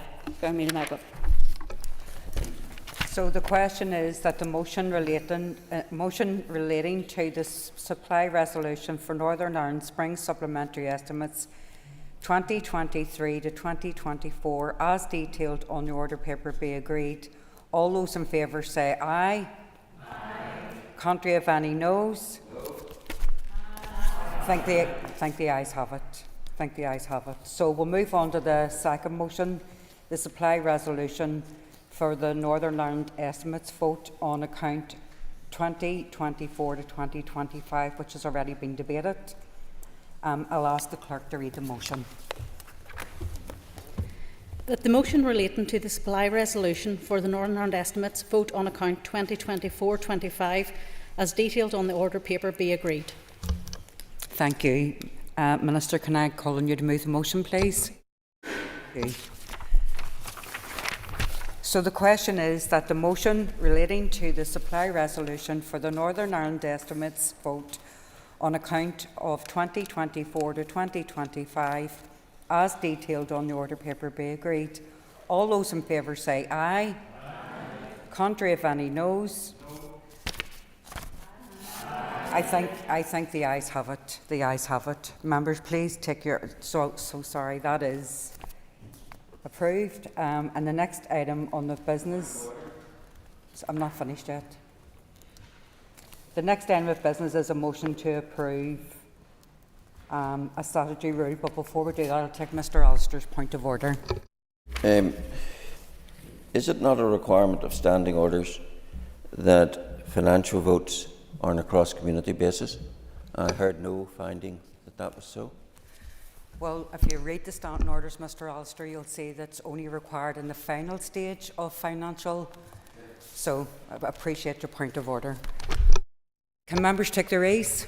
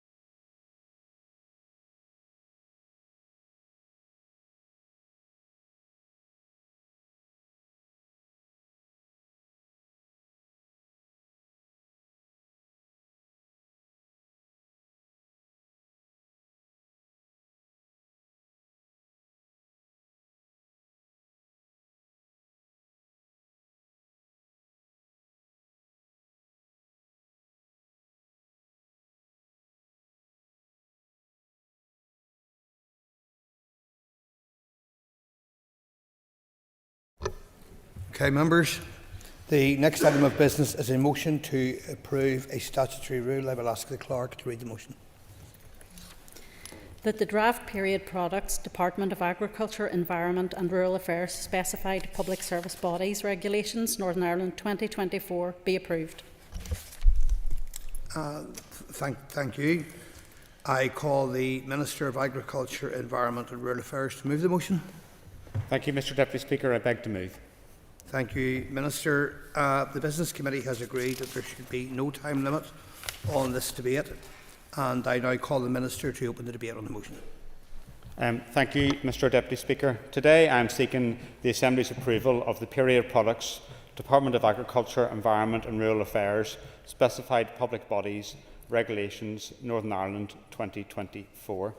It is a privilege for me to be able to introduce these regulations, part of a journey which began with the Private Members Bill brought by former SDLP MLA Pat Catney and subsequently the Period Products Free Provision Act Northern Ireland 2022 to create a legal right of free access to items such as tampons and sanitary pads. The Act places importance on respect for dignity and aims to remove financial barriers to accessing period products. These regulations relate to the Department's Section 2 duties under the Act to meet an individual's needs whilst they are on a specified public service body's premises. The Executive Office is progressing Section 1 of the Act to require period products to be obtainable free of charge by all persons who need to use them. They are working with a delivery partner to ensure that free period products are publicly available to anyone who needs them across Northern Ireland from the 13th of May 2024. Access to period products should be universally available, as is the case for many other basic hygiene products. It is important that people have access to the products in a dignified and confidential way. My department is liaising with DAERA's specified public service bodies, namely the Agri-Food and Biosciences Institute, the Livestock and Meat Commission and the Northern Ireland Fishery Harbour Authority as to how these regulations will be implemented at their various premises throughout Northern Ireland.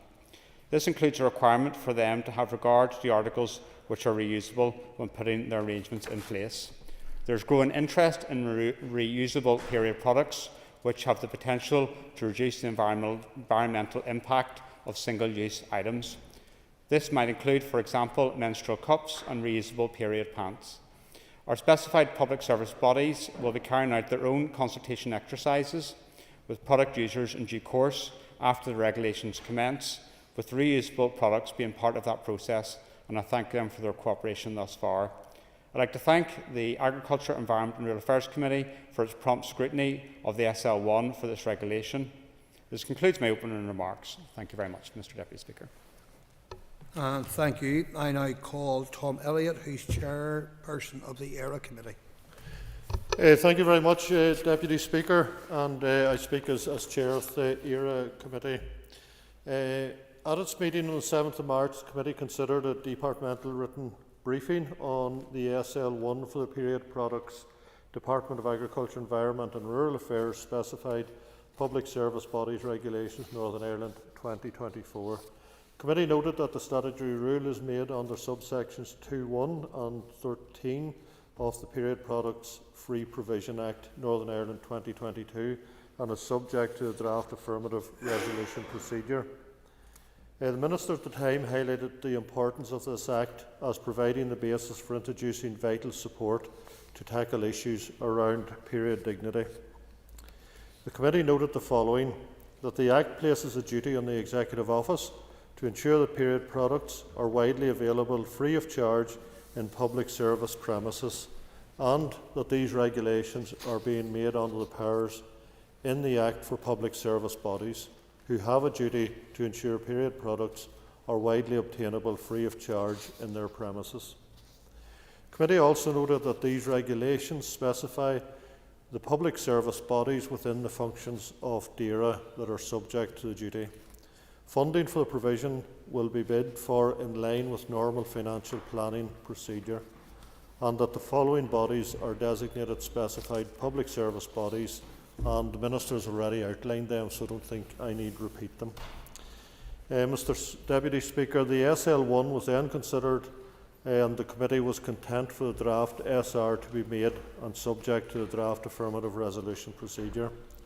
Then at its meeting on the 21st of March, the committee considered that the draft SR, Period Products, Department of Agriculture, Environment and Rural Affairs Specified Public Service Bodies Regulations Northern Ireland 2024, and further noted that they would not be made unless and until affirmed by a resolution of the Assembly.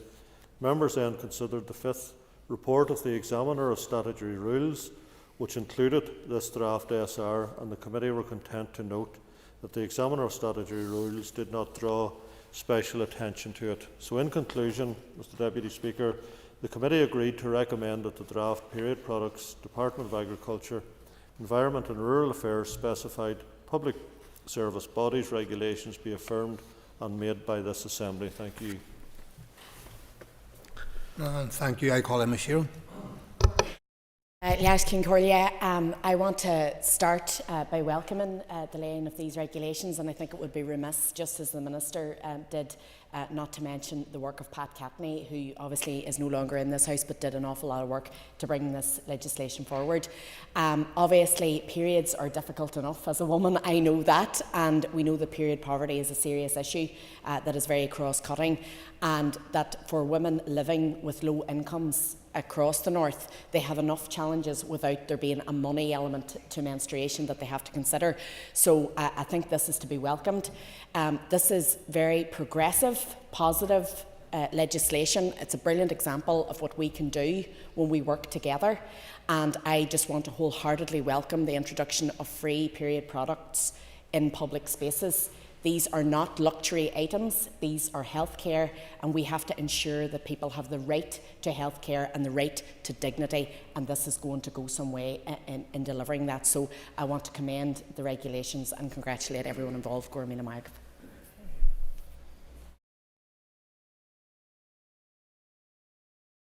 Thank those who have contributed to the debate. I now call on the Minister to conclude and wind. Thank you very much, Mr Deputy Speaker. I thank the members for their contributions and also the Business Committee for scheduling this today. I think this is an important piece of legislation. It is progressive and it is an example of what this Assembly can do when we work together, and I'm glad to be able to move this motion in front of the Assembly today.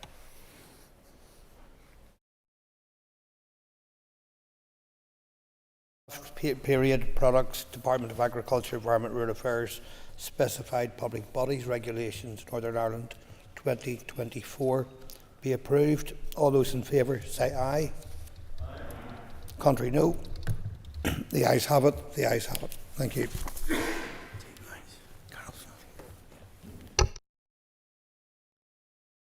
Members, just take your ease for a moment.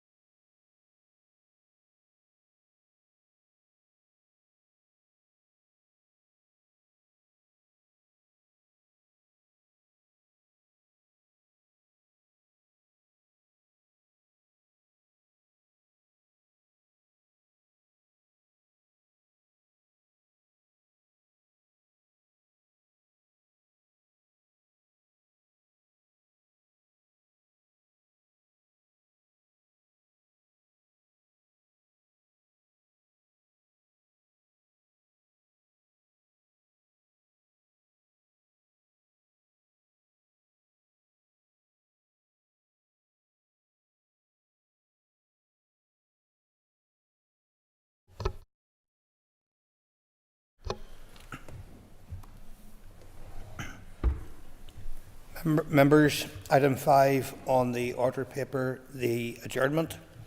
The question is that the Assembly do now adjourn, and in conjunction with the Business Committee, the Speaker has given leave to Carla Gillen to raise the matter of housing in North Belfast. I call Carla Gillen, who is up to 15 minutes. I would ask who would just take a couple of minutes, perhaps even for the DFC Minister to arrive. We are like at least an hour early. If we could just give an opportunity, if that's possible. I'm fully in agreement. It's okay to take Rees for a few moments, and if members are happy with that, I am certainly.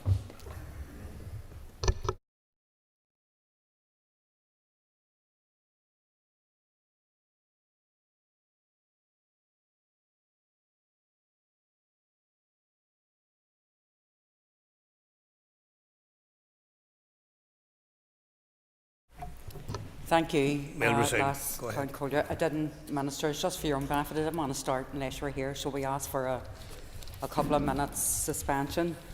And I just want to put on record my appreciation for you being here, because I suspect it will be an issue that you're very much interested in.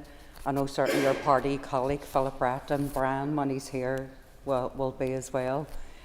I see you've got David Polly there, at least one of your officials, who had probably very well briefed on the housing statistics.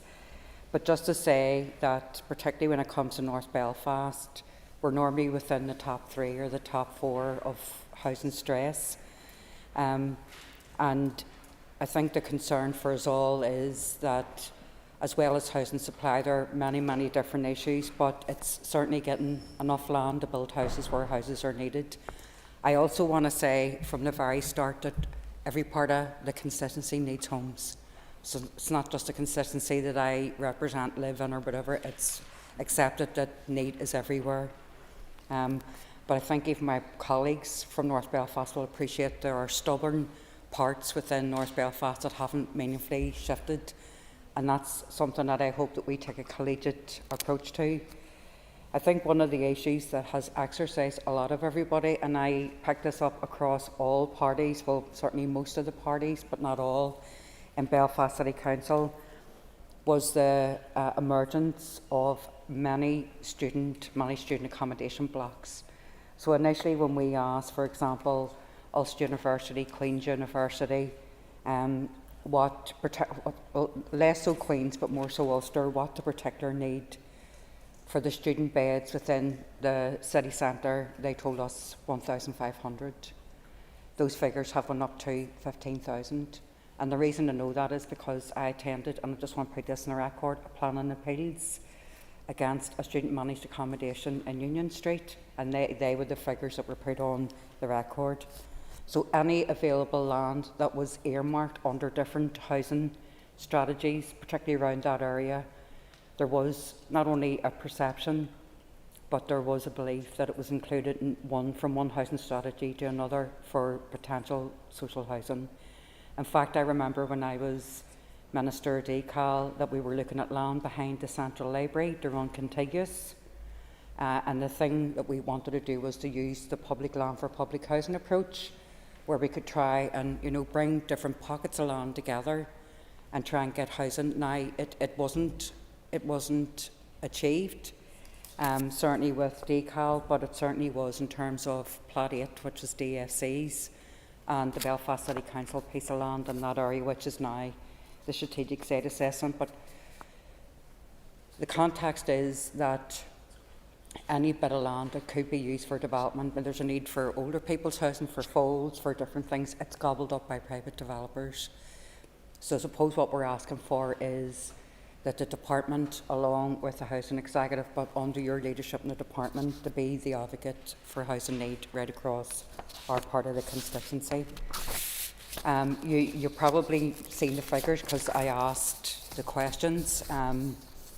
But certainly for North Belfast, there are something around 4,400 or over 4,400 applicants on the housing waiting list.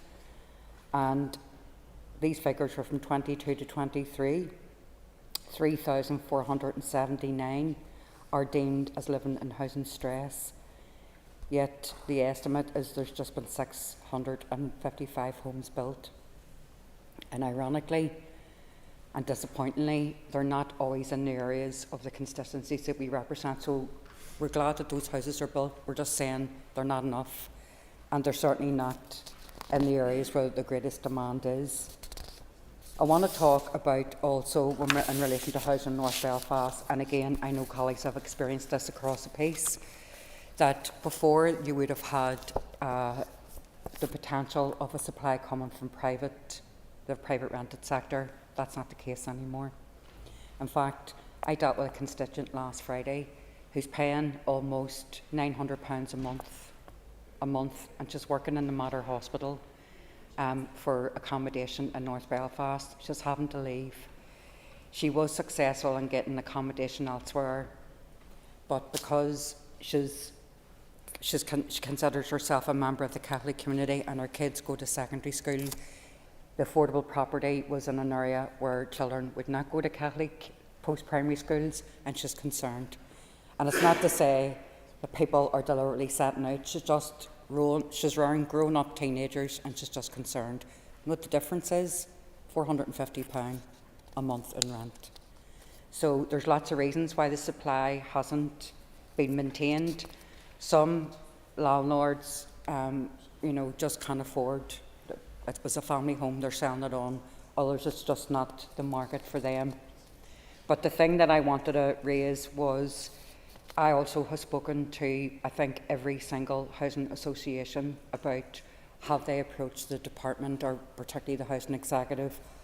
Do they have land? Can they go into even joint ventures with other housing associations around the provision of social housing in North Belfast?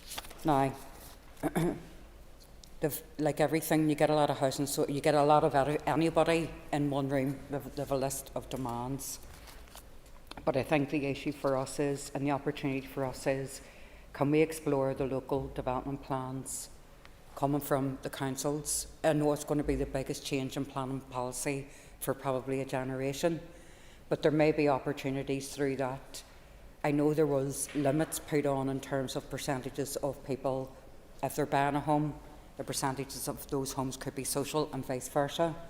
However, I do think there's opportunities that both private developers and housing associations can do under the LDP.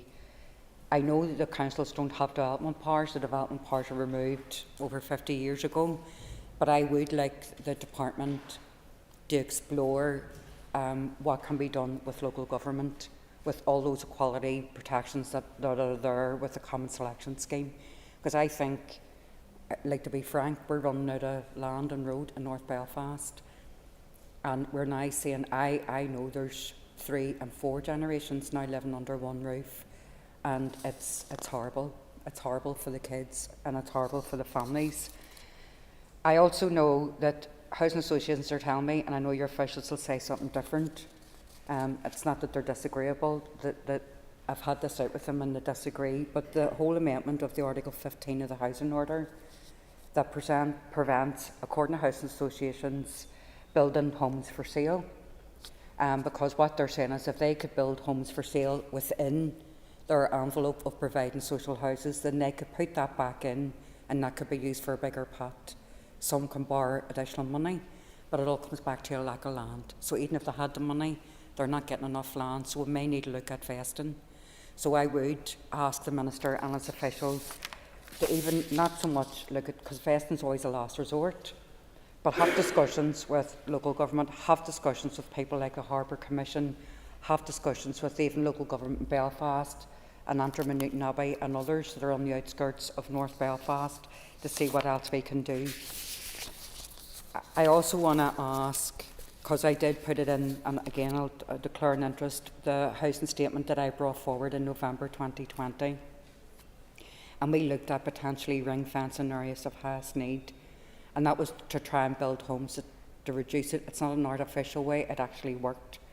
It was removed by the SDLP in 2010 and 2011.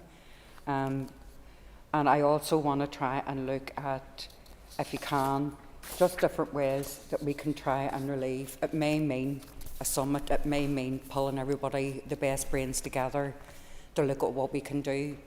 But what I don't want is for people to be trotting up to the courts, going in and trying to get judicial reviews about why they're on the housing waiting list 4 years. They would be perfectly legally entitled to do that.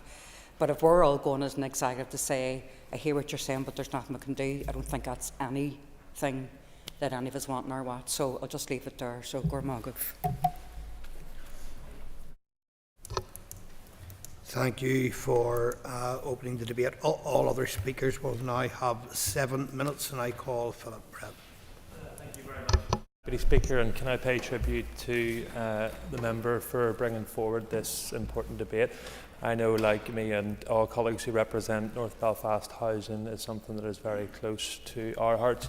I just think it's worth putting on the record, Mr Deputy Speaker, the lack of turnout from certain political quarters who no doubt will be on Facebook at other times saying how they're fighting the cause and the representatives are fighting the cause for housing in North Belfast, but when they have the opportunity in this House to stand up and fight for the people that elected us, their absence is notable, but Facebook seems to be the way they go rather than fighting for the representatives in this place.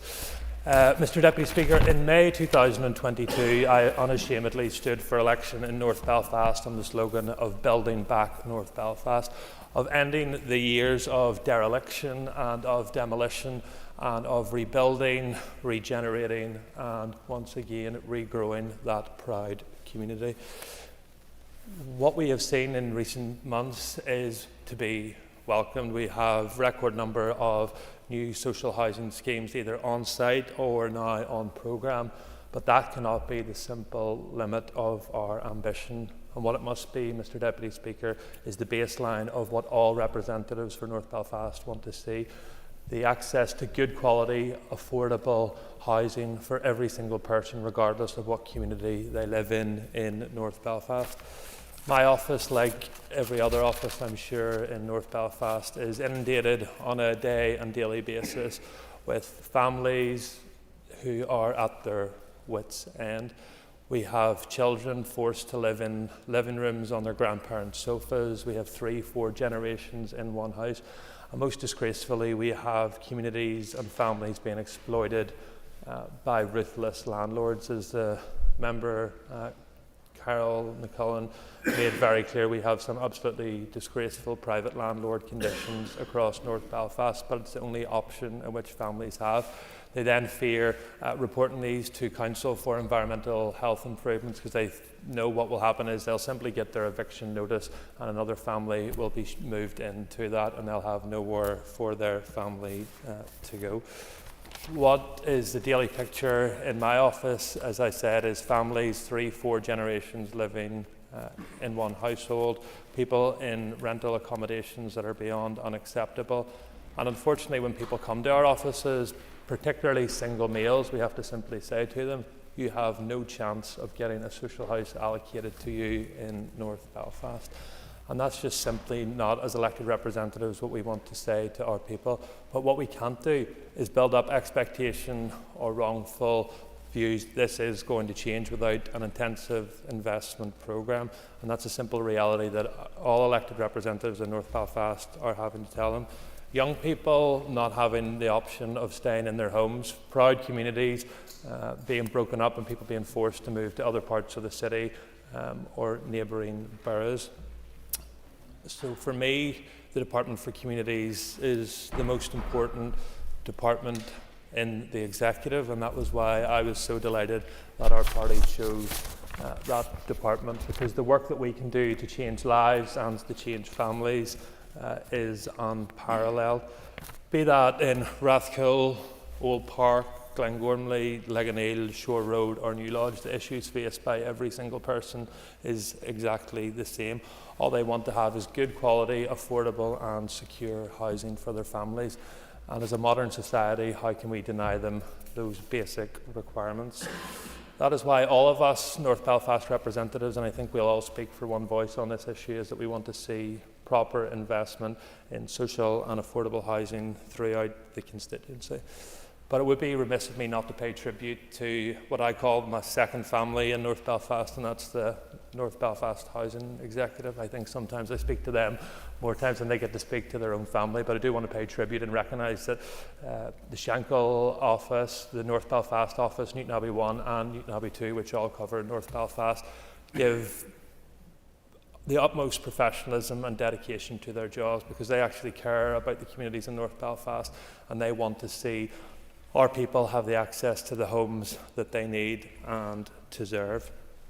I'm going to say that the thing that's shown that the housing crisis in North Belfast continues to be exacerbated is the points level on which houses are currently being allocated. I can remember when I was first elected 10 years ago in North Belfast, you could get a house at 80, 90 points. Now you're talking 200, 220, and even to get to that level is simply impossible for many people. And the only route in which people are getting to those points is through intimidation points.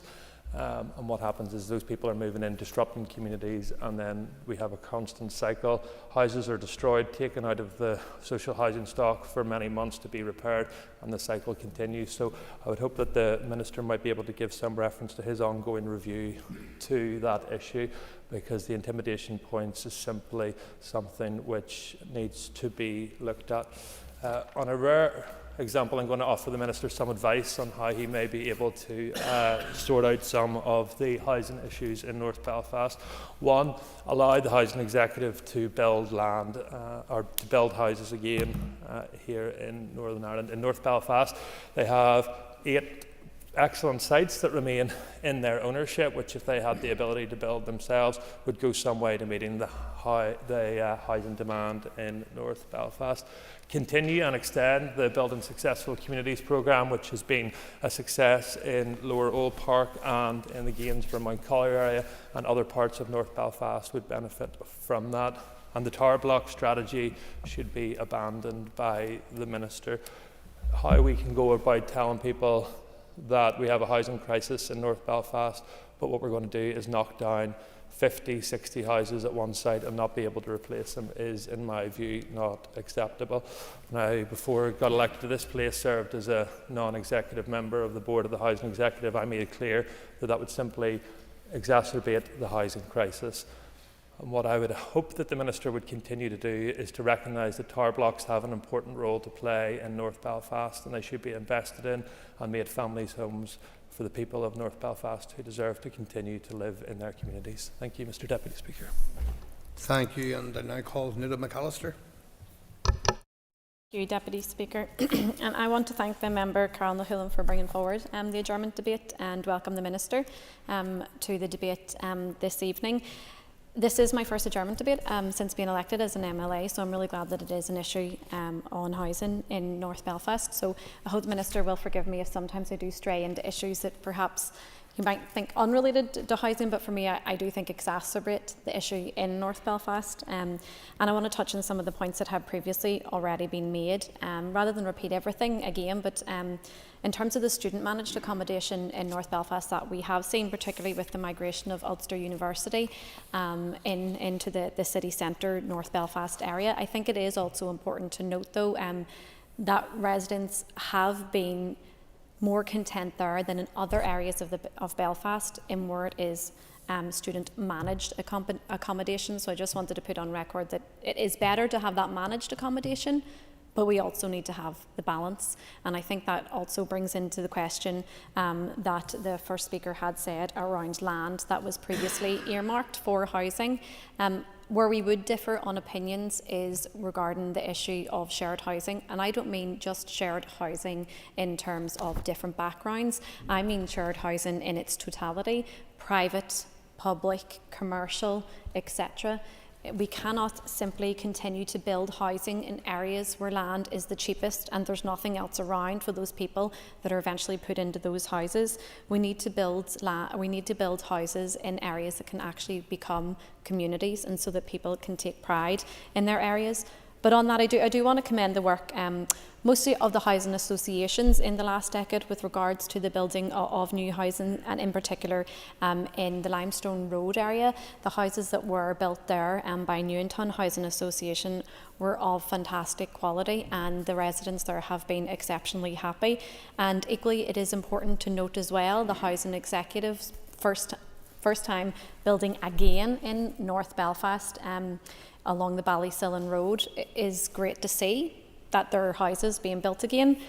It's just unfortunate that those are in single digits, and I don't doubt when it actually comes around to allocating those houses, it's going to be chaotic for the housing executive, because there's so few houses there, but yet there are going to be so many people that do deserve to have a house in that area. I also wanted to touch on the issue of reform of the actual allocation points, because I would agree that we need to reform it again to ensure that it actually is done on the fairest system. I have a family, and I don't doubt that everybody else is in the same boat, with housing being the most stressful but also the highest volume of cases within our constituency offices. But I have a family in North Belfast who have over 210 points because of the type of house that they are in need of, and with having children with special needs. They have been left over 4 years homeless, and at one point moved into temporary accommodation, which is yet another issue. The temporary accommodation is often accommodating families far outside of North Belfast. We have situations where families can no longer send children to school because their temporary accommodation is out by the airport, for example, and their schools are in inner city North Belfast. And it's not acceptable. I understand that there's not enough housing, I do, but it simply cannot go on any longer. We also need to address the issue of why people are in housing crisis, and we ultimately do need that anti-poverty strategy and to address poverty in its entirety. Another issue that was addressed by the previous speaker was about the issue of derelict buildings, and also by Carol was around the vesting issue. I think it's important that the Communities Minister also works with the ERA Minister with regard to what we do with the derelict and dilapidated buildings, because there's no doubt that the Housing Executive could use every single one of them. They could use it, they could upgrade it, and they could put families in there. So I do hope that we can also progress that issue too. With regards to the tower blocks that was previously mentioned, I was going to actually take a differing view from the previous speaker, in that I don't think that it is acceptable that families should be placed in tower blocks without that access to that community space. I agree that there needs to be a balance of what people want and what they prioritise, because we do have in North Belfast more of urban city living, but we do actually need to ensure that it is on balance like everything else. One issue that I would like to touch on that hasn't been focused is around the maintenance work of the crisis in North Belfast. Because the Housing Executive is so overwhelmed, we are now getting into a situation, and it's not just because of COVID, and it can't always be the excuse any longer, is that the maintenance of Housing Executive houses is just, it's not acceptable at the current level, and it is coming to people in their 80s who are in housing executive housings have to rely on their children going to MLAs to try and get their work sped up. We're talking about people being left in the cold.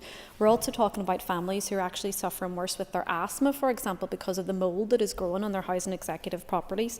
And we need to ensure that there is a view of all existing housing executive stock so that we can have those proper standards when it comes to damp and insulation. The maintenance backlog, I understand that the housing executive is working on it, but if there's anything else in terms of the Minister's weight with funding and allocations so that the Housing Executive can actually speed that up, I know that families, and many of them in North Belfast, would appreciate that, because perhaps some might not find themselves in the current situation where they're actually physically unable to use rooms within their home, and they could remain within their own home then.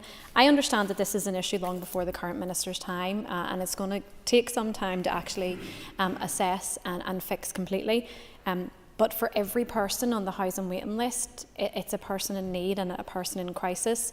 So I do hope that by bringing this to the Chamber today, the Minister realises that it is on the agenda and the priority of every MLA in North Belfast, and hopefully that we can progress issues in housing and anti-poverty to actually see see more relief when it comes to housing in North Belfast. So thanks to the member for bringing it forward, and I look forward to the Minister's response. Thank you. Now I call Jerry Kelly. Thank you. I think we're going to come to an agreement here, but and I don't want to go over all of this again. I think it's been very well articulated by the last three speakers, but I do want to emphasise maybe a few of those issues, because I think they have been comprehensively covered, and particularly the one around the point system. If that's going to be reviewed, that there needs to be a good consultation in terms of doing that. The intimidation system, there's been attempts to try and get that changed for quite a while, because it has been abused and abused quite massively. But just go through it. I mean, we just some emphasis. We know what the problem is. It's been described earlier on, and statistics were given. But I mean, just to give that one again, 4,409 applications.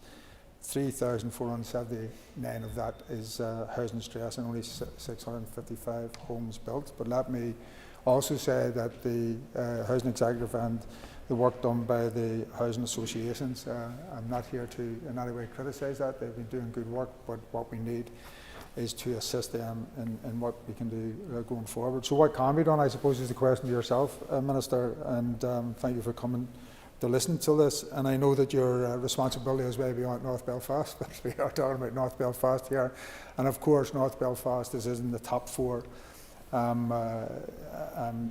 areas of need, along with West Belfast, Newry and Mourne and Foyle.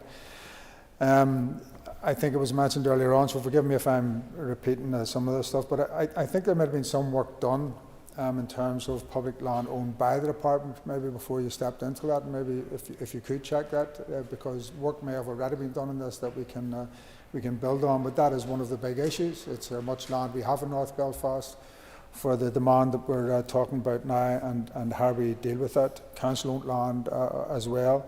I think Article 15 was mentioned, but I'm looking at amending Article 15 so that it makes it easier. I mean, at the moment, I think under Belfast development plan, there's 20% social and affordable housing. I think that's way too low. If we can change that and move that up and give a bit of flexibility, a fair amount of flexibility around that, it could make a big difference to what we're dealing with here.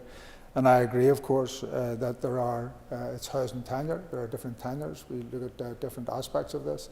But social housing and affordable housing is the issue where the stress is most felt.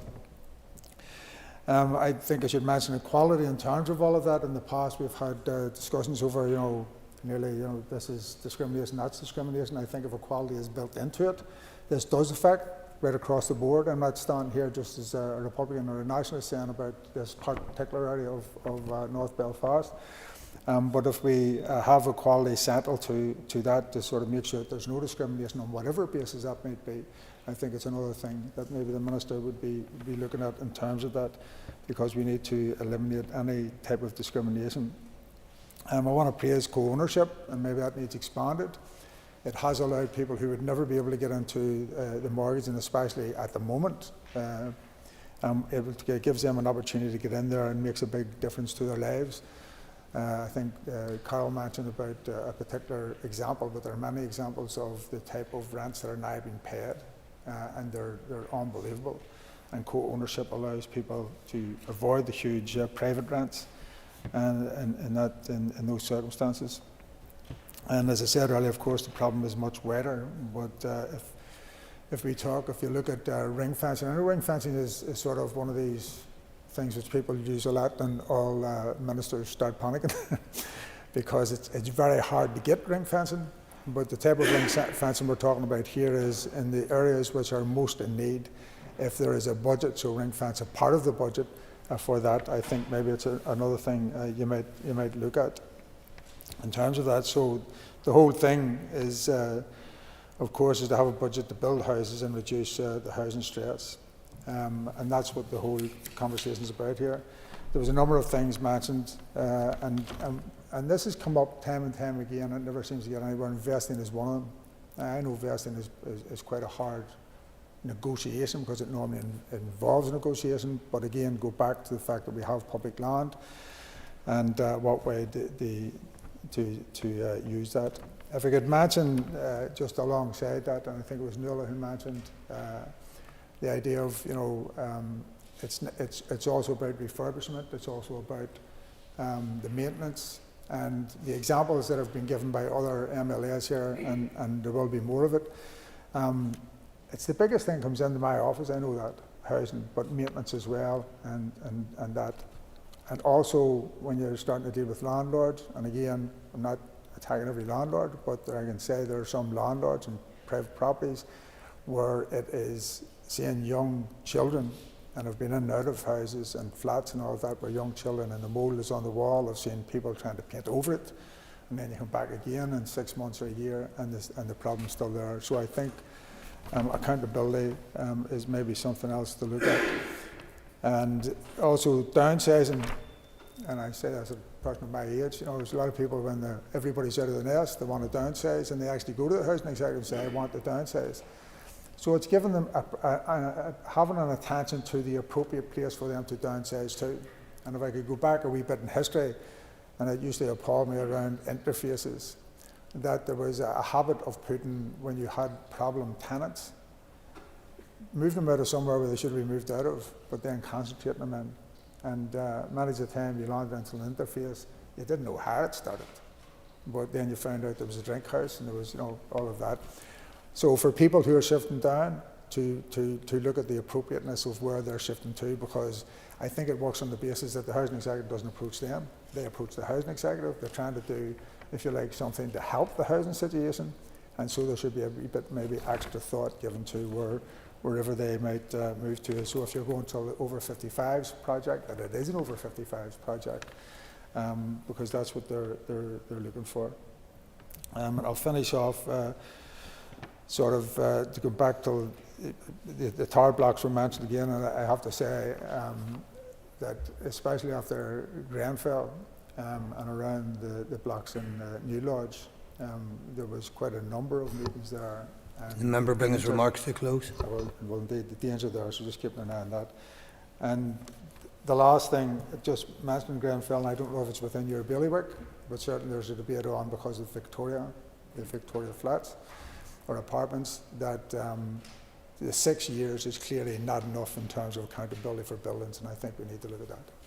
Thank you, Neil. Thank you. I call Brian Kingston.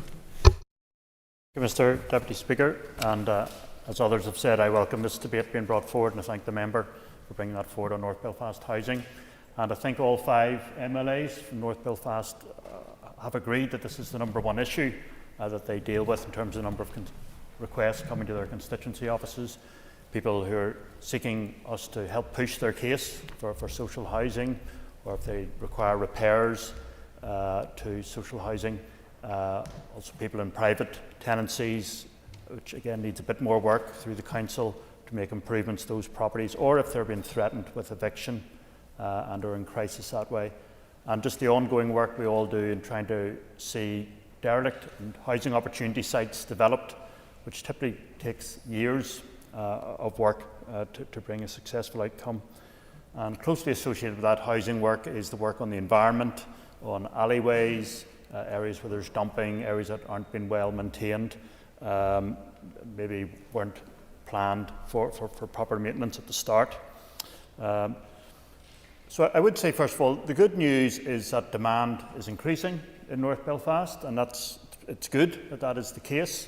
It would be good, though, if that resulted in more social housing sites being brought forward, and that is a frustration we have, that where that demand is increased, we don't see the increase in the number of sites. And it just means that more people are frustrated and disappointed and asking us to lobby for them to help them get social housing. I can remember the times when people could get a social house in Greater Shankill or North Belfast with less than 50 points, and certainly you would need typically 150 plus to have any chance now. So, as I say, we are constantly working with the housing executive, with the department, with housing associations and with private developers to see those sites brought forward. There are always complications along the way, but that work continues. Yesterday's debate about the water infrastructure is obviously very relevant to this, and that's usually one of the main stumbling hurdles. And the developers being told they have to build extra pipeworks to make the connections to storm drains or to the sewage system, and to keep the two systems separate, and adding six-figure sums onto developments, and making some small developments not unviable. And this issue will not go away for us as an Assembly. It's something that we're going to have to address, the need to invest in the wastewater system, and finding a way to fund that which will actually address the problem. As the Minister may be aware, in the Greater Shankill area, there are a lobby group set up the BUILD project, which has mapped the number of derelict and housing opportunity sites, as I call them, in that area, and over 70 viable sites that they have developed, some in private ownership, some in statutory ownership with either the Department for Communities or the Education Authority or other government bodies. And my colleagues and I have been working with the BUILD group to push statutory bodies, meeting at a senior level with the Housing Executive, the Department for Communities and Belfast City Council, and asking for a coordinated strategic plan to bring forward those sites. And I sometimes hear in other areas where residents and communities are opposing social housing, and certainly that's not the experience in North Belfast. People want to see developments taking place, and we would urge the Department to work where there is that willingness and see sites brought forward. I would agree with the comments about co-ownership. We have seen private developments which in some areas the market wasn't strong and developers were sitting on their land, but we are now seeing sites moving forward, and in some of those areas maybe a third of the houses being sold through co-ownership. And I agree that it provides a path into home ownership for people who otherwise the level of either deposit or the mortgage interest rates would be prohibitive for them. And a very strong supporter of the co-ownership scheme, and it is making that path possible for people.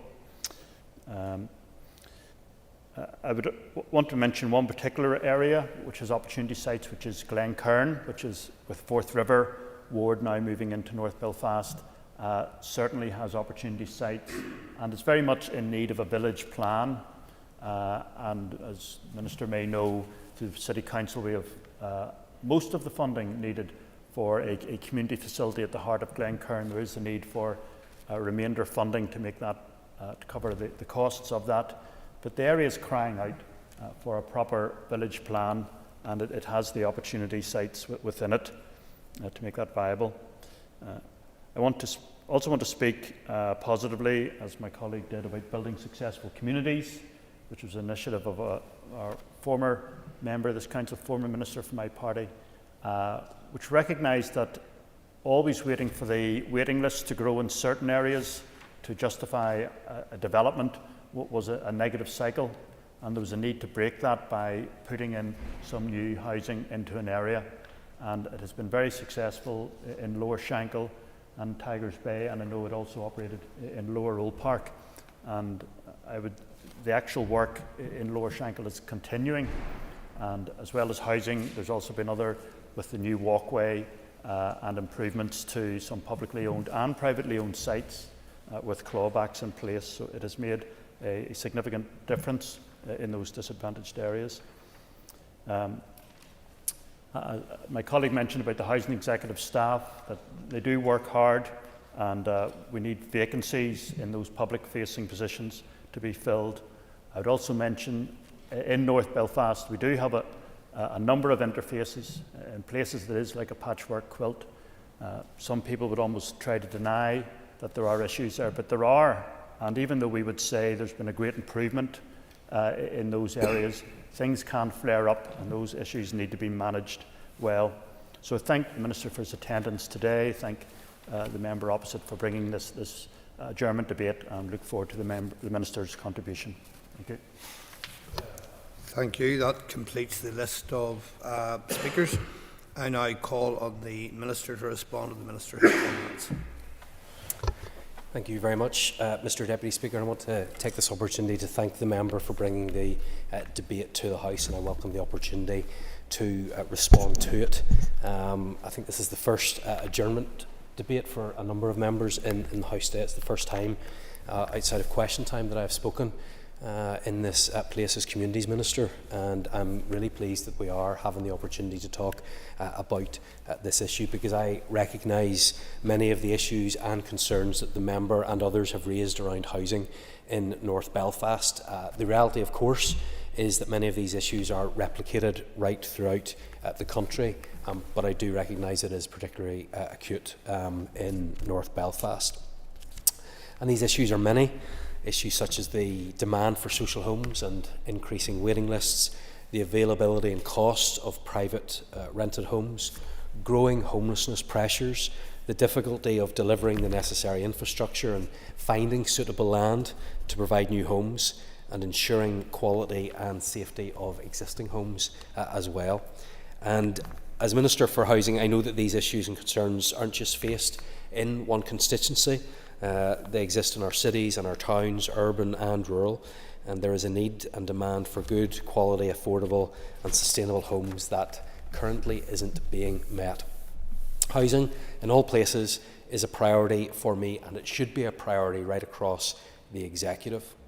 For this reason, housing must be considered as a whole system, and there must be a collective commitment and action across government alongside private, voluntary and community sector partners. Now, the barriers are well rehearsed. Right now, thousands of homes are not being built because of limitations on water infrastructure. Getting suitable land can be difficult. The planning process can significantly impact on delivery. And as a result, thousands of people are struggling to find a suitable home, and it is a problem that unfortunately is only getting worse. And we cannot end up like Dublin or London, where the failures of housing supply mean that economic growth only benefits the property owning few. Places where people with very good jobs struggle to put roofs over their heads, never mind their own home. Now, removing these barriers require coordinated action and investment across the executive. Otherwise, they will only squeeze housing supply further. And this has to be an executive that delivers, and that means focusing on what is important, and I believe one of those things is providing homes for our people. And the whole system approach is fundamental to the draft housing supply strategy that I'm currently working on, and this strategy will provide the framework to help bring about the system changes that we need, and I will prioritise getting this much needed strategy into place. But we have to be clear, this will only work if we have buy-in from other departments that prioritise the changes that we need to make in order to deliver the homes that we need. My second priority is to deliver more social homes. We need more social houses. The year before last, we started 1,950 homes. In the last financial year, over 1,500 homes were started in partnership with the Housing Executive and housing associations. Now, I'm pleased that the target was met, but 1,500 homes is not enough. We need to protect the social homes that we have and start about 2,500 houses a year. And I commit now to keep building more homes where they are needed, and despite all of the other financial pressures, I will continue to spend most of my capital budget on new social homes.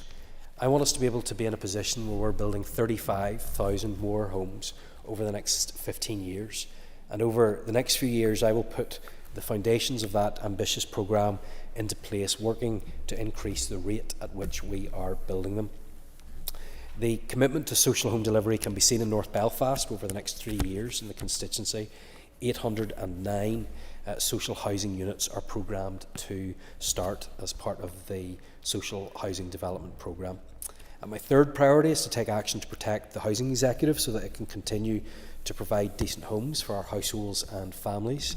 Sometimes I think that this issue has been talked about for so long that people forget how important it is, or maybe the numbers seem so big, or the housing executive seems such an integral part of our lives that we can't get our heads around the very real danger that it might feel. And given the current state of its homes and rental income, the housing executive has warned that some of its homes might become unfit for people to live in. and we cannot accept a decline in the quality and quantity of our social housing. That would be catastrophic for our communities, for our towns and cities, but most importantly, catastrophic for tens of thousands of people who will never be able to get a social home. So I want to prioritise finding a solution that will place the Housing Executive on a sustainable financial footing, and getting this done is really important for me, and this will enable additional much needed investment to improve the quality and to enhance the energy efficiency of the Housing Executive's homes.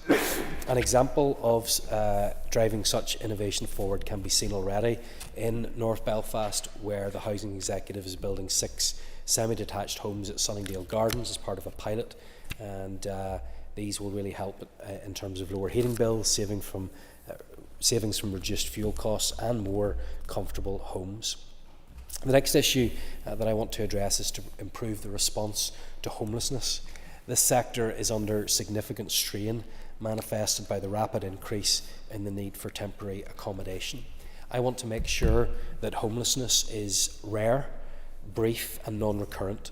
I want to support a shift to prevention, but we do have an immediate issue with the use of temporary accommodation, and this is money not being spent on homelessness prevention or supported housing schemes.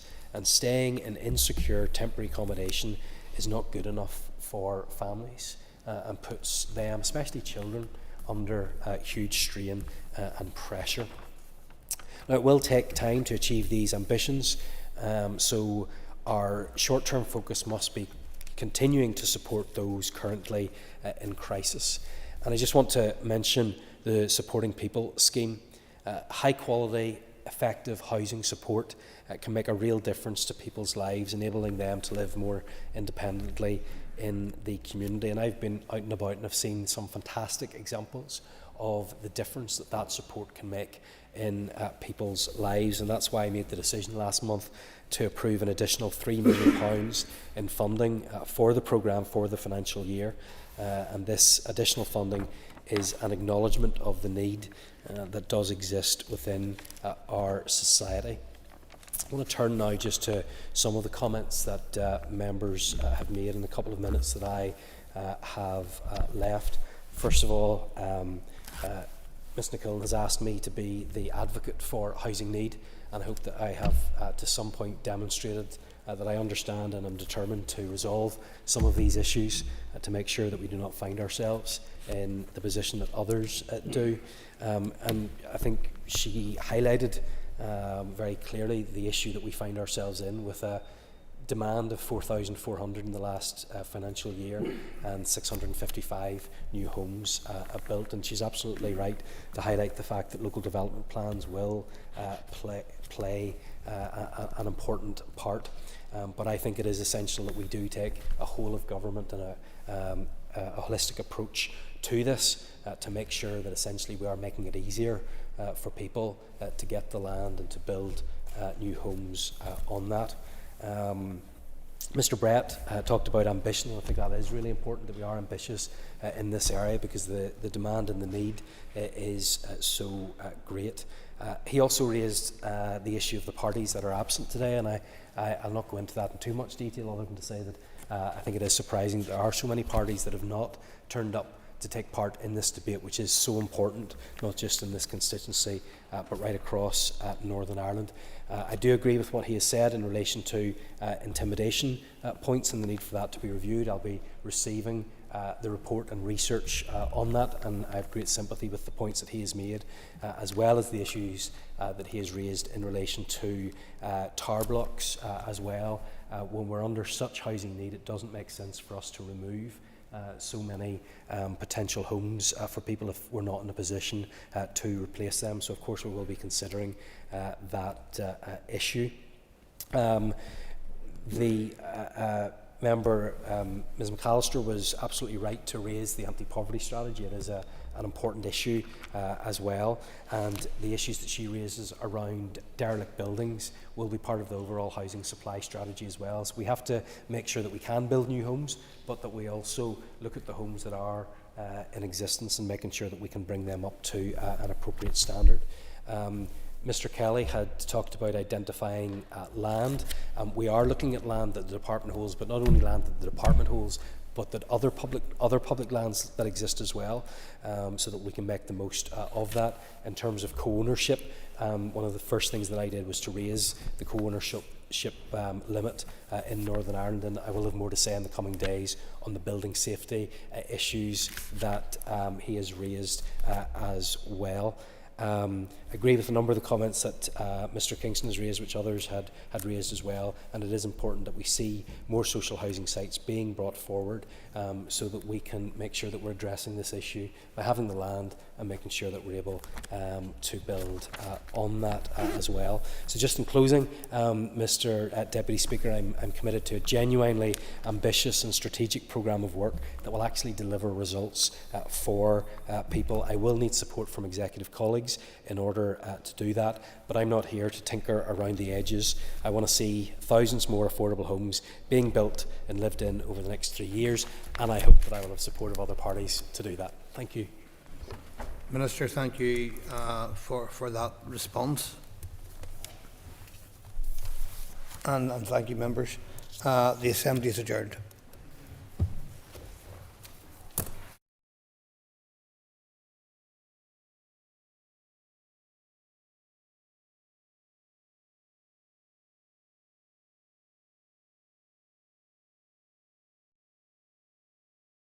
Assembly Chamber.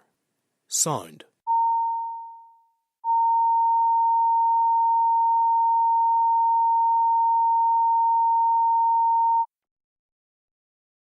Assembly Chamber. Sound.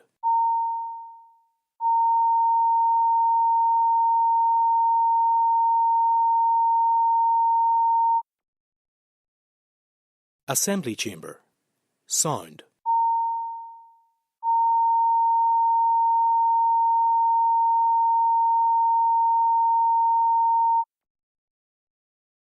Assembly Chamber. Sound.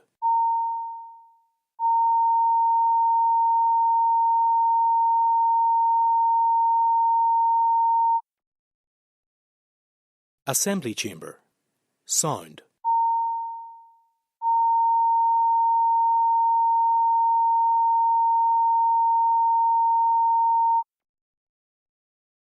Assembly Chamber. Sound.